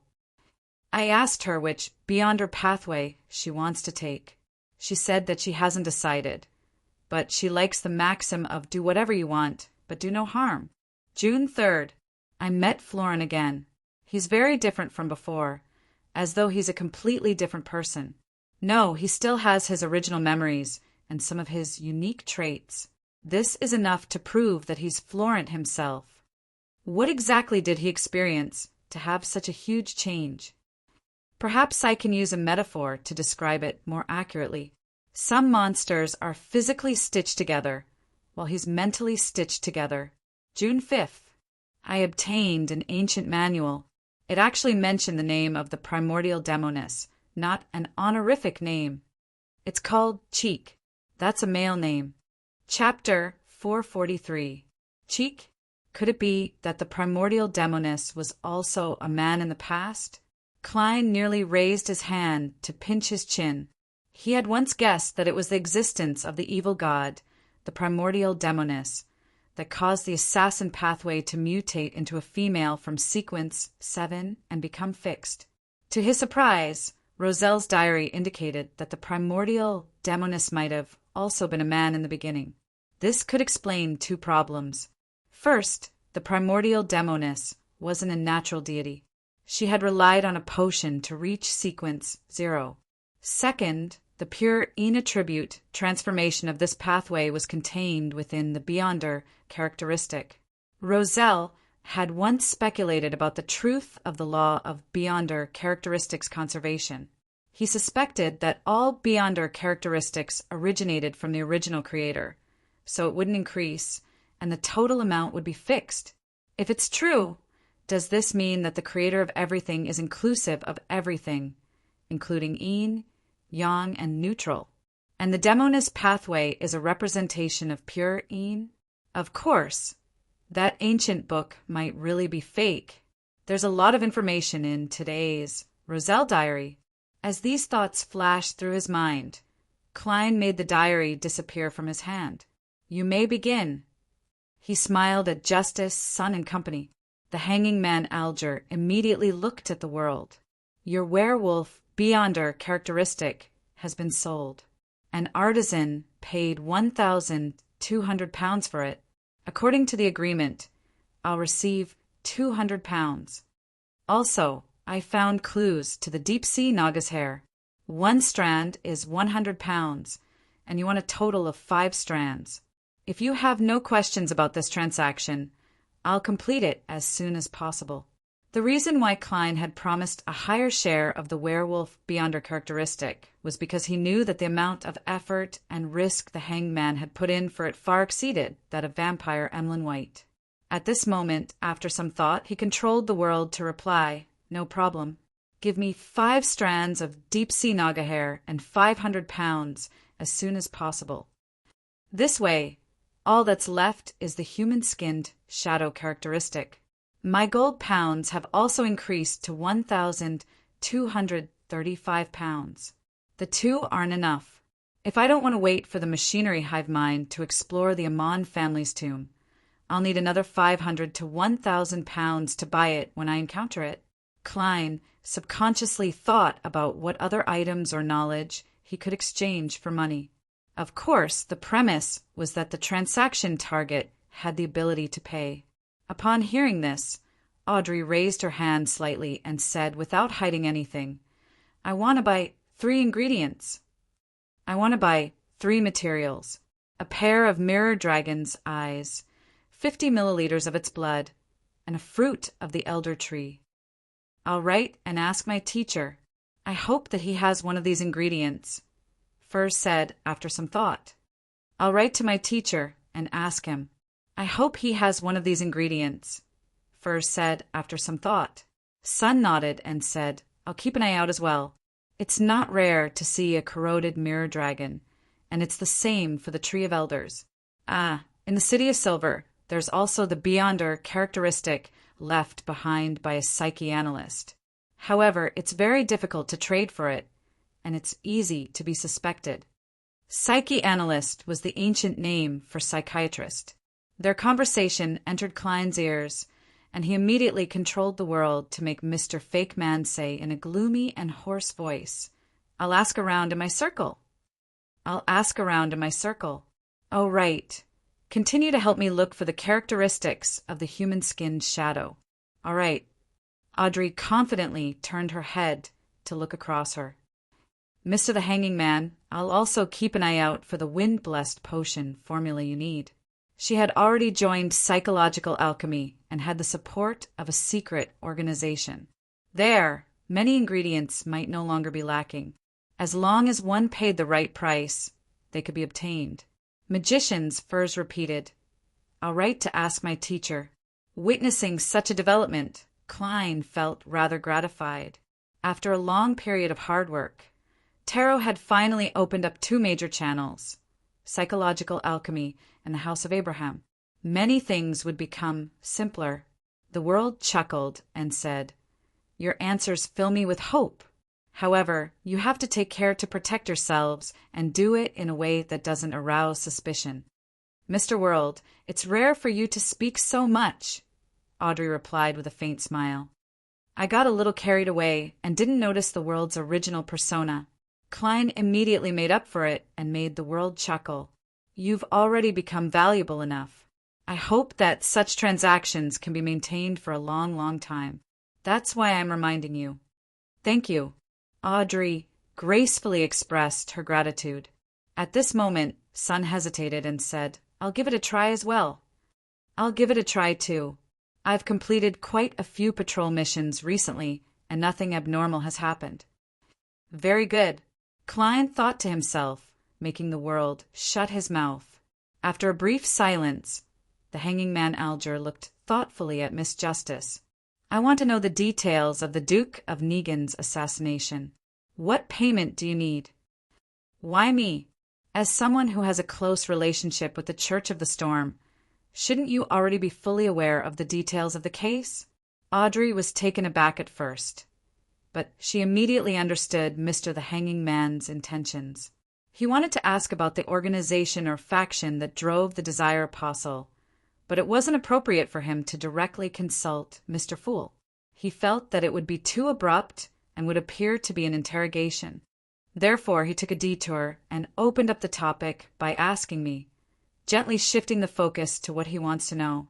He knows that I'm a noble lady and should be concerned about the Duke of Negan's assassination, so he doesn't have to worry that I won't answer. Mr. the Hanging Man, sure, is experienced. The corners of Audrey's mouth curled up slightly. No, there's no need for payment. Isn't it the purpose of our tarot to exchange general knowledge of our respective regions for free? Only by doing so can our tarot develop rapidly. She thought with a sense of ownership. Your words make me ashamed. The hanging man Alger was stunned for 2 seconds before he pressed his chest and leaned forward slightly. The fool Klein, who was shrouded in a thick gray fog, chuckled dryly in his heart. Audrey pursed her lips and deliberated over her words. The Desire Apostle used a special setting to complete the assassination of the Duke of Negan with his ability to ignite his thoughts and desires. At the cost of being seriously injured, he successfully broke out of the encirclement and infiltrated the sewers. By the time the Nighthawks caught up to him, he was already dead. Hero Bandit Dark Emperor was still at the scene. This gentleman wasn't there to silence him. His goal was the organization that commissioned the Desire Apostle. That organization? Just as the hanged man was muttering to himself in puzzlement, the fool, Klein, who was sitting at the end of the long bronze table, silently praised Miss Justice. He then looked at her and casually reminded her, don't worry. He looked at her and casually reminded, in the outside world, don't mention the organization's name, nor do you write it down. Why? Audrey blurted out in surprise. Klein leaned back in his chair and replied calmly, I'm sorry. Anything that is said will be known. Anything that is said will be known. Audrey subconsciously looked at Mr. Fool and felt that his blurry eyes hidden in the gray fog seemed to be emphasizing something. Does Mr. Fool mean that as long as I'm not around? Doesn't the divine kingdom have nothing to do with it? As long as I mention or write the name of the Twilight Hermit Order, they will use some method or item to sense it. That should be the meaning. What an extremely secretive and prestigious organization. To a certain extent, it's even more terrifying than the Church of the Seven Deities. And Mr. Fool, as well as our tarot, are searching for their traces. Audrey felt that she had understood many things at once. She immediately straightened her back and said, As you command. Anything that is said will be known. A secret organization that can't even be mentioned by name? A powerful organization that I'm completely unaware of? This is the faction behind the Desire Apostle. Mr. Fool is sending his blessed to search for them. The situation at the higher levels of this world is indeed more complicated than I imagined. There are more secrets that I can't figure out. The hanging man Alger nodded indiscernibly, feeling both shocked and excited. At this moment, he had the urge to pay Mr. Fool in exchange for the name of the organization. But on careful thought, he felt that there was no need for that.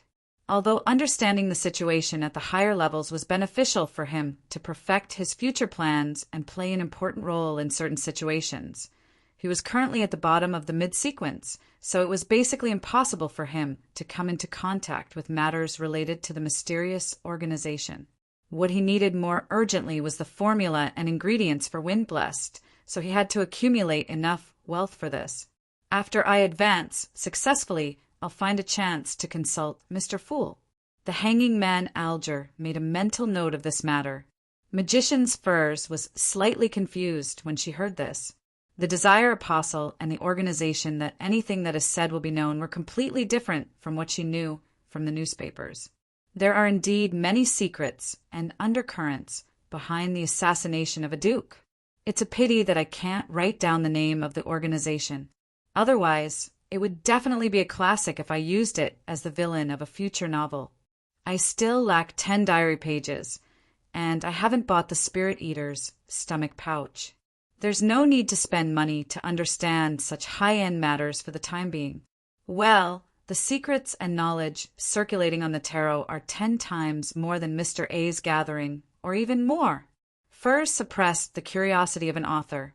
As for Sun, he didn't know who the Duke of Negan was anyway, so he didn't care who the assassin was. He sat in silence, as quiet as if he was in class. After the matter with the Twilight Hermit Order came to an end, Furs looked around and probed. What's the matter with the Twilight Hermit Order? Ladies and gentlemen, do you have a solution to the problem of accumulating too many Beyonder characteristics of the same level? Chapter 444. The hanging man Alger looked at Magician's Furs and asked, "What's the matter?" "You were forced to drink the second apprentice potion? How did you guess it so easily? It's like you saw it on the spot." Furs cleared her throat uncomfortably. "Yes, let's take it that way. What solutions do you have? What do you want me to exchange for it?" Alger stole a glance at Mr. Fool, and seeing that he didn't have any reaction, he calmly replied in a deep voice, "That's right. I don't need a reward, because I definitely can't meet your needs."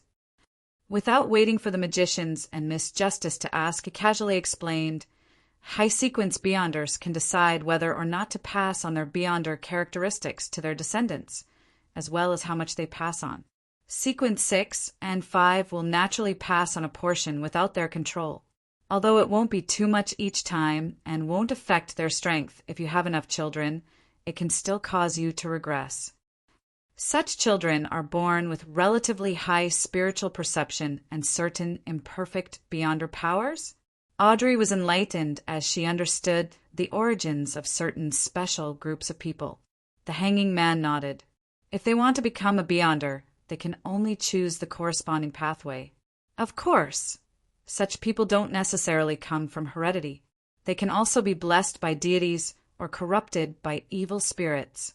There are many factors that can cause the same effect. Also, the children of high-sequence Beyonders might be born as Sequence 5. This is one of the few methods that can allow one to advance a level without losing control. So that's how it is. Audrey sighed with satisfaction.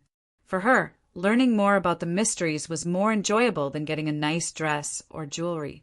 Furs also came to a realization as she pressed, "That's right. What about Sequence 7, 8, and 9 Beyonders? In theory, their Beyonder characteristics won't be passed down to their descendants, but that's not absolute. If there's an excess of Beyonder characteristics, there's still a chance of it being passed down. That is to say, if you conceive and give birth to a child, you can effectively reduce the remaining potion in your body. No, one might not succeed, but 3 or 4 might give you a greater chance." 3, 4? Furs was dumbfounded. Klein had long learned of this common knowledge from Roselle's diary. At this moment, he couldn't help but think of a joke. "Miss Magicians, in the future, you can tell your child that you were born because you drank the potion." Although Mr. the Hanging Man said that the burden would be reduced the moment you conceive, having a child will take about 10 months. No, that's not all. You can't just give birth and not care about it. With the acting method, even if it becomes difficult in the future, you can definitely digest it in 2 months. Perhaps it won't take that long. After all, it is only the starting sequence. Fur smiled. I understand. The best method is still to hanging whom sister. Man always king. Beyonder. It would take a year and a half, 2 years, 3 years, 5 years, or even 6 years to digest.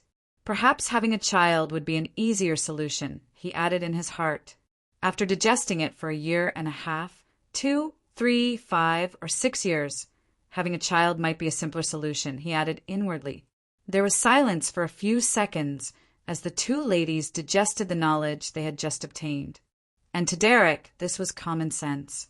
He adjusted his sitting posture and said, "That's right." And to Sun, this was all common knowledge. Explore where? The hanging man Alger turned his head and asked. It's still that half-destroyed temple of the fallen creator, Derek answered in a casual manner. It sounds like there's a certain level of safety guarantee. Audrey didn't interrupt. The hanging man thought for 2 seconds and said, Elder Shepherd is still in the dungeon? Yes, the exploration this time will be led by the chief. Sun didn't hide anything. This way, the danger level will be much lower than the last time. I can give it a try. The hanging man Alger couldn't help but glance at Mr. Fool. This way, the danger level will be much lower than the last time. I can give it a try. Alger couldn't help but glance at Mr. Fool again.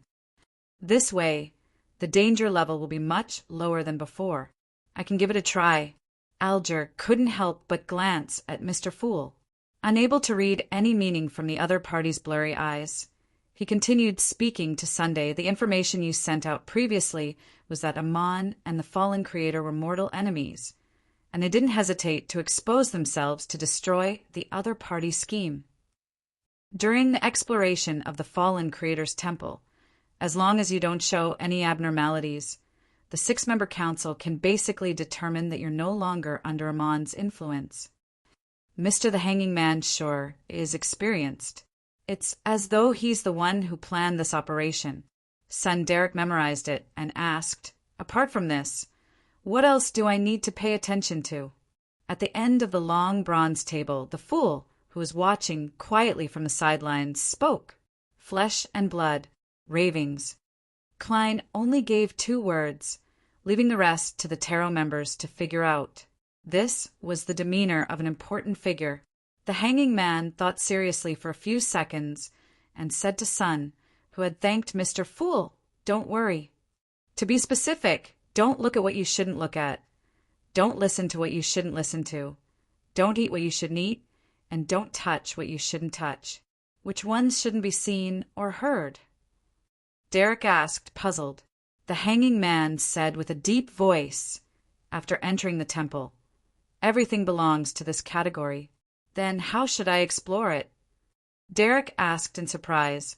The hanging man chuckled. "Aren't there other members? Isn't there still a chief? It's indeed Mr. the Hanging Man style." Audrey subconsciously wanted to reach out to cover her face, but the education and habits that were engraved in her made her know that such an action wasn't elegant. Hence, she forcefully changed her approach and pushed her drooping hair behind her ears. Sun found this method somewhat unacceptable. Noticing his reaction, the hanging man, Alger, cursed inwardly and said, "What I mean is listen to the chief's instructions." "What I mean is that you listen to the first seat's orders and only do what he tells you to do. Other than that, don't make your own decisions." "I understand. Thank you, Mr. the Hanging Man." Sun instantly relaxed. Phew. Alger exhaled and turned to look at the lady opposite him. "Miss Justice, I would like to know the political changes in Bakeland after the death of the Duke of Negan." Audrey recalled the recent news she had heard directly or indirectly. The death of the Duke of Negan has caused a split in the House of Lords. Although his eldest son is about to inherit the title and become a member of the House of Lords, his prestige isn't enough to quell the dispute. Nearly 10 members of the House of Lords have jointly proposed to allow the nobles, who have just been conferred a title, to have a fixed seat in the House of Lords. To put it simply, those who have made political donations, charitable donations, and purchased the corresponding land to be conferred as nobles can become members of the House of Lords. Upon hearing this, the hanging man Alger laughed. Don't the nobles with a certain amount of history despise people who obtain their titles through unorthodox means?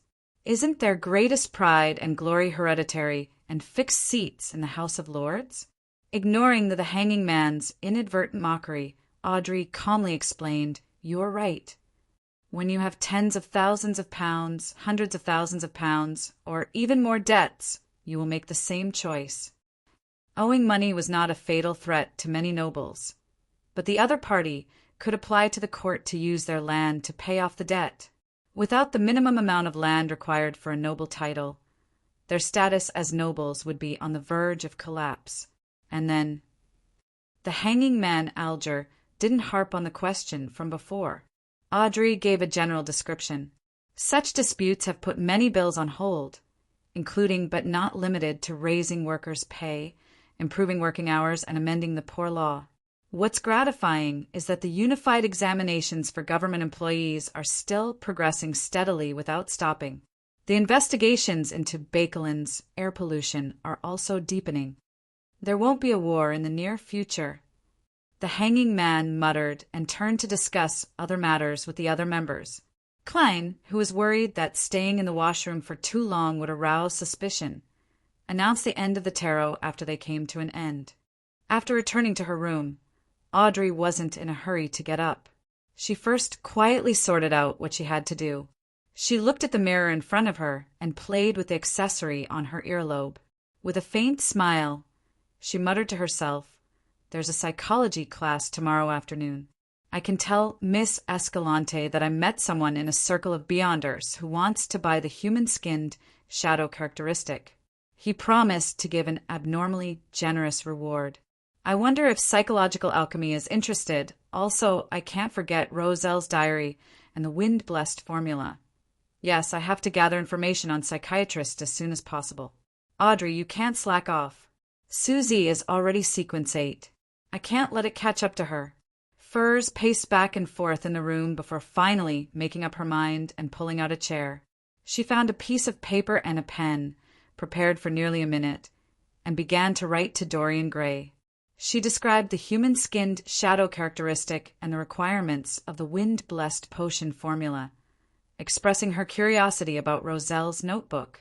The capital of the Rorstad archipelago, city of generosity. Alger Wilson walked out of the hotel and headed for a secret underground market. His goal was the deep-sea Naga's hair. If there was a human-skinned shadow characteristic there, he wouldn't miss it. "I'm short of money." Klein sat in the living room and sighed again. He was still short of a lot of cash to ensure that he could buy the human-skinned shadow characteristic when there were subsequent clues. Klein thought for a long time, considering if he should find another channel to sell the interrogator's Beyonder characteristic and not wait for Miss Sayo to have money again. After an unknown period of time, the jingling of the doorbell broke the silence of the afternoon. Chapter 445. The visitor was a man in a dark green postman uniform. He smiled obsequiously at Klein. "Are you Mr. Sherlock Moriarty?" "Yes." Klein vaguely guessed the purpose of the other party's visit.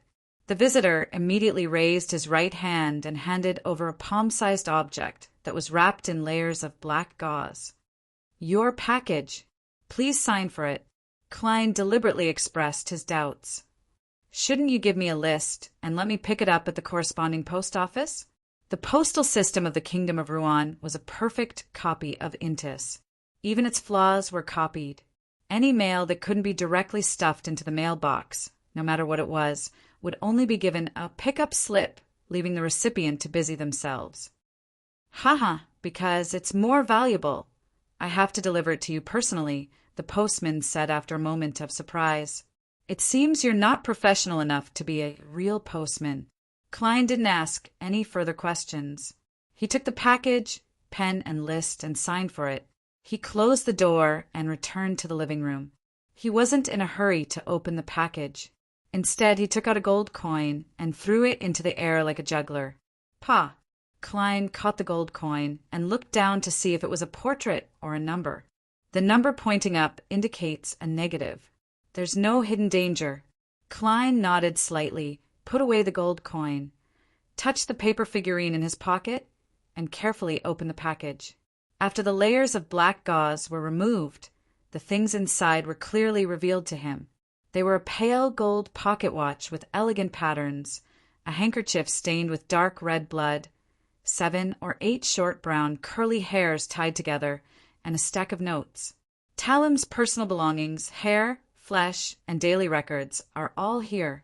Prince Edisac is very efficient. It's not even night yet. Klein looked at the items spread out on the coffee table and suddenly felt that there were many eyes watching him.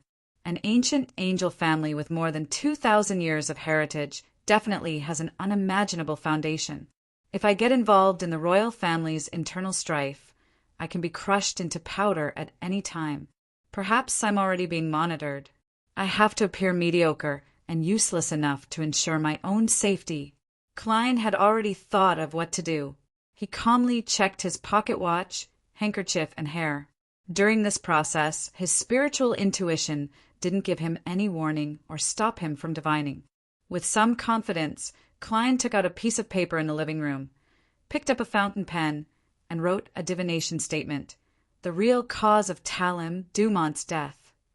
He acted magnanimously, as if he didn't feel like he was being monitored. Picking up the curly hair and handkerchief, Klein silently recited a divination statement as he leaned back against the back of the sofa. His eyes turned deep as he entered cogitation. After 7 times, he arrived in the world of dreams and saw the familiar hall of the Queleg Club.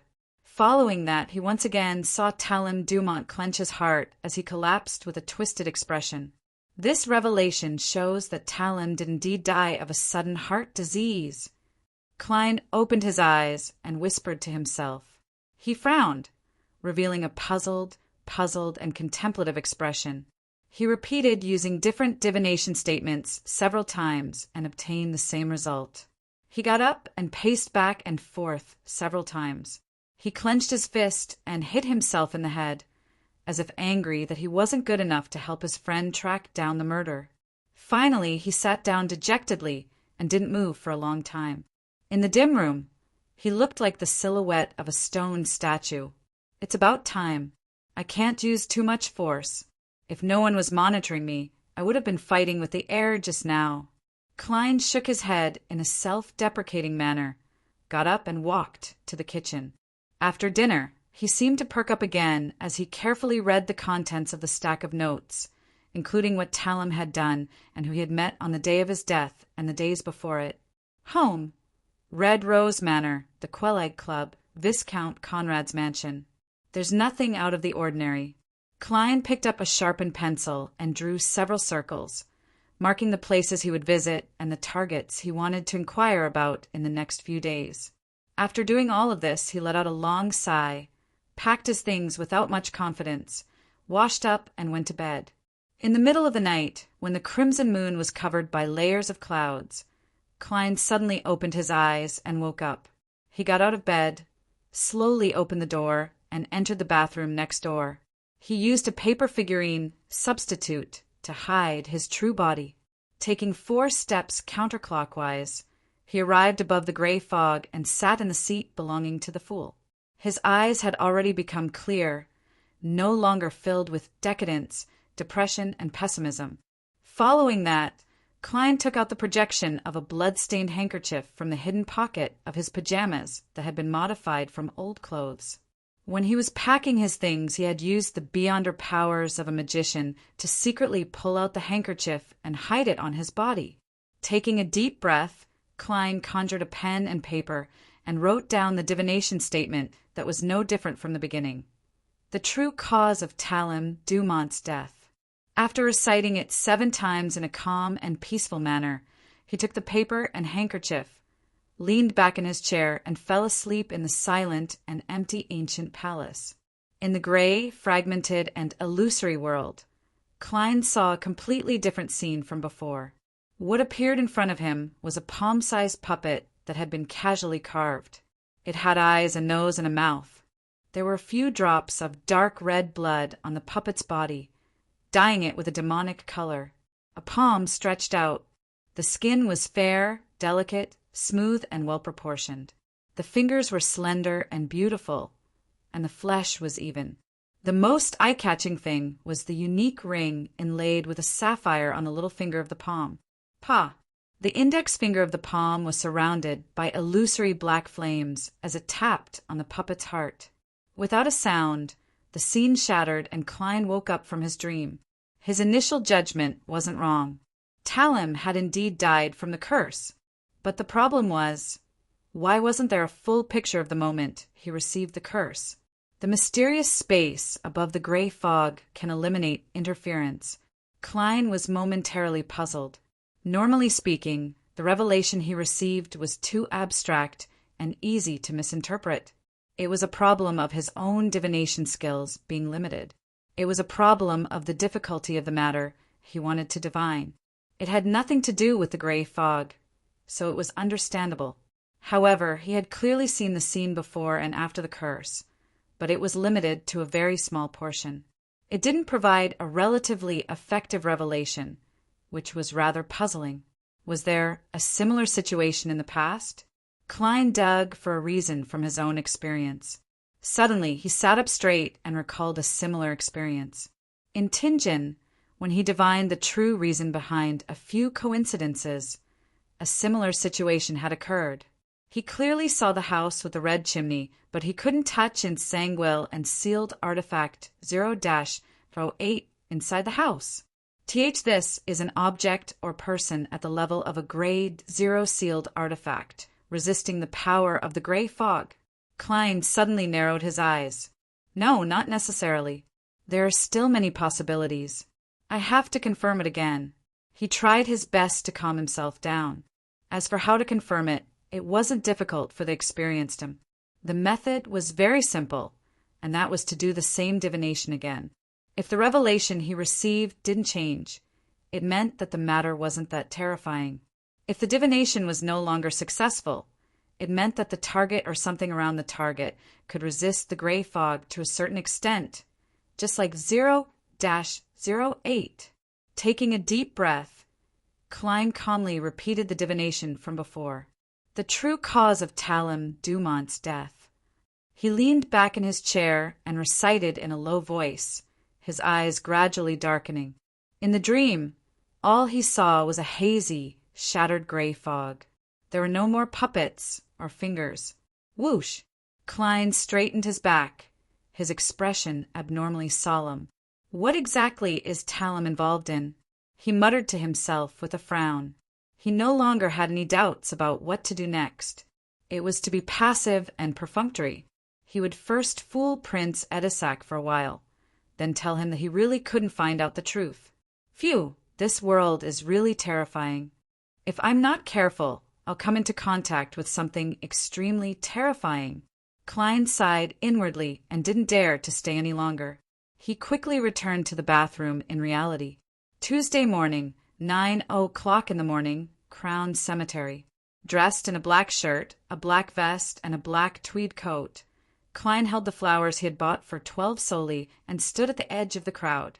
He watched with a solemn expression as Talim Dumont's coffin was carried over and buried into the ground bit by bit.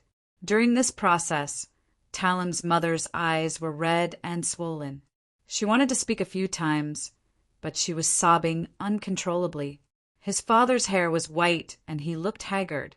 Just standing there made him look like he was trembling. As the scene reflected in his eyes, Klein tilted his head slightly and closed his eyes. After the funeral attendees left one after another, he walked over, bent down, and placed the plain white flowers in his hand on top of his kind. "I'm sorry," he silently said in his heart. He stood up straight and retreated to the side. Just as he was about to leave, Klein saw reporter Mike and Surgeon Allen approach him. What a pity. I never expected Talim to actually sigh. Mike's expression was pained, and he couldn't finish his sentence. Allen, who was always cold and indifferent, took off his glasses, wiped the corners of his eyes, and sighed softly. He's a passionate guy. He shouldn't have ended up like this. That's right. He had hopes of getting rid of the bad reputation left behind by his grandfather, Klein echoed. At that moment, he saw a female figure wearing a thick black dress and a veil covering her face walk towards Talem's grave. She was also holding a bouquet of white flowers in her hand. Klein indifferently looked away, leaving only the light in his eyes to stare in that direction. The woman bent down to release the flowers, revealing her left palm wearing a black gauze glove. On the pinky of her left palm, a blue gem faintly appeared. Klein's scalp went numb. His entire body was numb. Chapter 446. He wasn't unfamiliar with such a feeling, and the experienced Klein immediately used his clown powers to control his facial expression and the slight trembling of his body. He gently but unhurriedly retracted his gaze, making it so that the casual glance didn't reveal too much abnormality. Sigh, Talem is so young. He's not even married and has no children. Klein took the opportunity to sigh. The reason he said this was because this sentence gave him a reasonable enough explanation for the subtle reaction he had when he saw the woman who offered the flowers. From the woman who had a certain relationship with Talem, he thought of the other party's marriage and family situation, and how his friend had died young, so he was overwhelmed with grief. That's right. Actually, at his age, he should have gotten married 4 to 5 years ago. Unfortunately, his grandfather's matter left him with an extremely strong psychological trauma. He had always rejected marriage, and it was only recently that things improved. Mike echoed with a sigh. At this moment, the seemingly normal Klein felt as if there were thorns slowly stabbing deep into his skin and flesh, making him extremely tense. The woman in the black dress with the sapphire ring on her left Pinky, straightened her body, and looked around. Then, accompanied by 2 maids, she quietly left Talem's grave and walked into the distance. Phew! Klein silently heaved a sigh of relief. The feeling of being stabbed in his back quickly turned into a cold sweat. Who is she, and why did she come to offer flowers at the grave? Talem's lover? However, how could Talem, who had no money, power, status, have a relationship with a terrifying figure that involved a grade 0 sealed artifact, or a demigod of the same level? This isn't a novel. Furthermore, she was probably the one who used a curse to kill Talem. The waters behind this run so deep. Klein listened with a calm expression as Mike and Surgeon Allen recounted Talem's past. He quickly let his thoughts wander and felt that the most confusing thing about this matter was the death of an ordinary person with no money, power, status, or strength would actually involve a grade 0 sealed artifact, or powerhouse of the same level. This was simply unbelievable. But this isn't the only case. There's another similar case around me. Klein suddenly thought of something and looked at Surgeon Allen. This ordinary person's home might very well contain a sequence, one snake of Mercury. Following this train of thought, Klein recalled the nearly 5 months since he transmigrated. He was surprised to realize that he had unknowingly become involved with many demigods and terrifying sealed artifacts. The woman who had just killed Talem, Snake of Mercury will a Septon, Blasphemer Amon, the mysterious woman in the Royal Museum, a high-sequence B under the Rose School of Thought, 0-08, 1-42, in Sangwil, the mutated sun's sacred emblem, the Antigonus family's notebook, the suspected descendant of Death, Mr. Azek, Mr. Eggers, Mr. Dorr, the Twilight Hermit Order. One name after another flashed through Klein's mind, and every time he counted one, he drew a cold gasp. He calmed his mind and thought carefully.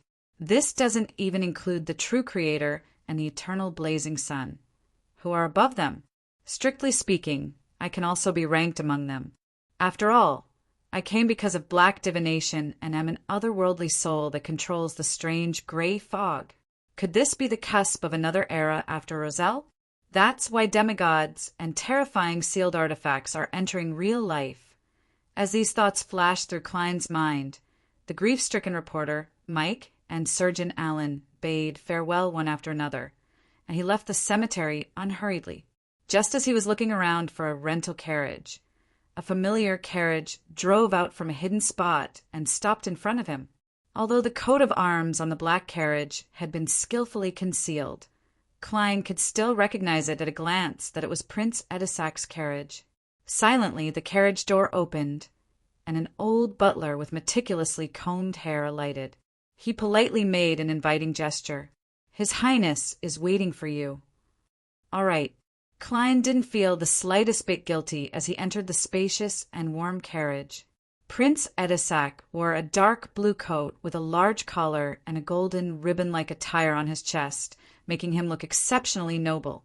He rubbed his diamond brooch, his long and narrow eyes sighing. "Even when I attend a friend's funeral, I'm restricted. I can't be there directly, and I can only watch from afar. I can only send someone to present flowers for me. This is the lack of freedom of the royal family. If Talim's grandfather hadn't lost his title, you probably wouldn't have to avoid anything." Klein followed Prince Edisac's gesture and sat across from him. Edisac picked up the blood-red Ormer wine and said, sigh, "I originally planned on finding an opportunity to help Talim's father restore his title to a certain extent, but unfortunately, he delved deeper into the topic and asked, 'Sherlock, did you receive that package?' 'Yes.' Klein answered whatever he asked without giving too much of a description. Edisac nodded slightly. 'Have you made any progress?' 'I used Talim's hair, flesh, and belongings to make a few divinations, but the conclusion was that he died of a sudden heart disease.' Klein used an emotionless and smooth narration to crazily imply that my sequence isn't high, my skills are limited, although I'm good at divination, the other party is stronger, and I definitely won't be able to investigate the truth. Edisac revealed an expression of disappointment that was difficult to hide as he sighed. 'How do you plan on investigating after that?' 'I'll start with the people and places Talim came into contact with a few days before his death,' Klein replied according to the plan. Edisac glanced at the old butler. 'There's definitely going to be some coercion, interrogation, and bribery. Give Sherlock £100 for the investigation.' 'Yes, Your Highness.' The old butler took out a stack of notes from his pocket, directly giving him £100 for the investigation. Klein once again felt Prince Edisac's generosity. 'I'll do my best to investigate.' He took the £100 and put it in his pocket without counting it. 'I hope we can let Talim rest in peace.' Prince Edisac clenched his right fist and lightly struck his left chest. As he spoke, he tilted his head and looked out of the window at the Crown's cemetery not far away. He still has some feelings for Talim. Klein sighed to himself as he was led out of the carriage by the old butler. In Queens, Earl Hall's luxurious villa, Audrey looked at Escalante, the psychology teacher with waist-length hair, and pretended to look around cautiously. She then lowered her voice and said, "Teacher Escalante, I recently attended a new Beyonder gathering. Someone was buying the human-skinned shadow characteristic and the wind-blessed potion formula at a high price. Oh, different people. These should be mid-sequence items, right? That sounds interesting. Oh, right, are you guys interested?" Escalante froze for a moment and pondered for a few seconds. "I'll go back and ask." "Okay," Audrey replied briskly, as if she simply found such a mid-sequence transaction interesting. Escalante retracted her attention and said seriously, "Miss Audrey, although you're already a Sequence 8 Beyonder, you haven't received any formal mysticism education. You don't have enough understanding of the applied techniques of spectator and telepathist, as well as the corresponding theoretical foundations.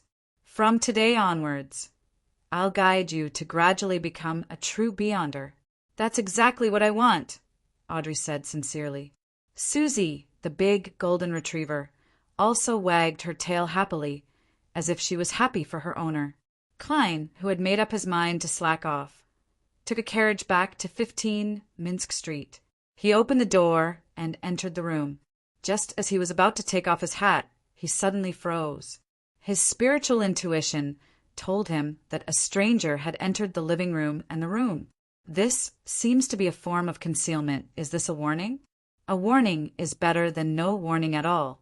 Klein stood in the hall and remained silent for a long time. Then he turned around and left the room, taking a rental carriage to the steam cathedral. The cathedral had a towering chimney and a bell tower. The former represented the power of steam, while the latter hung a complicated clock that symbolized the beauty of machinery. It wasn't a weekend, nor was it noon or evening. There were only a few believers quietly praying in the cathedral hall. Klein sat down by the aisle, leaned on his cane, took off his hat, and faced the sacred emblem in front of him. He pretended to pray for 10 minutes. Then he took his things, walked along the aisle to the altar, and said to the bishop standing beside him, "I want to repent." "All right, God is watching you." The kind-looking, white-haired bishop led the way to the confessional at the side. Klein followed closely behind and closed the door. He sat on a chair and said to the bishop through the wooden plank, "I repent. In the face of danger, I did not adhere to my principles and chose to retreat." "What were your thoughts at the time?" the bishop asked softly. Klein immediately described Talim's death, his suspicions, his warning to the machinery hive mind, Prince Edisac's entrustment, and his heartfelt feelings of retreat in the face of the royal family strife after his divination failed to obtain the answer he wanted. The reason why he didn't look for Carlson directly was that he was worried that not only would he be watched, but he would also be secretly observed by Prince Edisac's men. Once he clearly stated his intentions of being perfunctory and slack, he might encounter another calamity. And the Steam Cathedral was the headquarters of the Church of the God of Steam and Machinery in the Bacolod Diocese. It was one of their 3 major temples, and no one could spy on it. Klein planned to use the Church of the God of Steam and Machinery to convey his true thoughts and avoid being embroiled in a deeper conflict. Simply put, it was to follow the will of his heart. The bishop listened quietly and replied in an unchanging tone, "Your choice is a human instinct. Your choice is a human instinct. God will not blame you. Go back. God will protect you." "That's good." Klein understood the hint and quietly left the Steam Cathedral. Standing on the street outside, looking at the misty sky, he sighed silently. "I should improve as soon as possible." Chapter 447. Lightning streaked across the sky, illuminating the pitch-black city walls. Derek Berg carried a leather pouch on his back and the axe of hurricane in his hand. He stood outside the door with nearly 10 teammates. Looking up, he saw that the black soil between the cracks of the city walls was dry and hard, but there were clumps of tenacious weeds growing out. They were fine and fluttering like human hair. At this moment, he heard light footsteps. He hurriedly retracted his gaze and looked towards the city gate. Amidst the alternating lightning and darkness, a tall figure slowly walked over, carrying 2 straight swords crossed behind his back. Following that, his pale, messy hair, deep eyes that had seen the vicissitudes of life, the deep, distorted old scars, and the brown coat and linen shirt that didn't change all year round were reflected in the eyes of Derek and company. The person who came was the chief of the City of Silver's 6-member council, Cullen Iliad, a powerful demon hunter. After Derek greeted him, he subconsciously cast his gaze at the chief's waist. There was a belt that was divided into many compartments, and in each compartment was a different metal bottle. This was a symbol of a demon hunter's experience and strength. Derek had heard his parents mention that demon hunters were good at discovering the weaknesses of different monsters and identifying the uses of various materials. They could also target the former and use the latter to concoct the corresponding magical potions, holy ointments, essential oils, and special imprints under a special cogitation mode. Then, by ingesting, smearing, and using these items, they could achieve the effects of restraining the target. From a certain point of view, the experienced, knowledgeable, well-prepared, and quick-witted demon hunters were the nemesis of most monsters. The number and type of metal vials on their waists represented their experience. Of course, this was only a portion of the beyonder powers that demon hunters possessed. With just these, they wouldn't be able to be called a demigod or a saint. Colin looked around and confirmed that all the team members were present. Then he said in a low voice, then he said in a deep voice, "Light the lanterns," and set off. The 2 team members immediately lit the candles and lanterns, allowing the dim yellow light to shine through the extremely thin leather.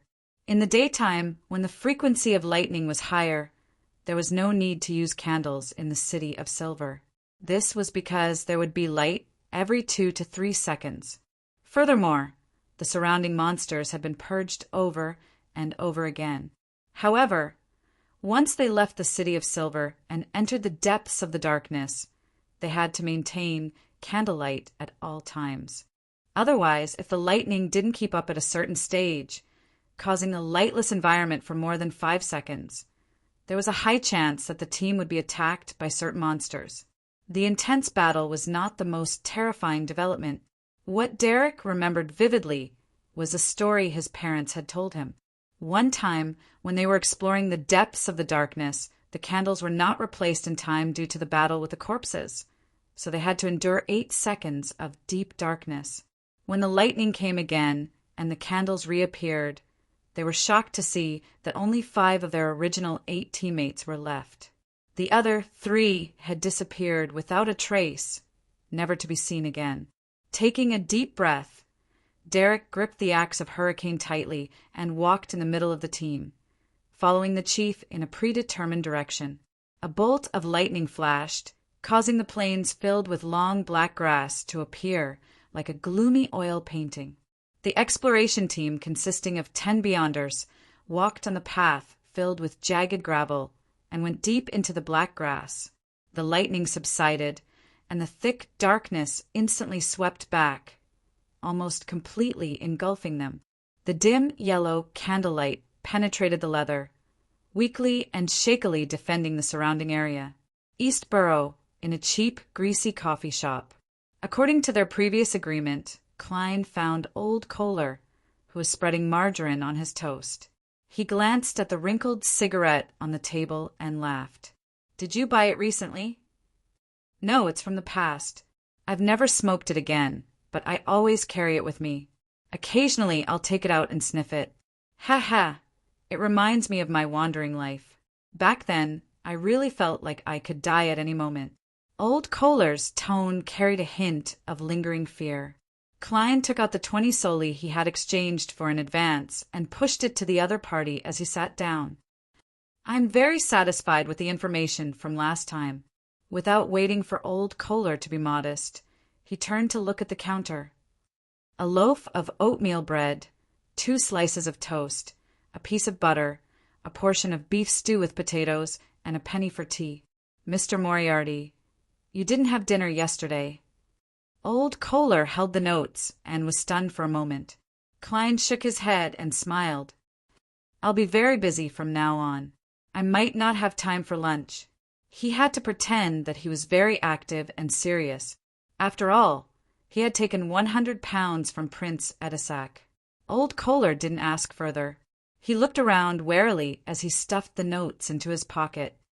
"There's an answer to the matter you asked me to find out. Isaac Egger's bounty comes from a few gang leaders and some intelligence peddlers. Well, I don't know who commissioned them. It's very difficult to contact them." "Me nine." Klein nodded. "That's enough. There's no need to go any deeper. It's too dangerous." Old Kohler heaved a sigh of relief.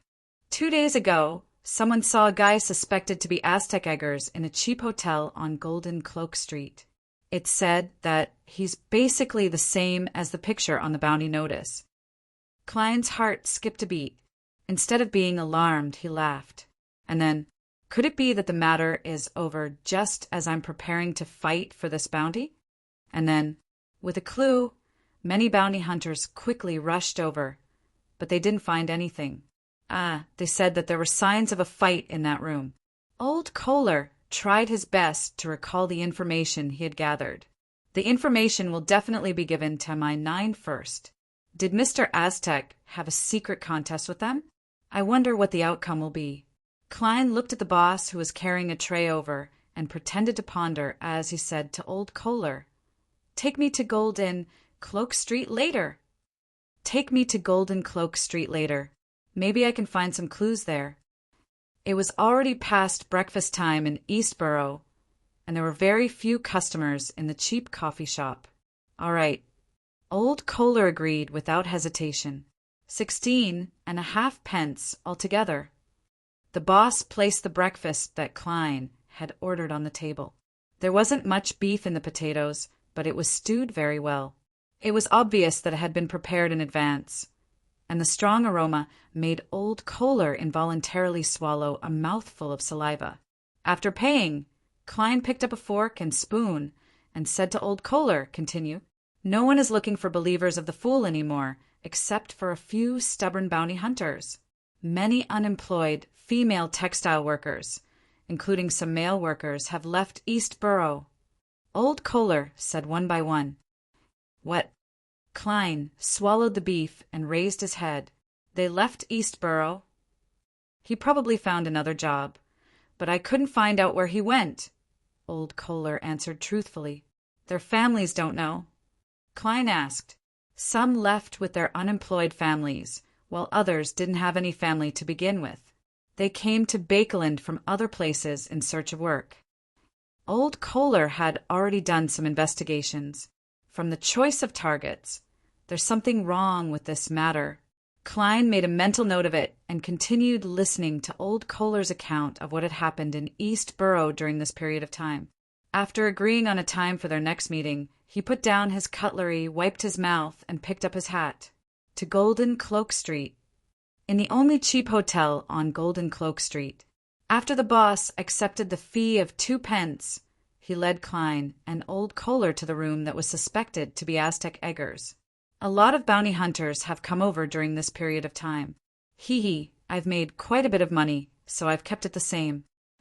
The boss opened the door with a key and pointed inside. Klein looked over and saw a toppled chair and rags scattered everywhere. Other than that, there were no other signs of a fight. With his high spiritual perception, Klein cast his gaze under the bed. After staring at it for 2 seconds, he walked over and bent down to pat the bed. Uft! Some dust flew up, and a light black rat jumped out from under the bed.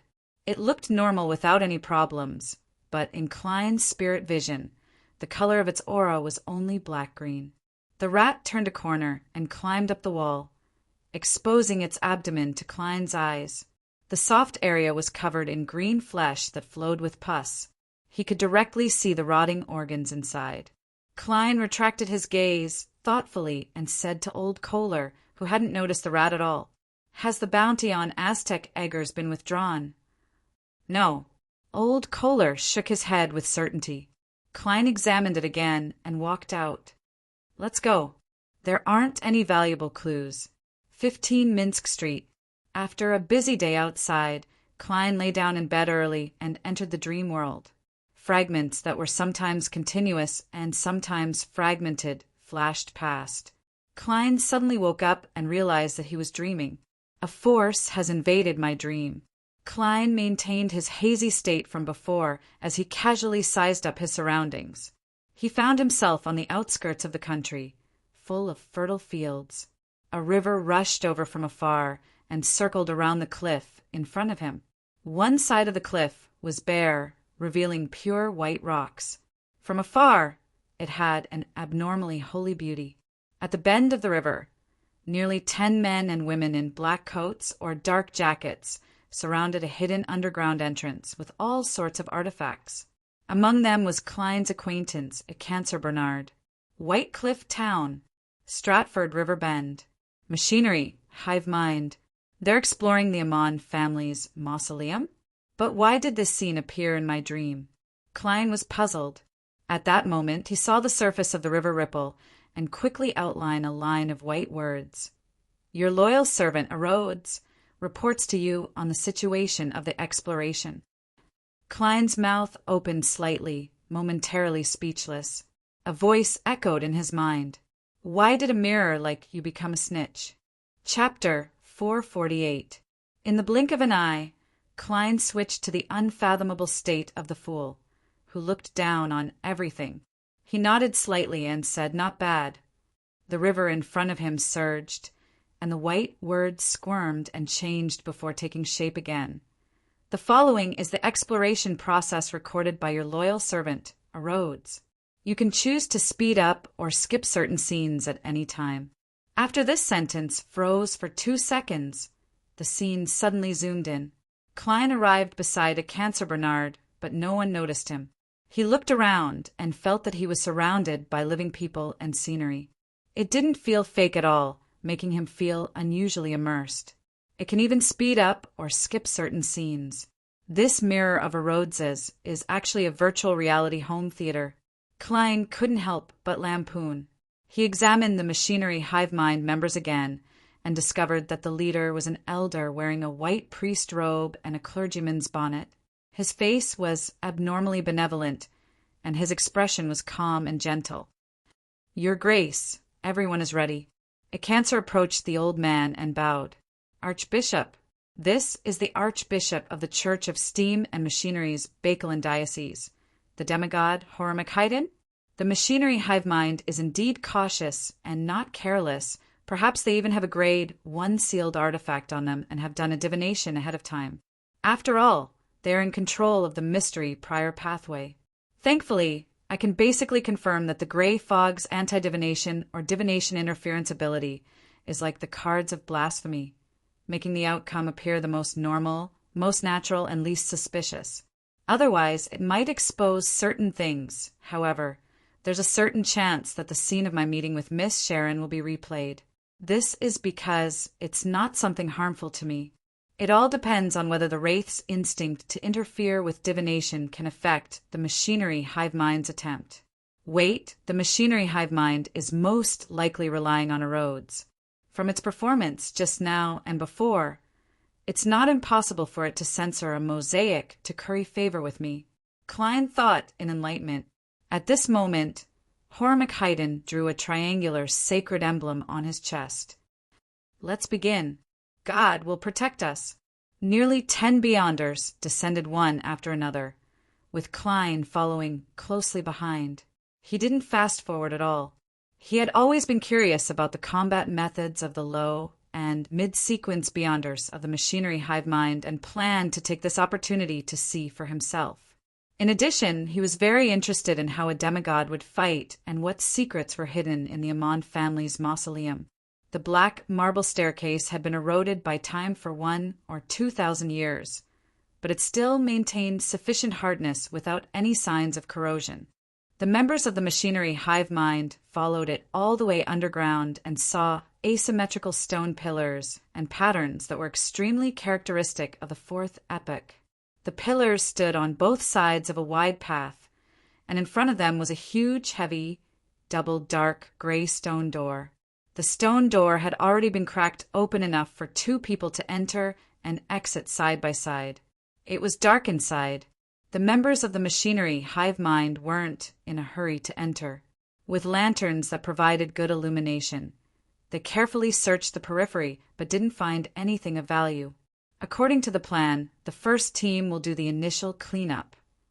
After obtaining the Archbishop's consent, a Cancer pressed down on the hat on his head and pressed down his fluffy hair again. "Cleanup?"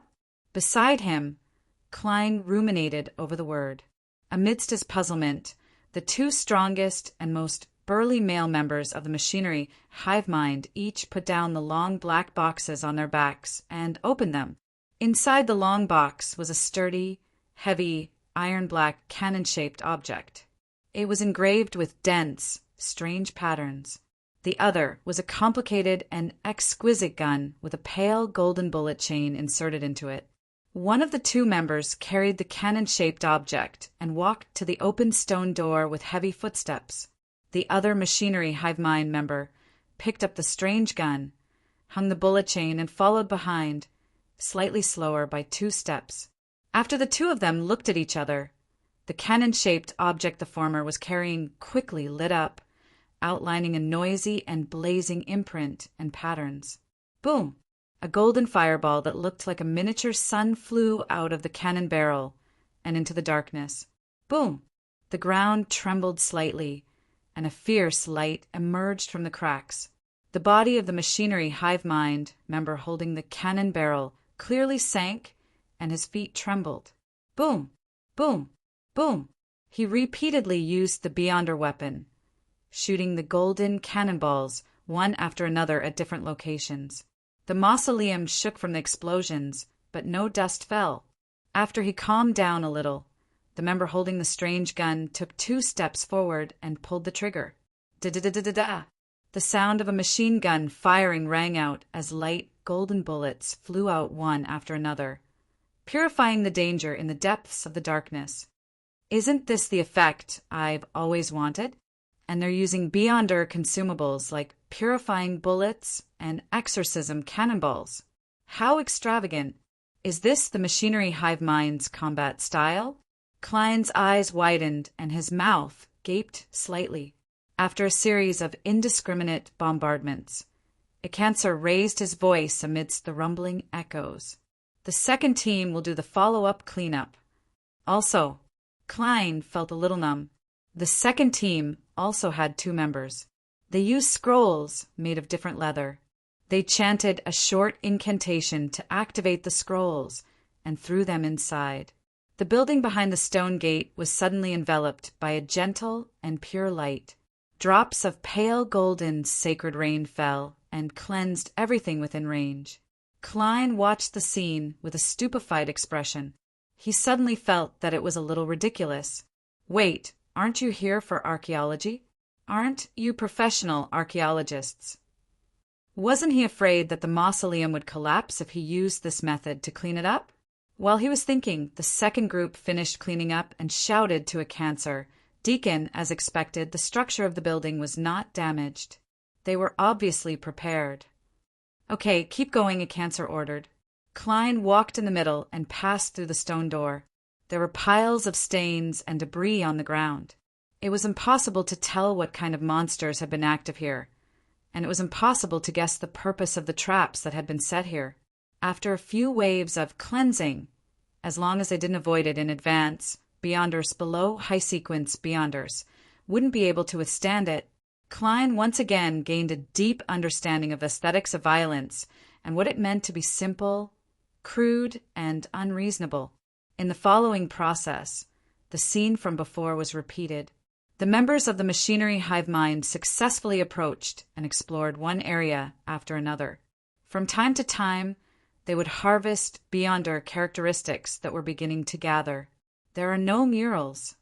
Seeing that the main tomb chamber was in sight, the Archbishop of the Church of Steam and Machinery, Horace Haydn, stopped and muttered to himself in puzzlement. Klein, who was considered half a historian, was equally puzzled. Normally speaking, the tomb of a noble would more or less have something that indicated their status and glory during their lifetime. And when the tomb became a mausoleum or even a mausoleum with a large enough space, it was very common to use murals to describe the owner's life. This wasn't rare in even more ancient and ignorant eras. It was even the most common method. Humans were the first to learn how to draw, not how to write. Therefore, it was indeed strange that there were no such murals in the tomb of a fourth epic noble. Hearing the Archbishop's question, Icancer immediately ordered his team members to spread out in groups of 2 and search the vicinity for the corresponding traces. Watching all of this from the sidelines, Klein couldn't help but want to fast forward and see the results directly. At this moment, he discovered that the 2 machinery hive mind members in the left corner had suddenly become 3. One of them looked identical to Icancer Bernard, and his hair was so fluffy that it reached the top of his hat. Klein was first stunned before he had a guess. Just as he had this thought, Icancer walked towards the team member closest to him. He cleared his throat and lowered his voice. "Did you find anything?" The team member turned around warily and immediately relaxed when he saw that it was Deacon Icancer. No. Before he could finish his sentence, the Icancer in front of him suddenly turned into a piece of human skin and covered his body. The pale human skin tightly wrapped around him, and the outline of his face began to outline his facial features. During this process, there were no unnecessary sounds and no abnormal movements were triggered. Suddenly, rays of light shone from under the human skin, like the light of the rising sun. The human skin immediately turned translucent and quickly soared into the air as if it had been burned. A black whip lashed out and struck its body, causing its movements to become noticeably slower. In such a battle, slowness was an original sin. Beyonder weapons, burning scrolls, and pale gold bullets arrived one after another, drowning the human skin. After the dazzling light, countless ashes fell. They all shimmered with a faint light, and slowly they struggled to gather together. It really is a human-skinned shadow. Klein cast his gaze at the machinery hive mind member who had just been attacked. The man tugged at his collar and pulled out a talisman. There were many symbols and magic labels related to the sun on it. Fortunately, the Archbishop allowed us to wear these things. Holding the lantern, he exclaimed sincerely. Only then did Klein realize that his brooch had the sense of the tranquility of the night, his ring had the fierceness of a storm, and his belt gave off a tangible feeling of strength. Although not all of them were mystical items, and most of them were charms, accessories, and beyonder weapons. Their effects would quickly decline, but they were still worth a lot. If one wasn't an artisan or a tycoon beyonder, there's no way they could get so many. Is this the machinery hive mind's combat style? Burning money. Klein suddenly felt as if he had suffered a blow, and it took him a long time to recover. At this moment, the human skin shadow's characteristics had already taken shape. It was like a huge diamond with countless cross-sections that reflected light, and each surface reflected a different face. The faces were densely packed and stacked on top of each other, making one dizzy. I'm just short of this. Klein was delighted. After the machinery hive mind processed their harvest, they continued searching for the murals, but they didn't find any traces. They had no choice but to gather again and walk towards the tunnel that led to the main tomb. Chapter 449. After another round of bombardment, the passageway into the main tomb appeared before the eyes of the machinery hive mind members. There was debris everywhere on the ground, and another diamond-shaped beyonder characteristic that reflected a human face lay quietly at the bottom of the right wall, reflecting the other two glowing items. The entire passageway, including the walls on both sides and the stone slabs at the top, was filled with potholes. However, there was one thing that remained intact. It was a picture frame hanging 7 or 8 meters in front of them. It was brownish yellow in color, and the wood grain was obvious. For the time being, only its side was revealed. There was no need for anyone to remind them. All the beyonders present could tell that it was strange. At this moment, the Archbishop of the Church of Steam and Machinery, Horamic Haydn, who hadn't made any major movements, took a step forward and said in a gentle voice, "It should be the ghost portrait frame that belongs to the Amon family. It should be the ghost portrait frame that belongs to the Amon family according to the records. As long as one walks into its range and is illuminated by it, their spirit body will instantly leave their flesh and blood and become a portrait, forever sealed in it. In such a state, even if the portrait is replaced without the corresponding method, there's no way to save them. If it's been sealed for too long, the body will already be dead. Even if one grasps the correct method to remove the seal, the spirit will quickly dissipate." As he spoke, Horamic walked forward step by step, approaching the strange picture frame. Klein subconsciously felt a little worried, not daring to watch the demigod fight against the sealed artifact. However, he quickly came to a realization. He was only looking at the holographic image provided by the magic mirror, a Rhodes. What was there to be afraid of? It's very normal. It's just like watching horror movies or playing dark games in real time. Klein consoled himself as he quickened his pace to catch up with Horamic Haydn. The demigod archbishop quickly walked to the mystical item that needed to be sealed. His figure, dressed in a white priest robe and a clergyman's bonnet, was slowly reflected into the glass on the surface of the picture frame. Glass. Glass existed in the 4th epoch? That seems to be the case. At least in the history of the 5th epoch, There's always been glass, and there's no mention of who invented it. Klein waited with interest for the demigod's battle with the strange sealed artifact. Hormic's upper body was completely revealed in the ghost portrait frame, but his eyes didn't lose their luster. He walked towards the picture frame, facing each other. The figure in the frame began to fluctuate, as if it was trying to shrink inwards, but was unable to do so. Hormic stopped and took out a large piece of black cloth that he had long prepared. It was almost opaque and covered the ghost picture frame.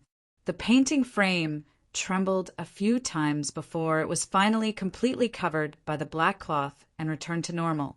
Hormic didn't seem to be affected at all. He easily removed the spectre portrait frame, wrapped it in black cloth, and tied a knot on the back. This isn't mysticism. Wasn't it said that the spirit body would be sucked into the painting and turned into a portrait? Why is the Archbishop completely fine? Is this a special characteristic of demigods? Or is there another reason? Klein was puzzled. He scrutinized Hormic Haydn from head to toe, but found nothing out of the ordinary. His eyes are spirited, his expression benevolent, and his flesh and blood are plentiful. It's a pity that I'm not there. Otherwise, I could activate my spirit vision to study him. Klein retracted his gaze and waited for a Cancer and the other members of the machinery hive mind to arrive. Hormic handed the ghost portrait frame to a team member and walked forward to the entrance of the main tomb at the end of the passageway. There was a black stone door filled with patterns that looked like they had been carved by knives and axes. In the middle was a grayish-white disc. The surface of the disc was divided into 12 squares, and there was a black pointer, just like a clock in the outside world. However, the squares weren't evenly distributed on the disc. They were of varying sizes and were extremely uncoordinated. Furthermore, half of each square was smeared with shadows. It's the coat of arms of the Amon family. Archbishop Hormic gave a brief introduction. He didn't explain the symbolism of the coat of arms in detail, because only the deacon, a Cancer Bernard, was qualified to know. Klein relied on his knowledge of mysticism and attempted to interpret it. The combination of the disc, 12 squares, and pointer clearly represents time.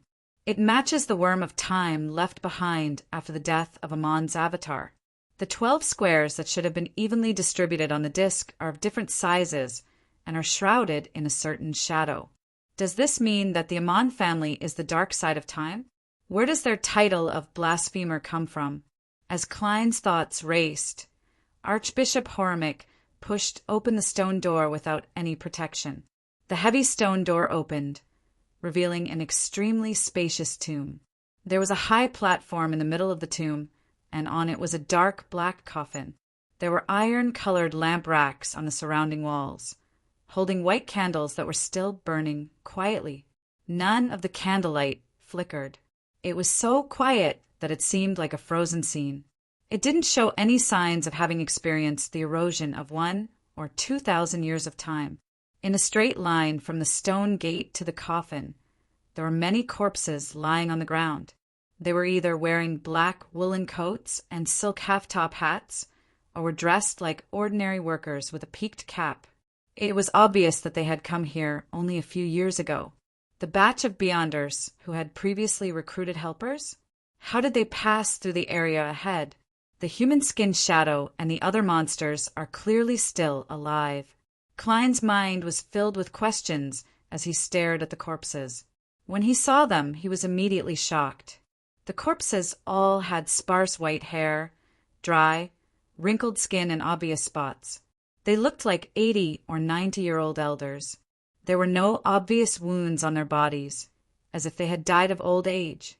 Furthermore, it hadn't been long since they died, so their bodies hadn't had the time to rot.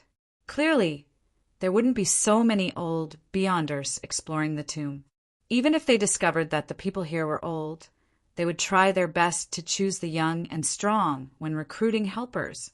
There's something strange here. Klein frowned slightly and looked around again. He quickly thought of the worm of time left behind by Amon's avatar and the Amon family's coat of arms on the stone door that had the meaning of time. Making people age quickly is one of the beyonder powers of the Amon family? The dark side of time, a loophole in time.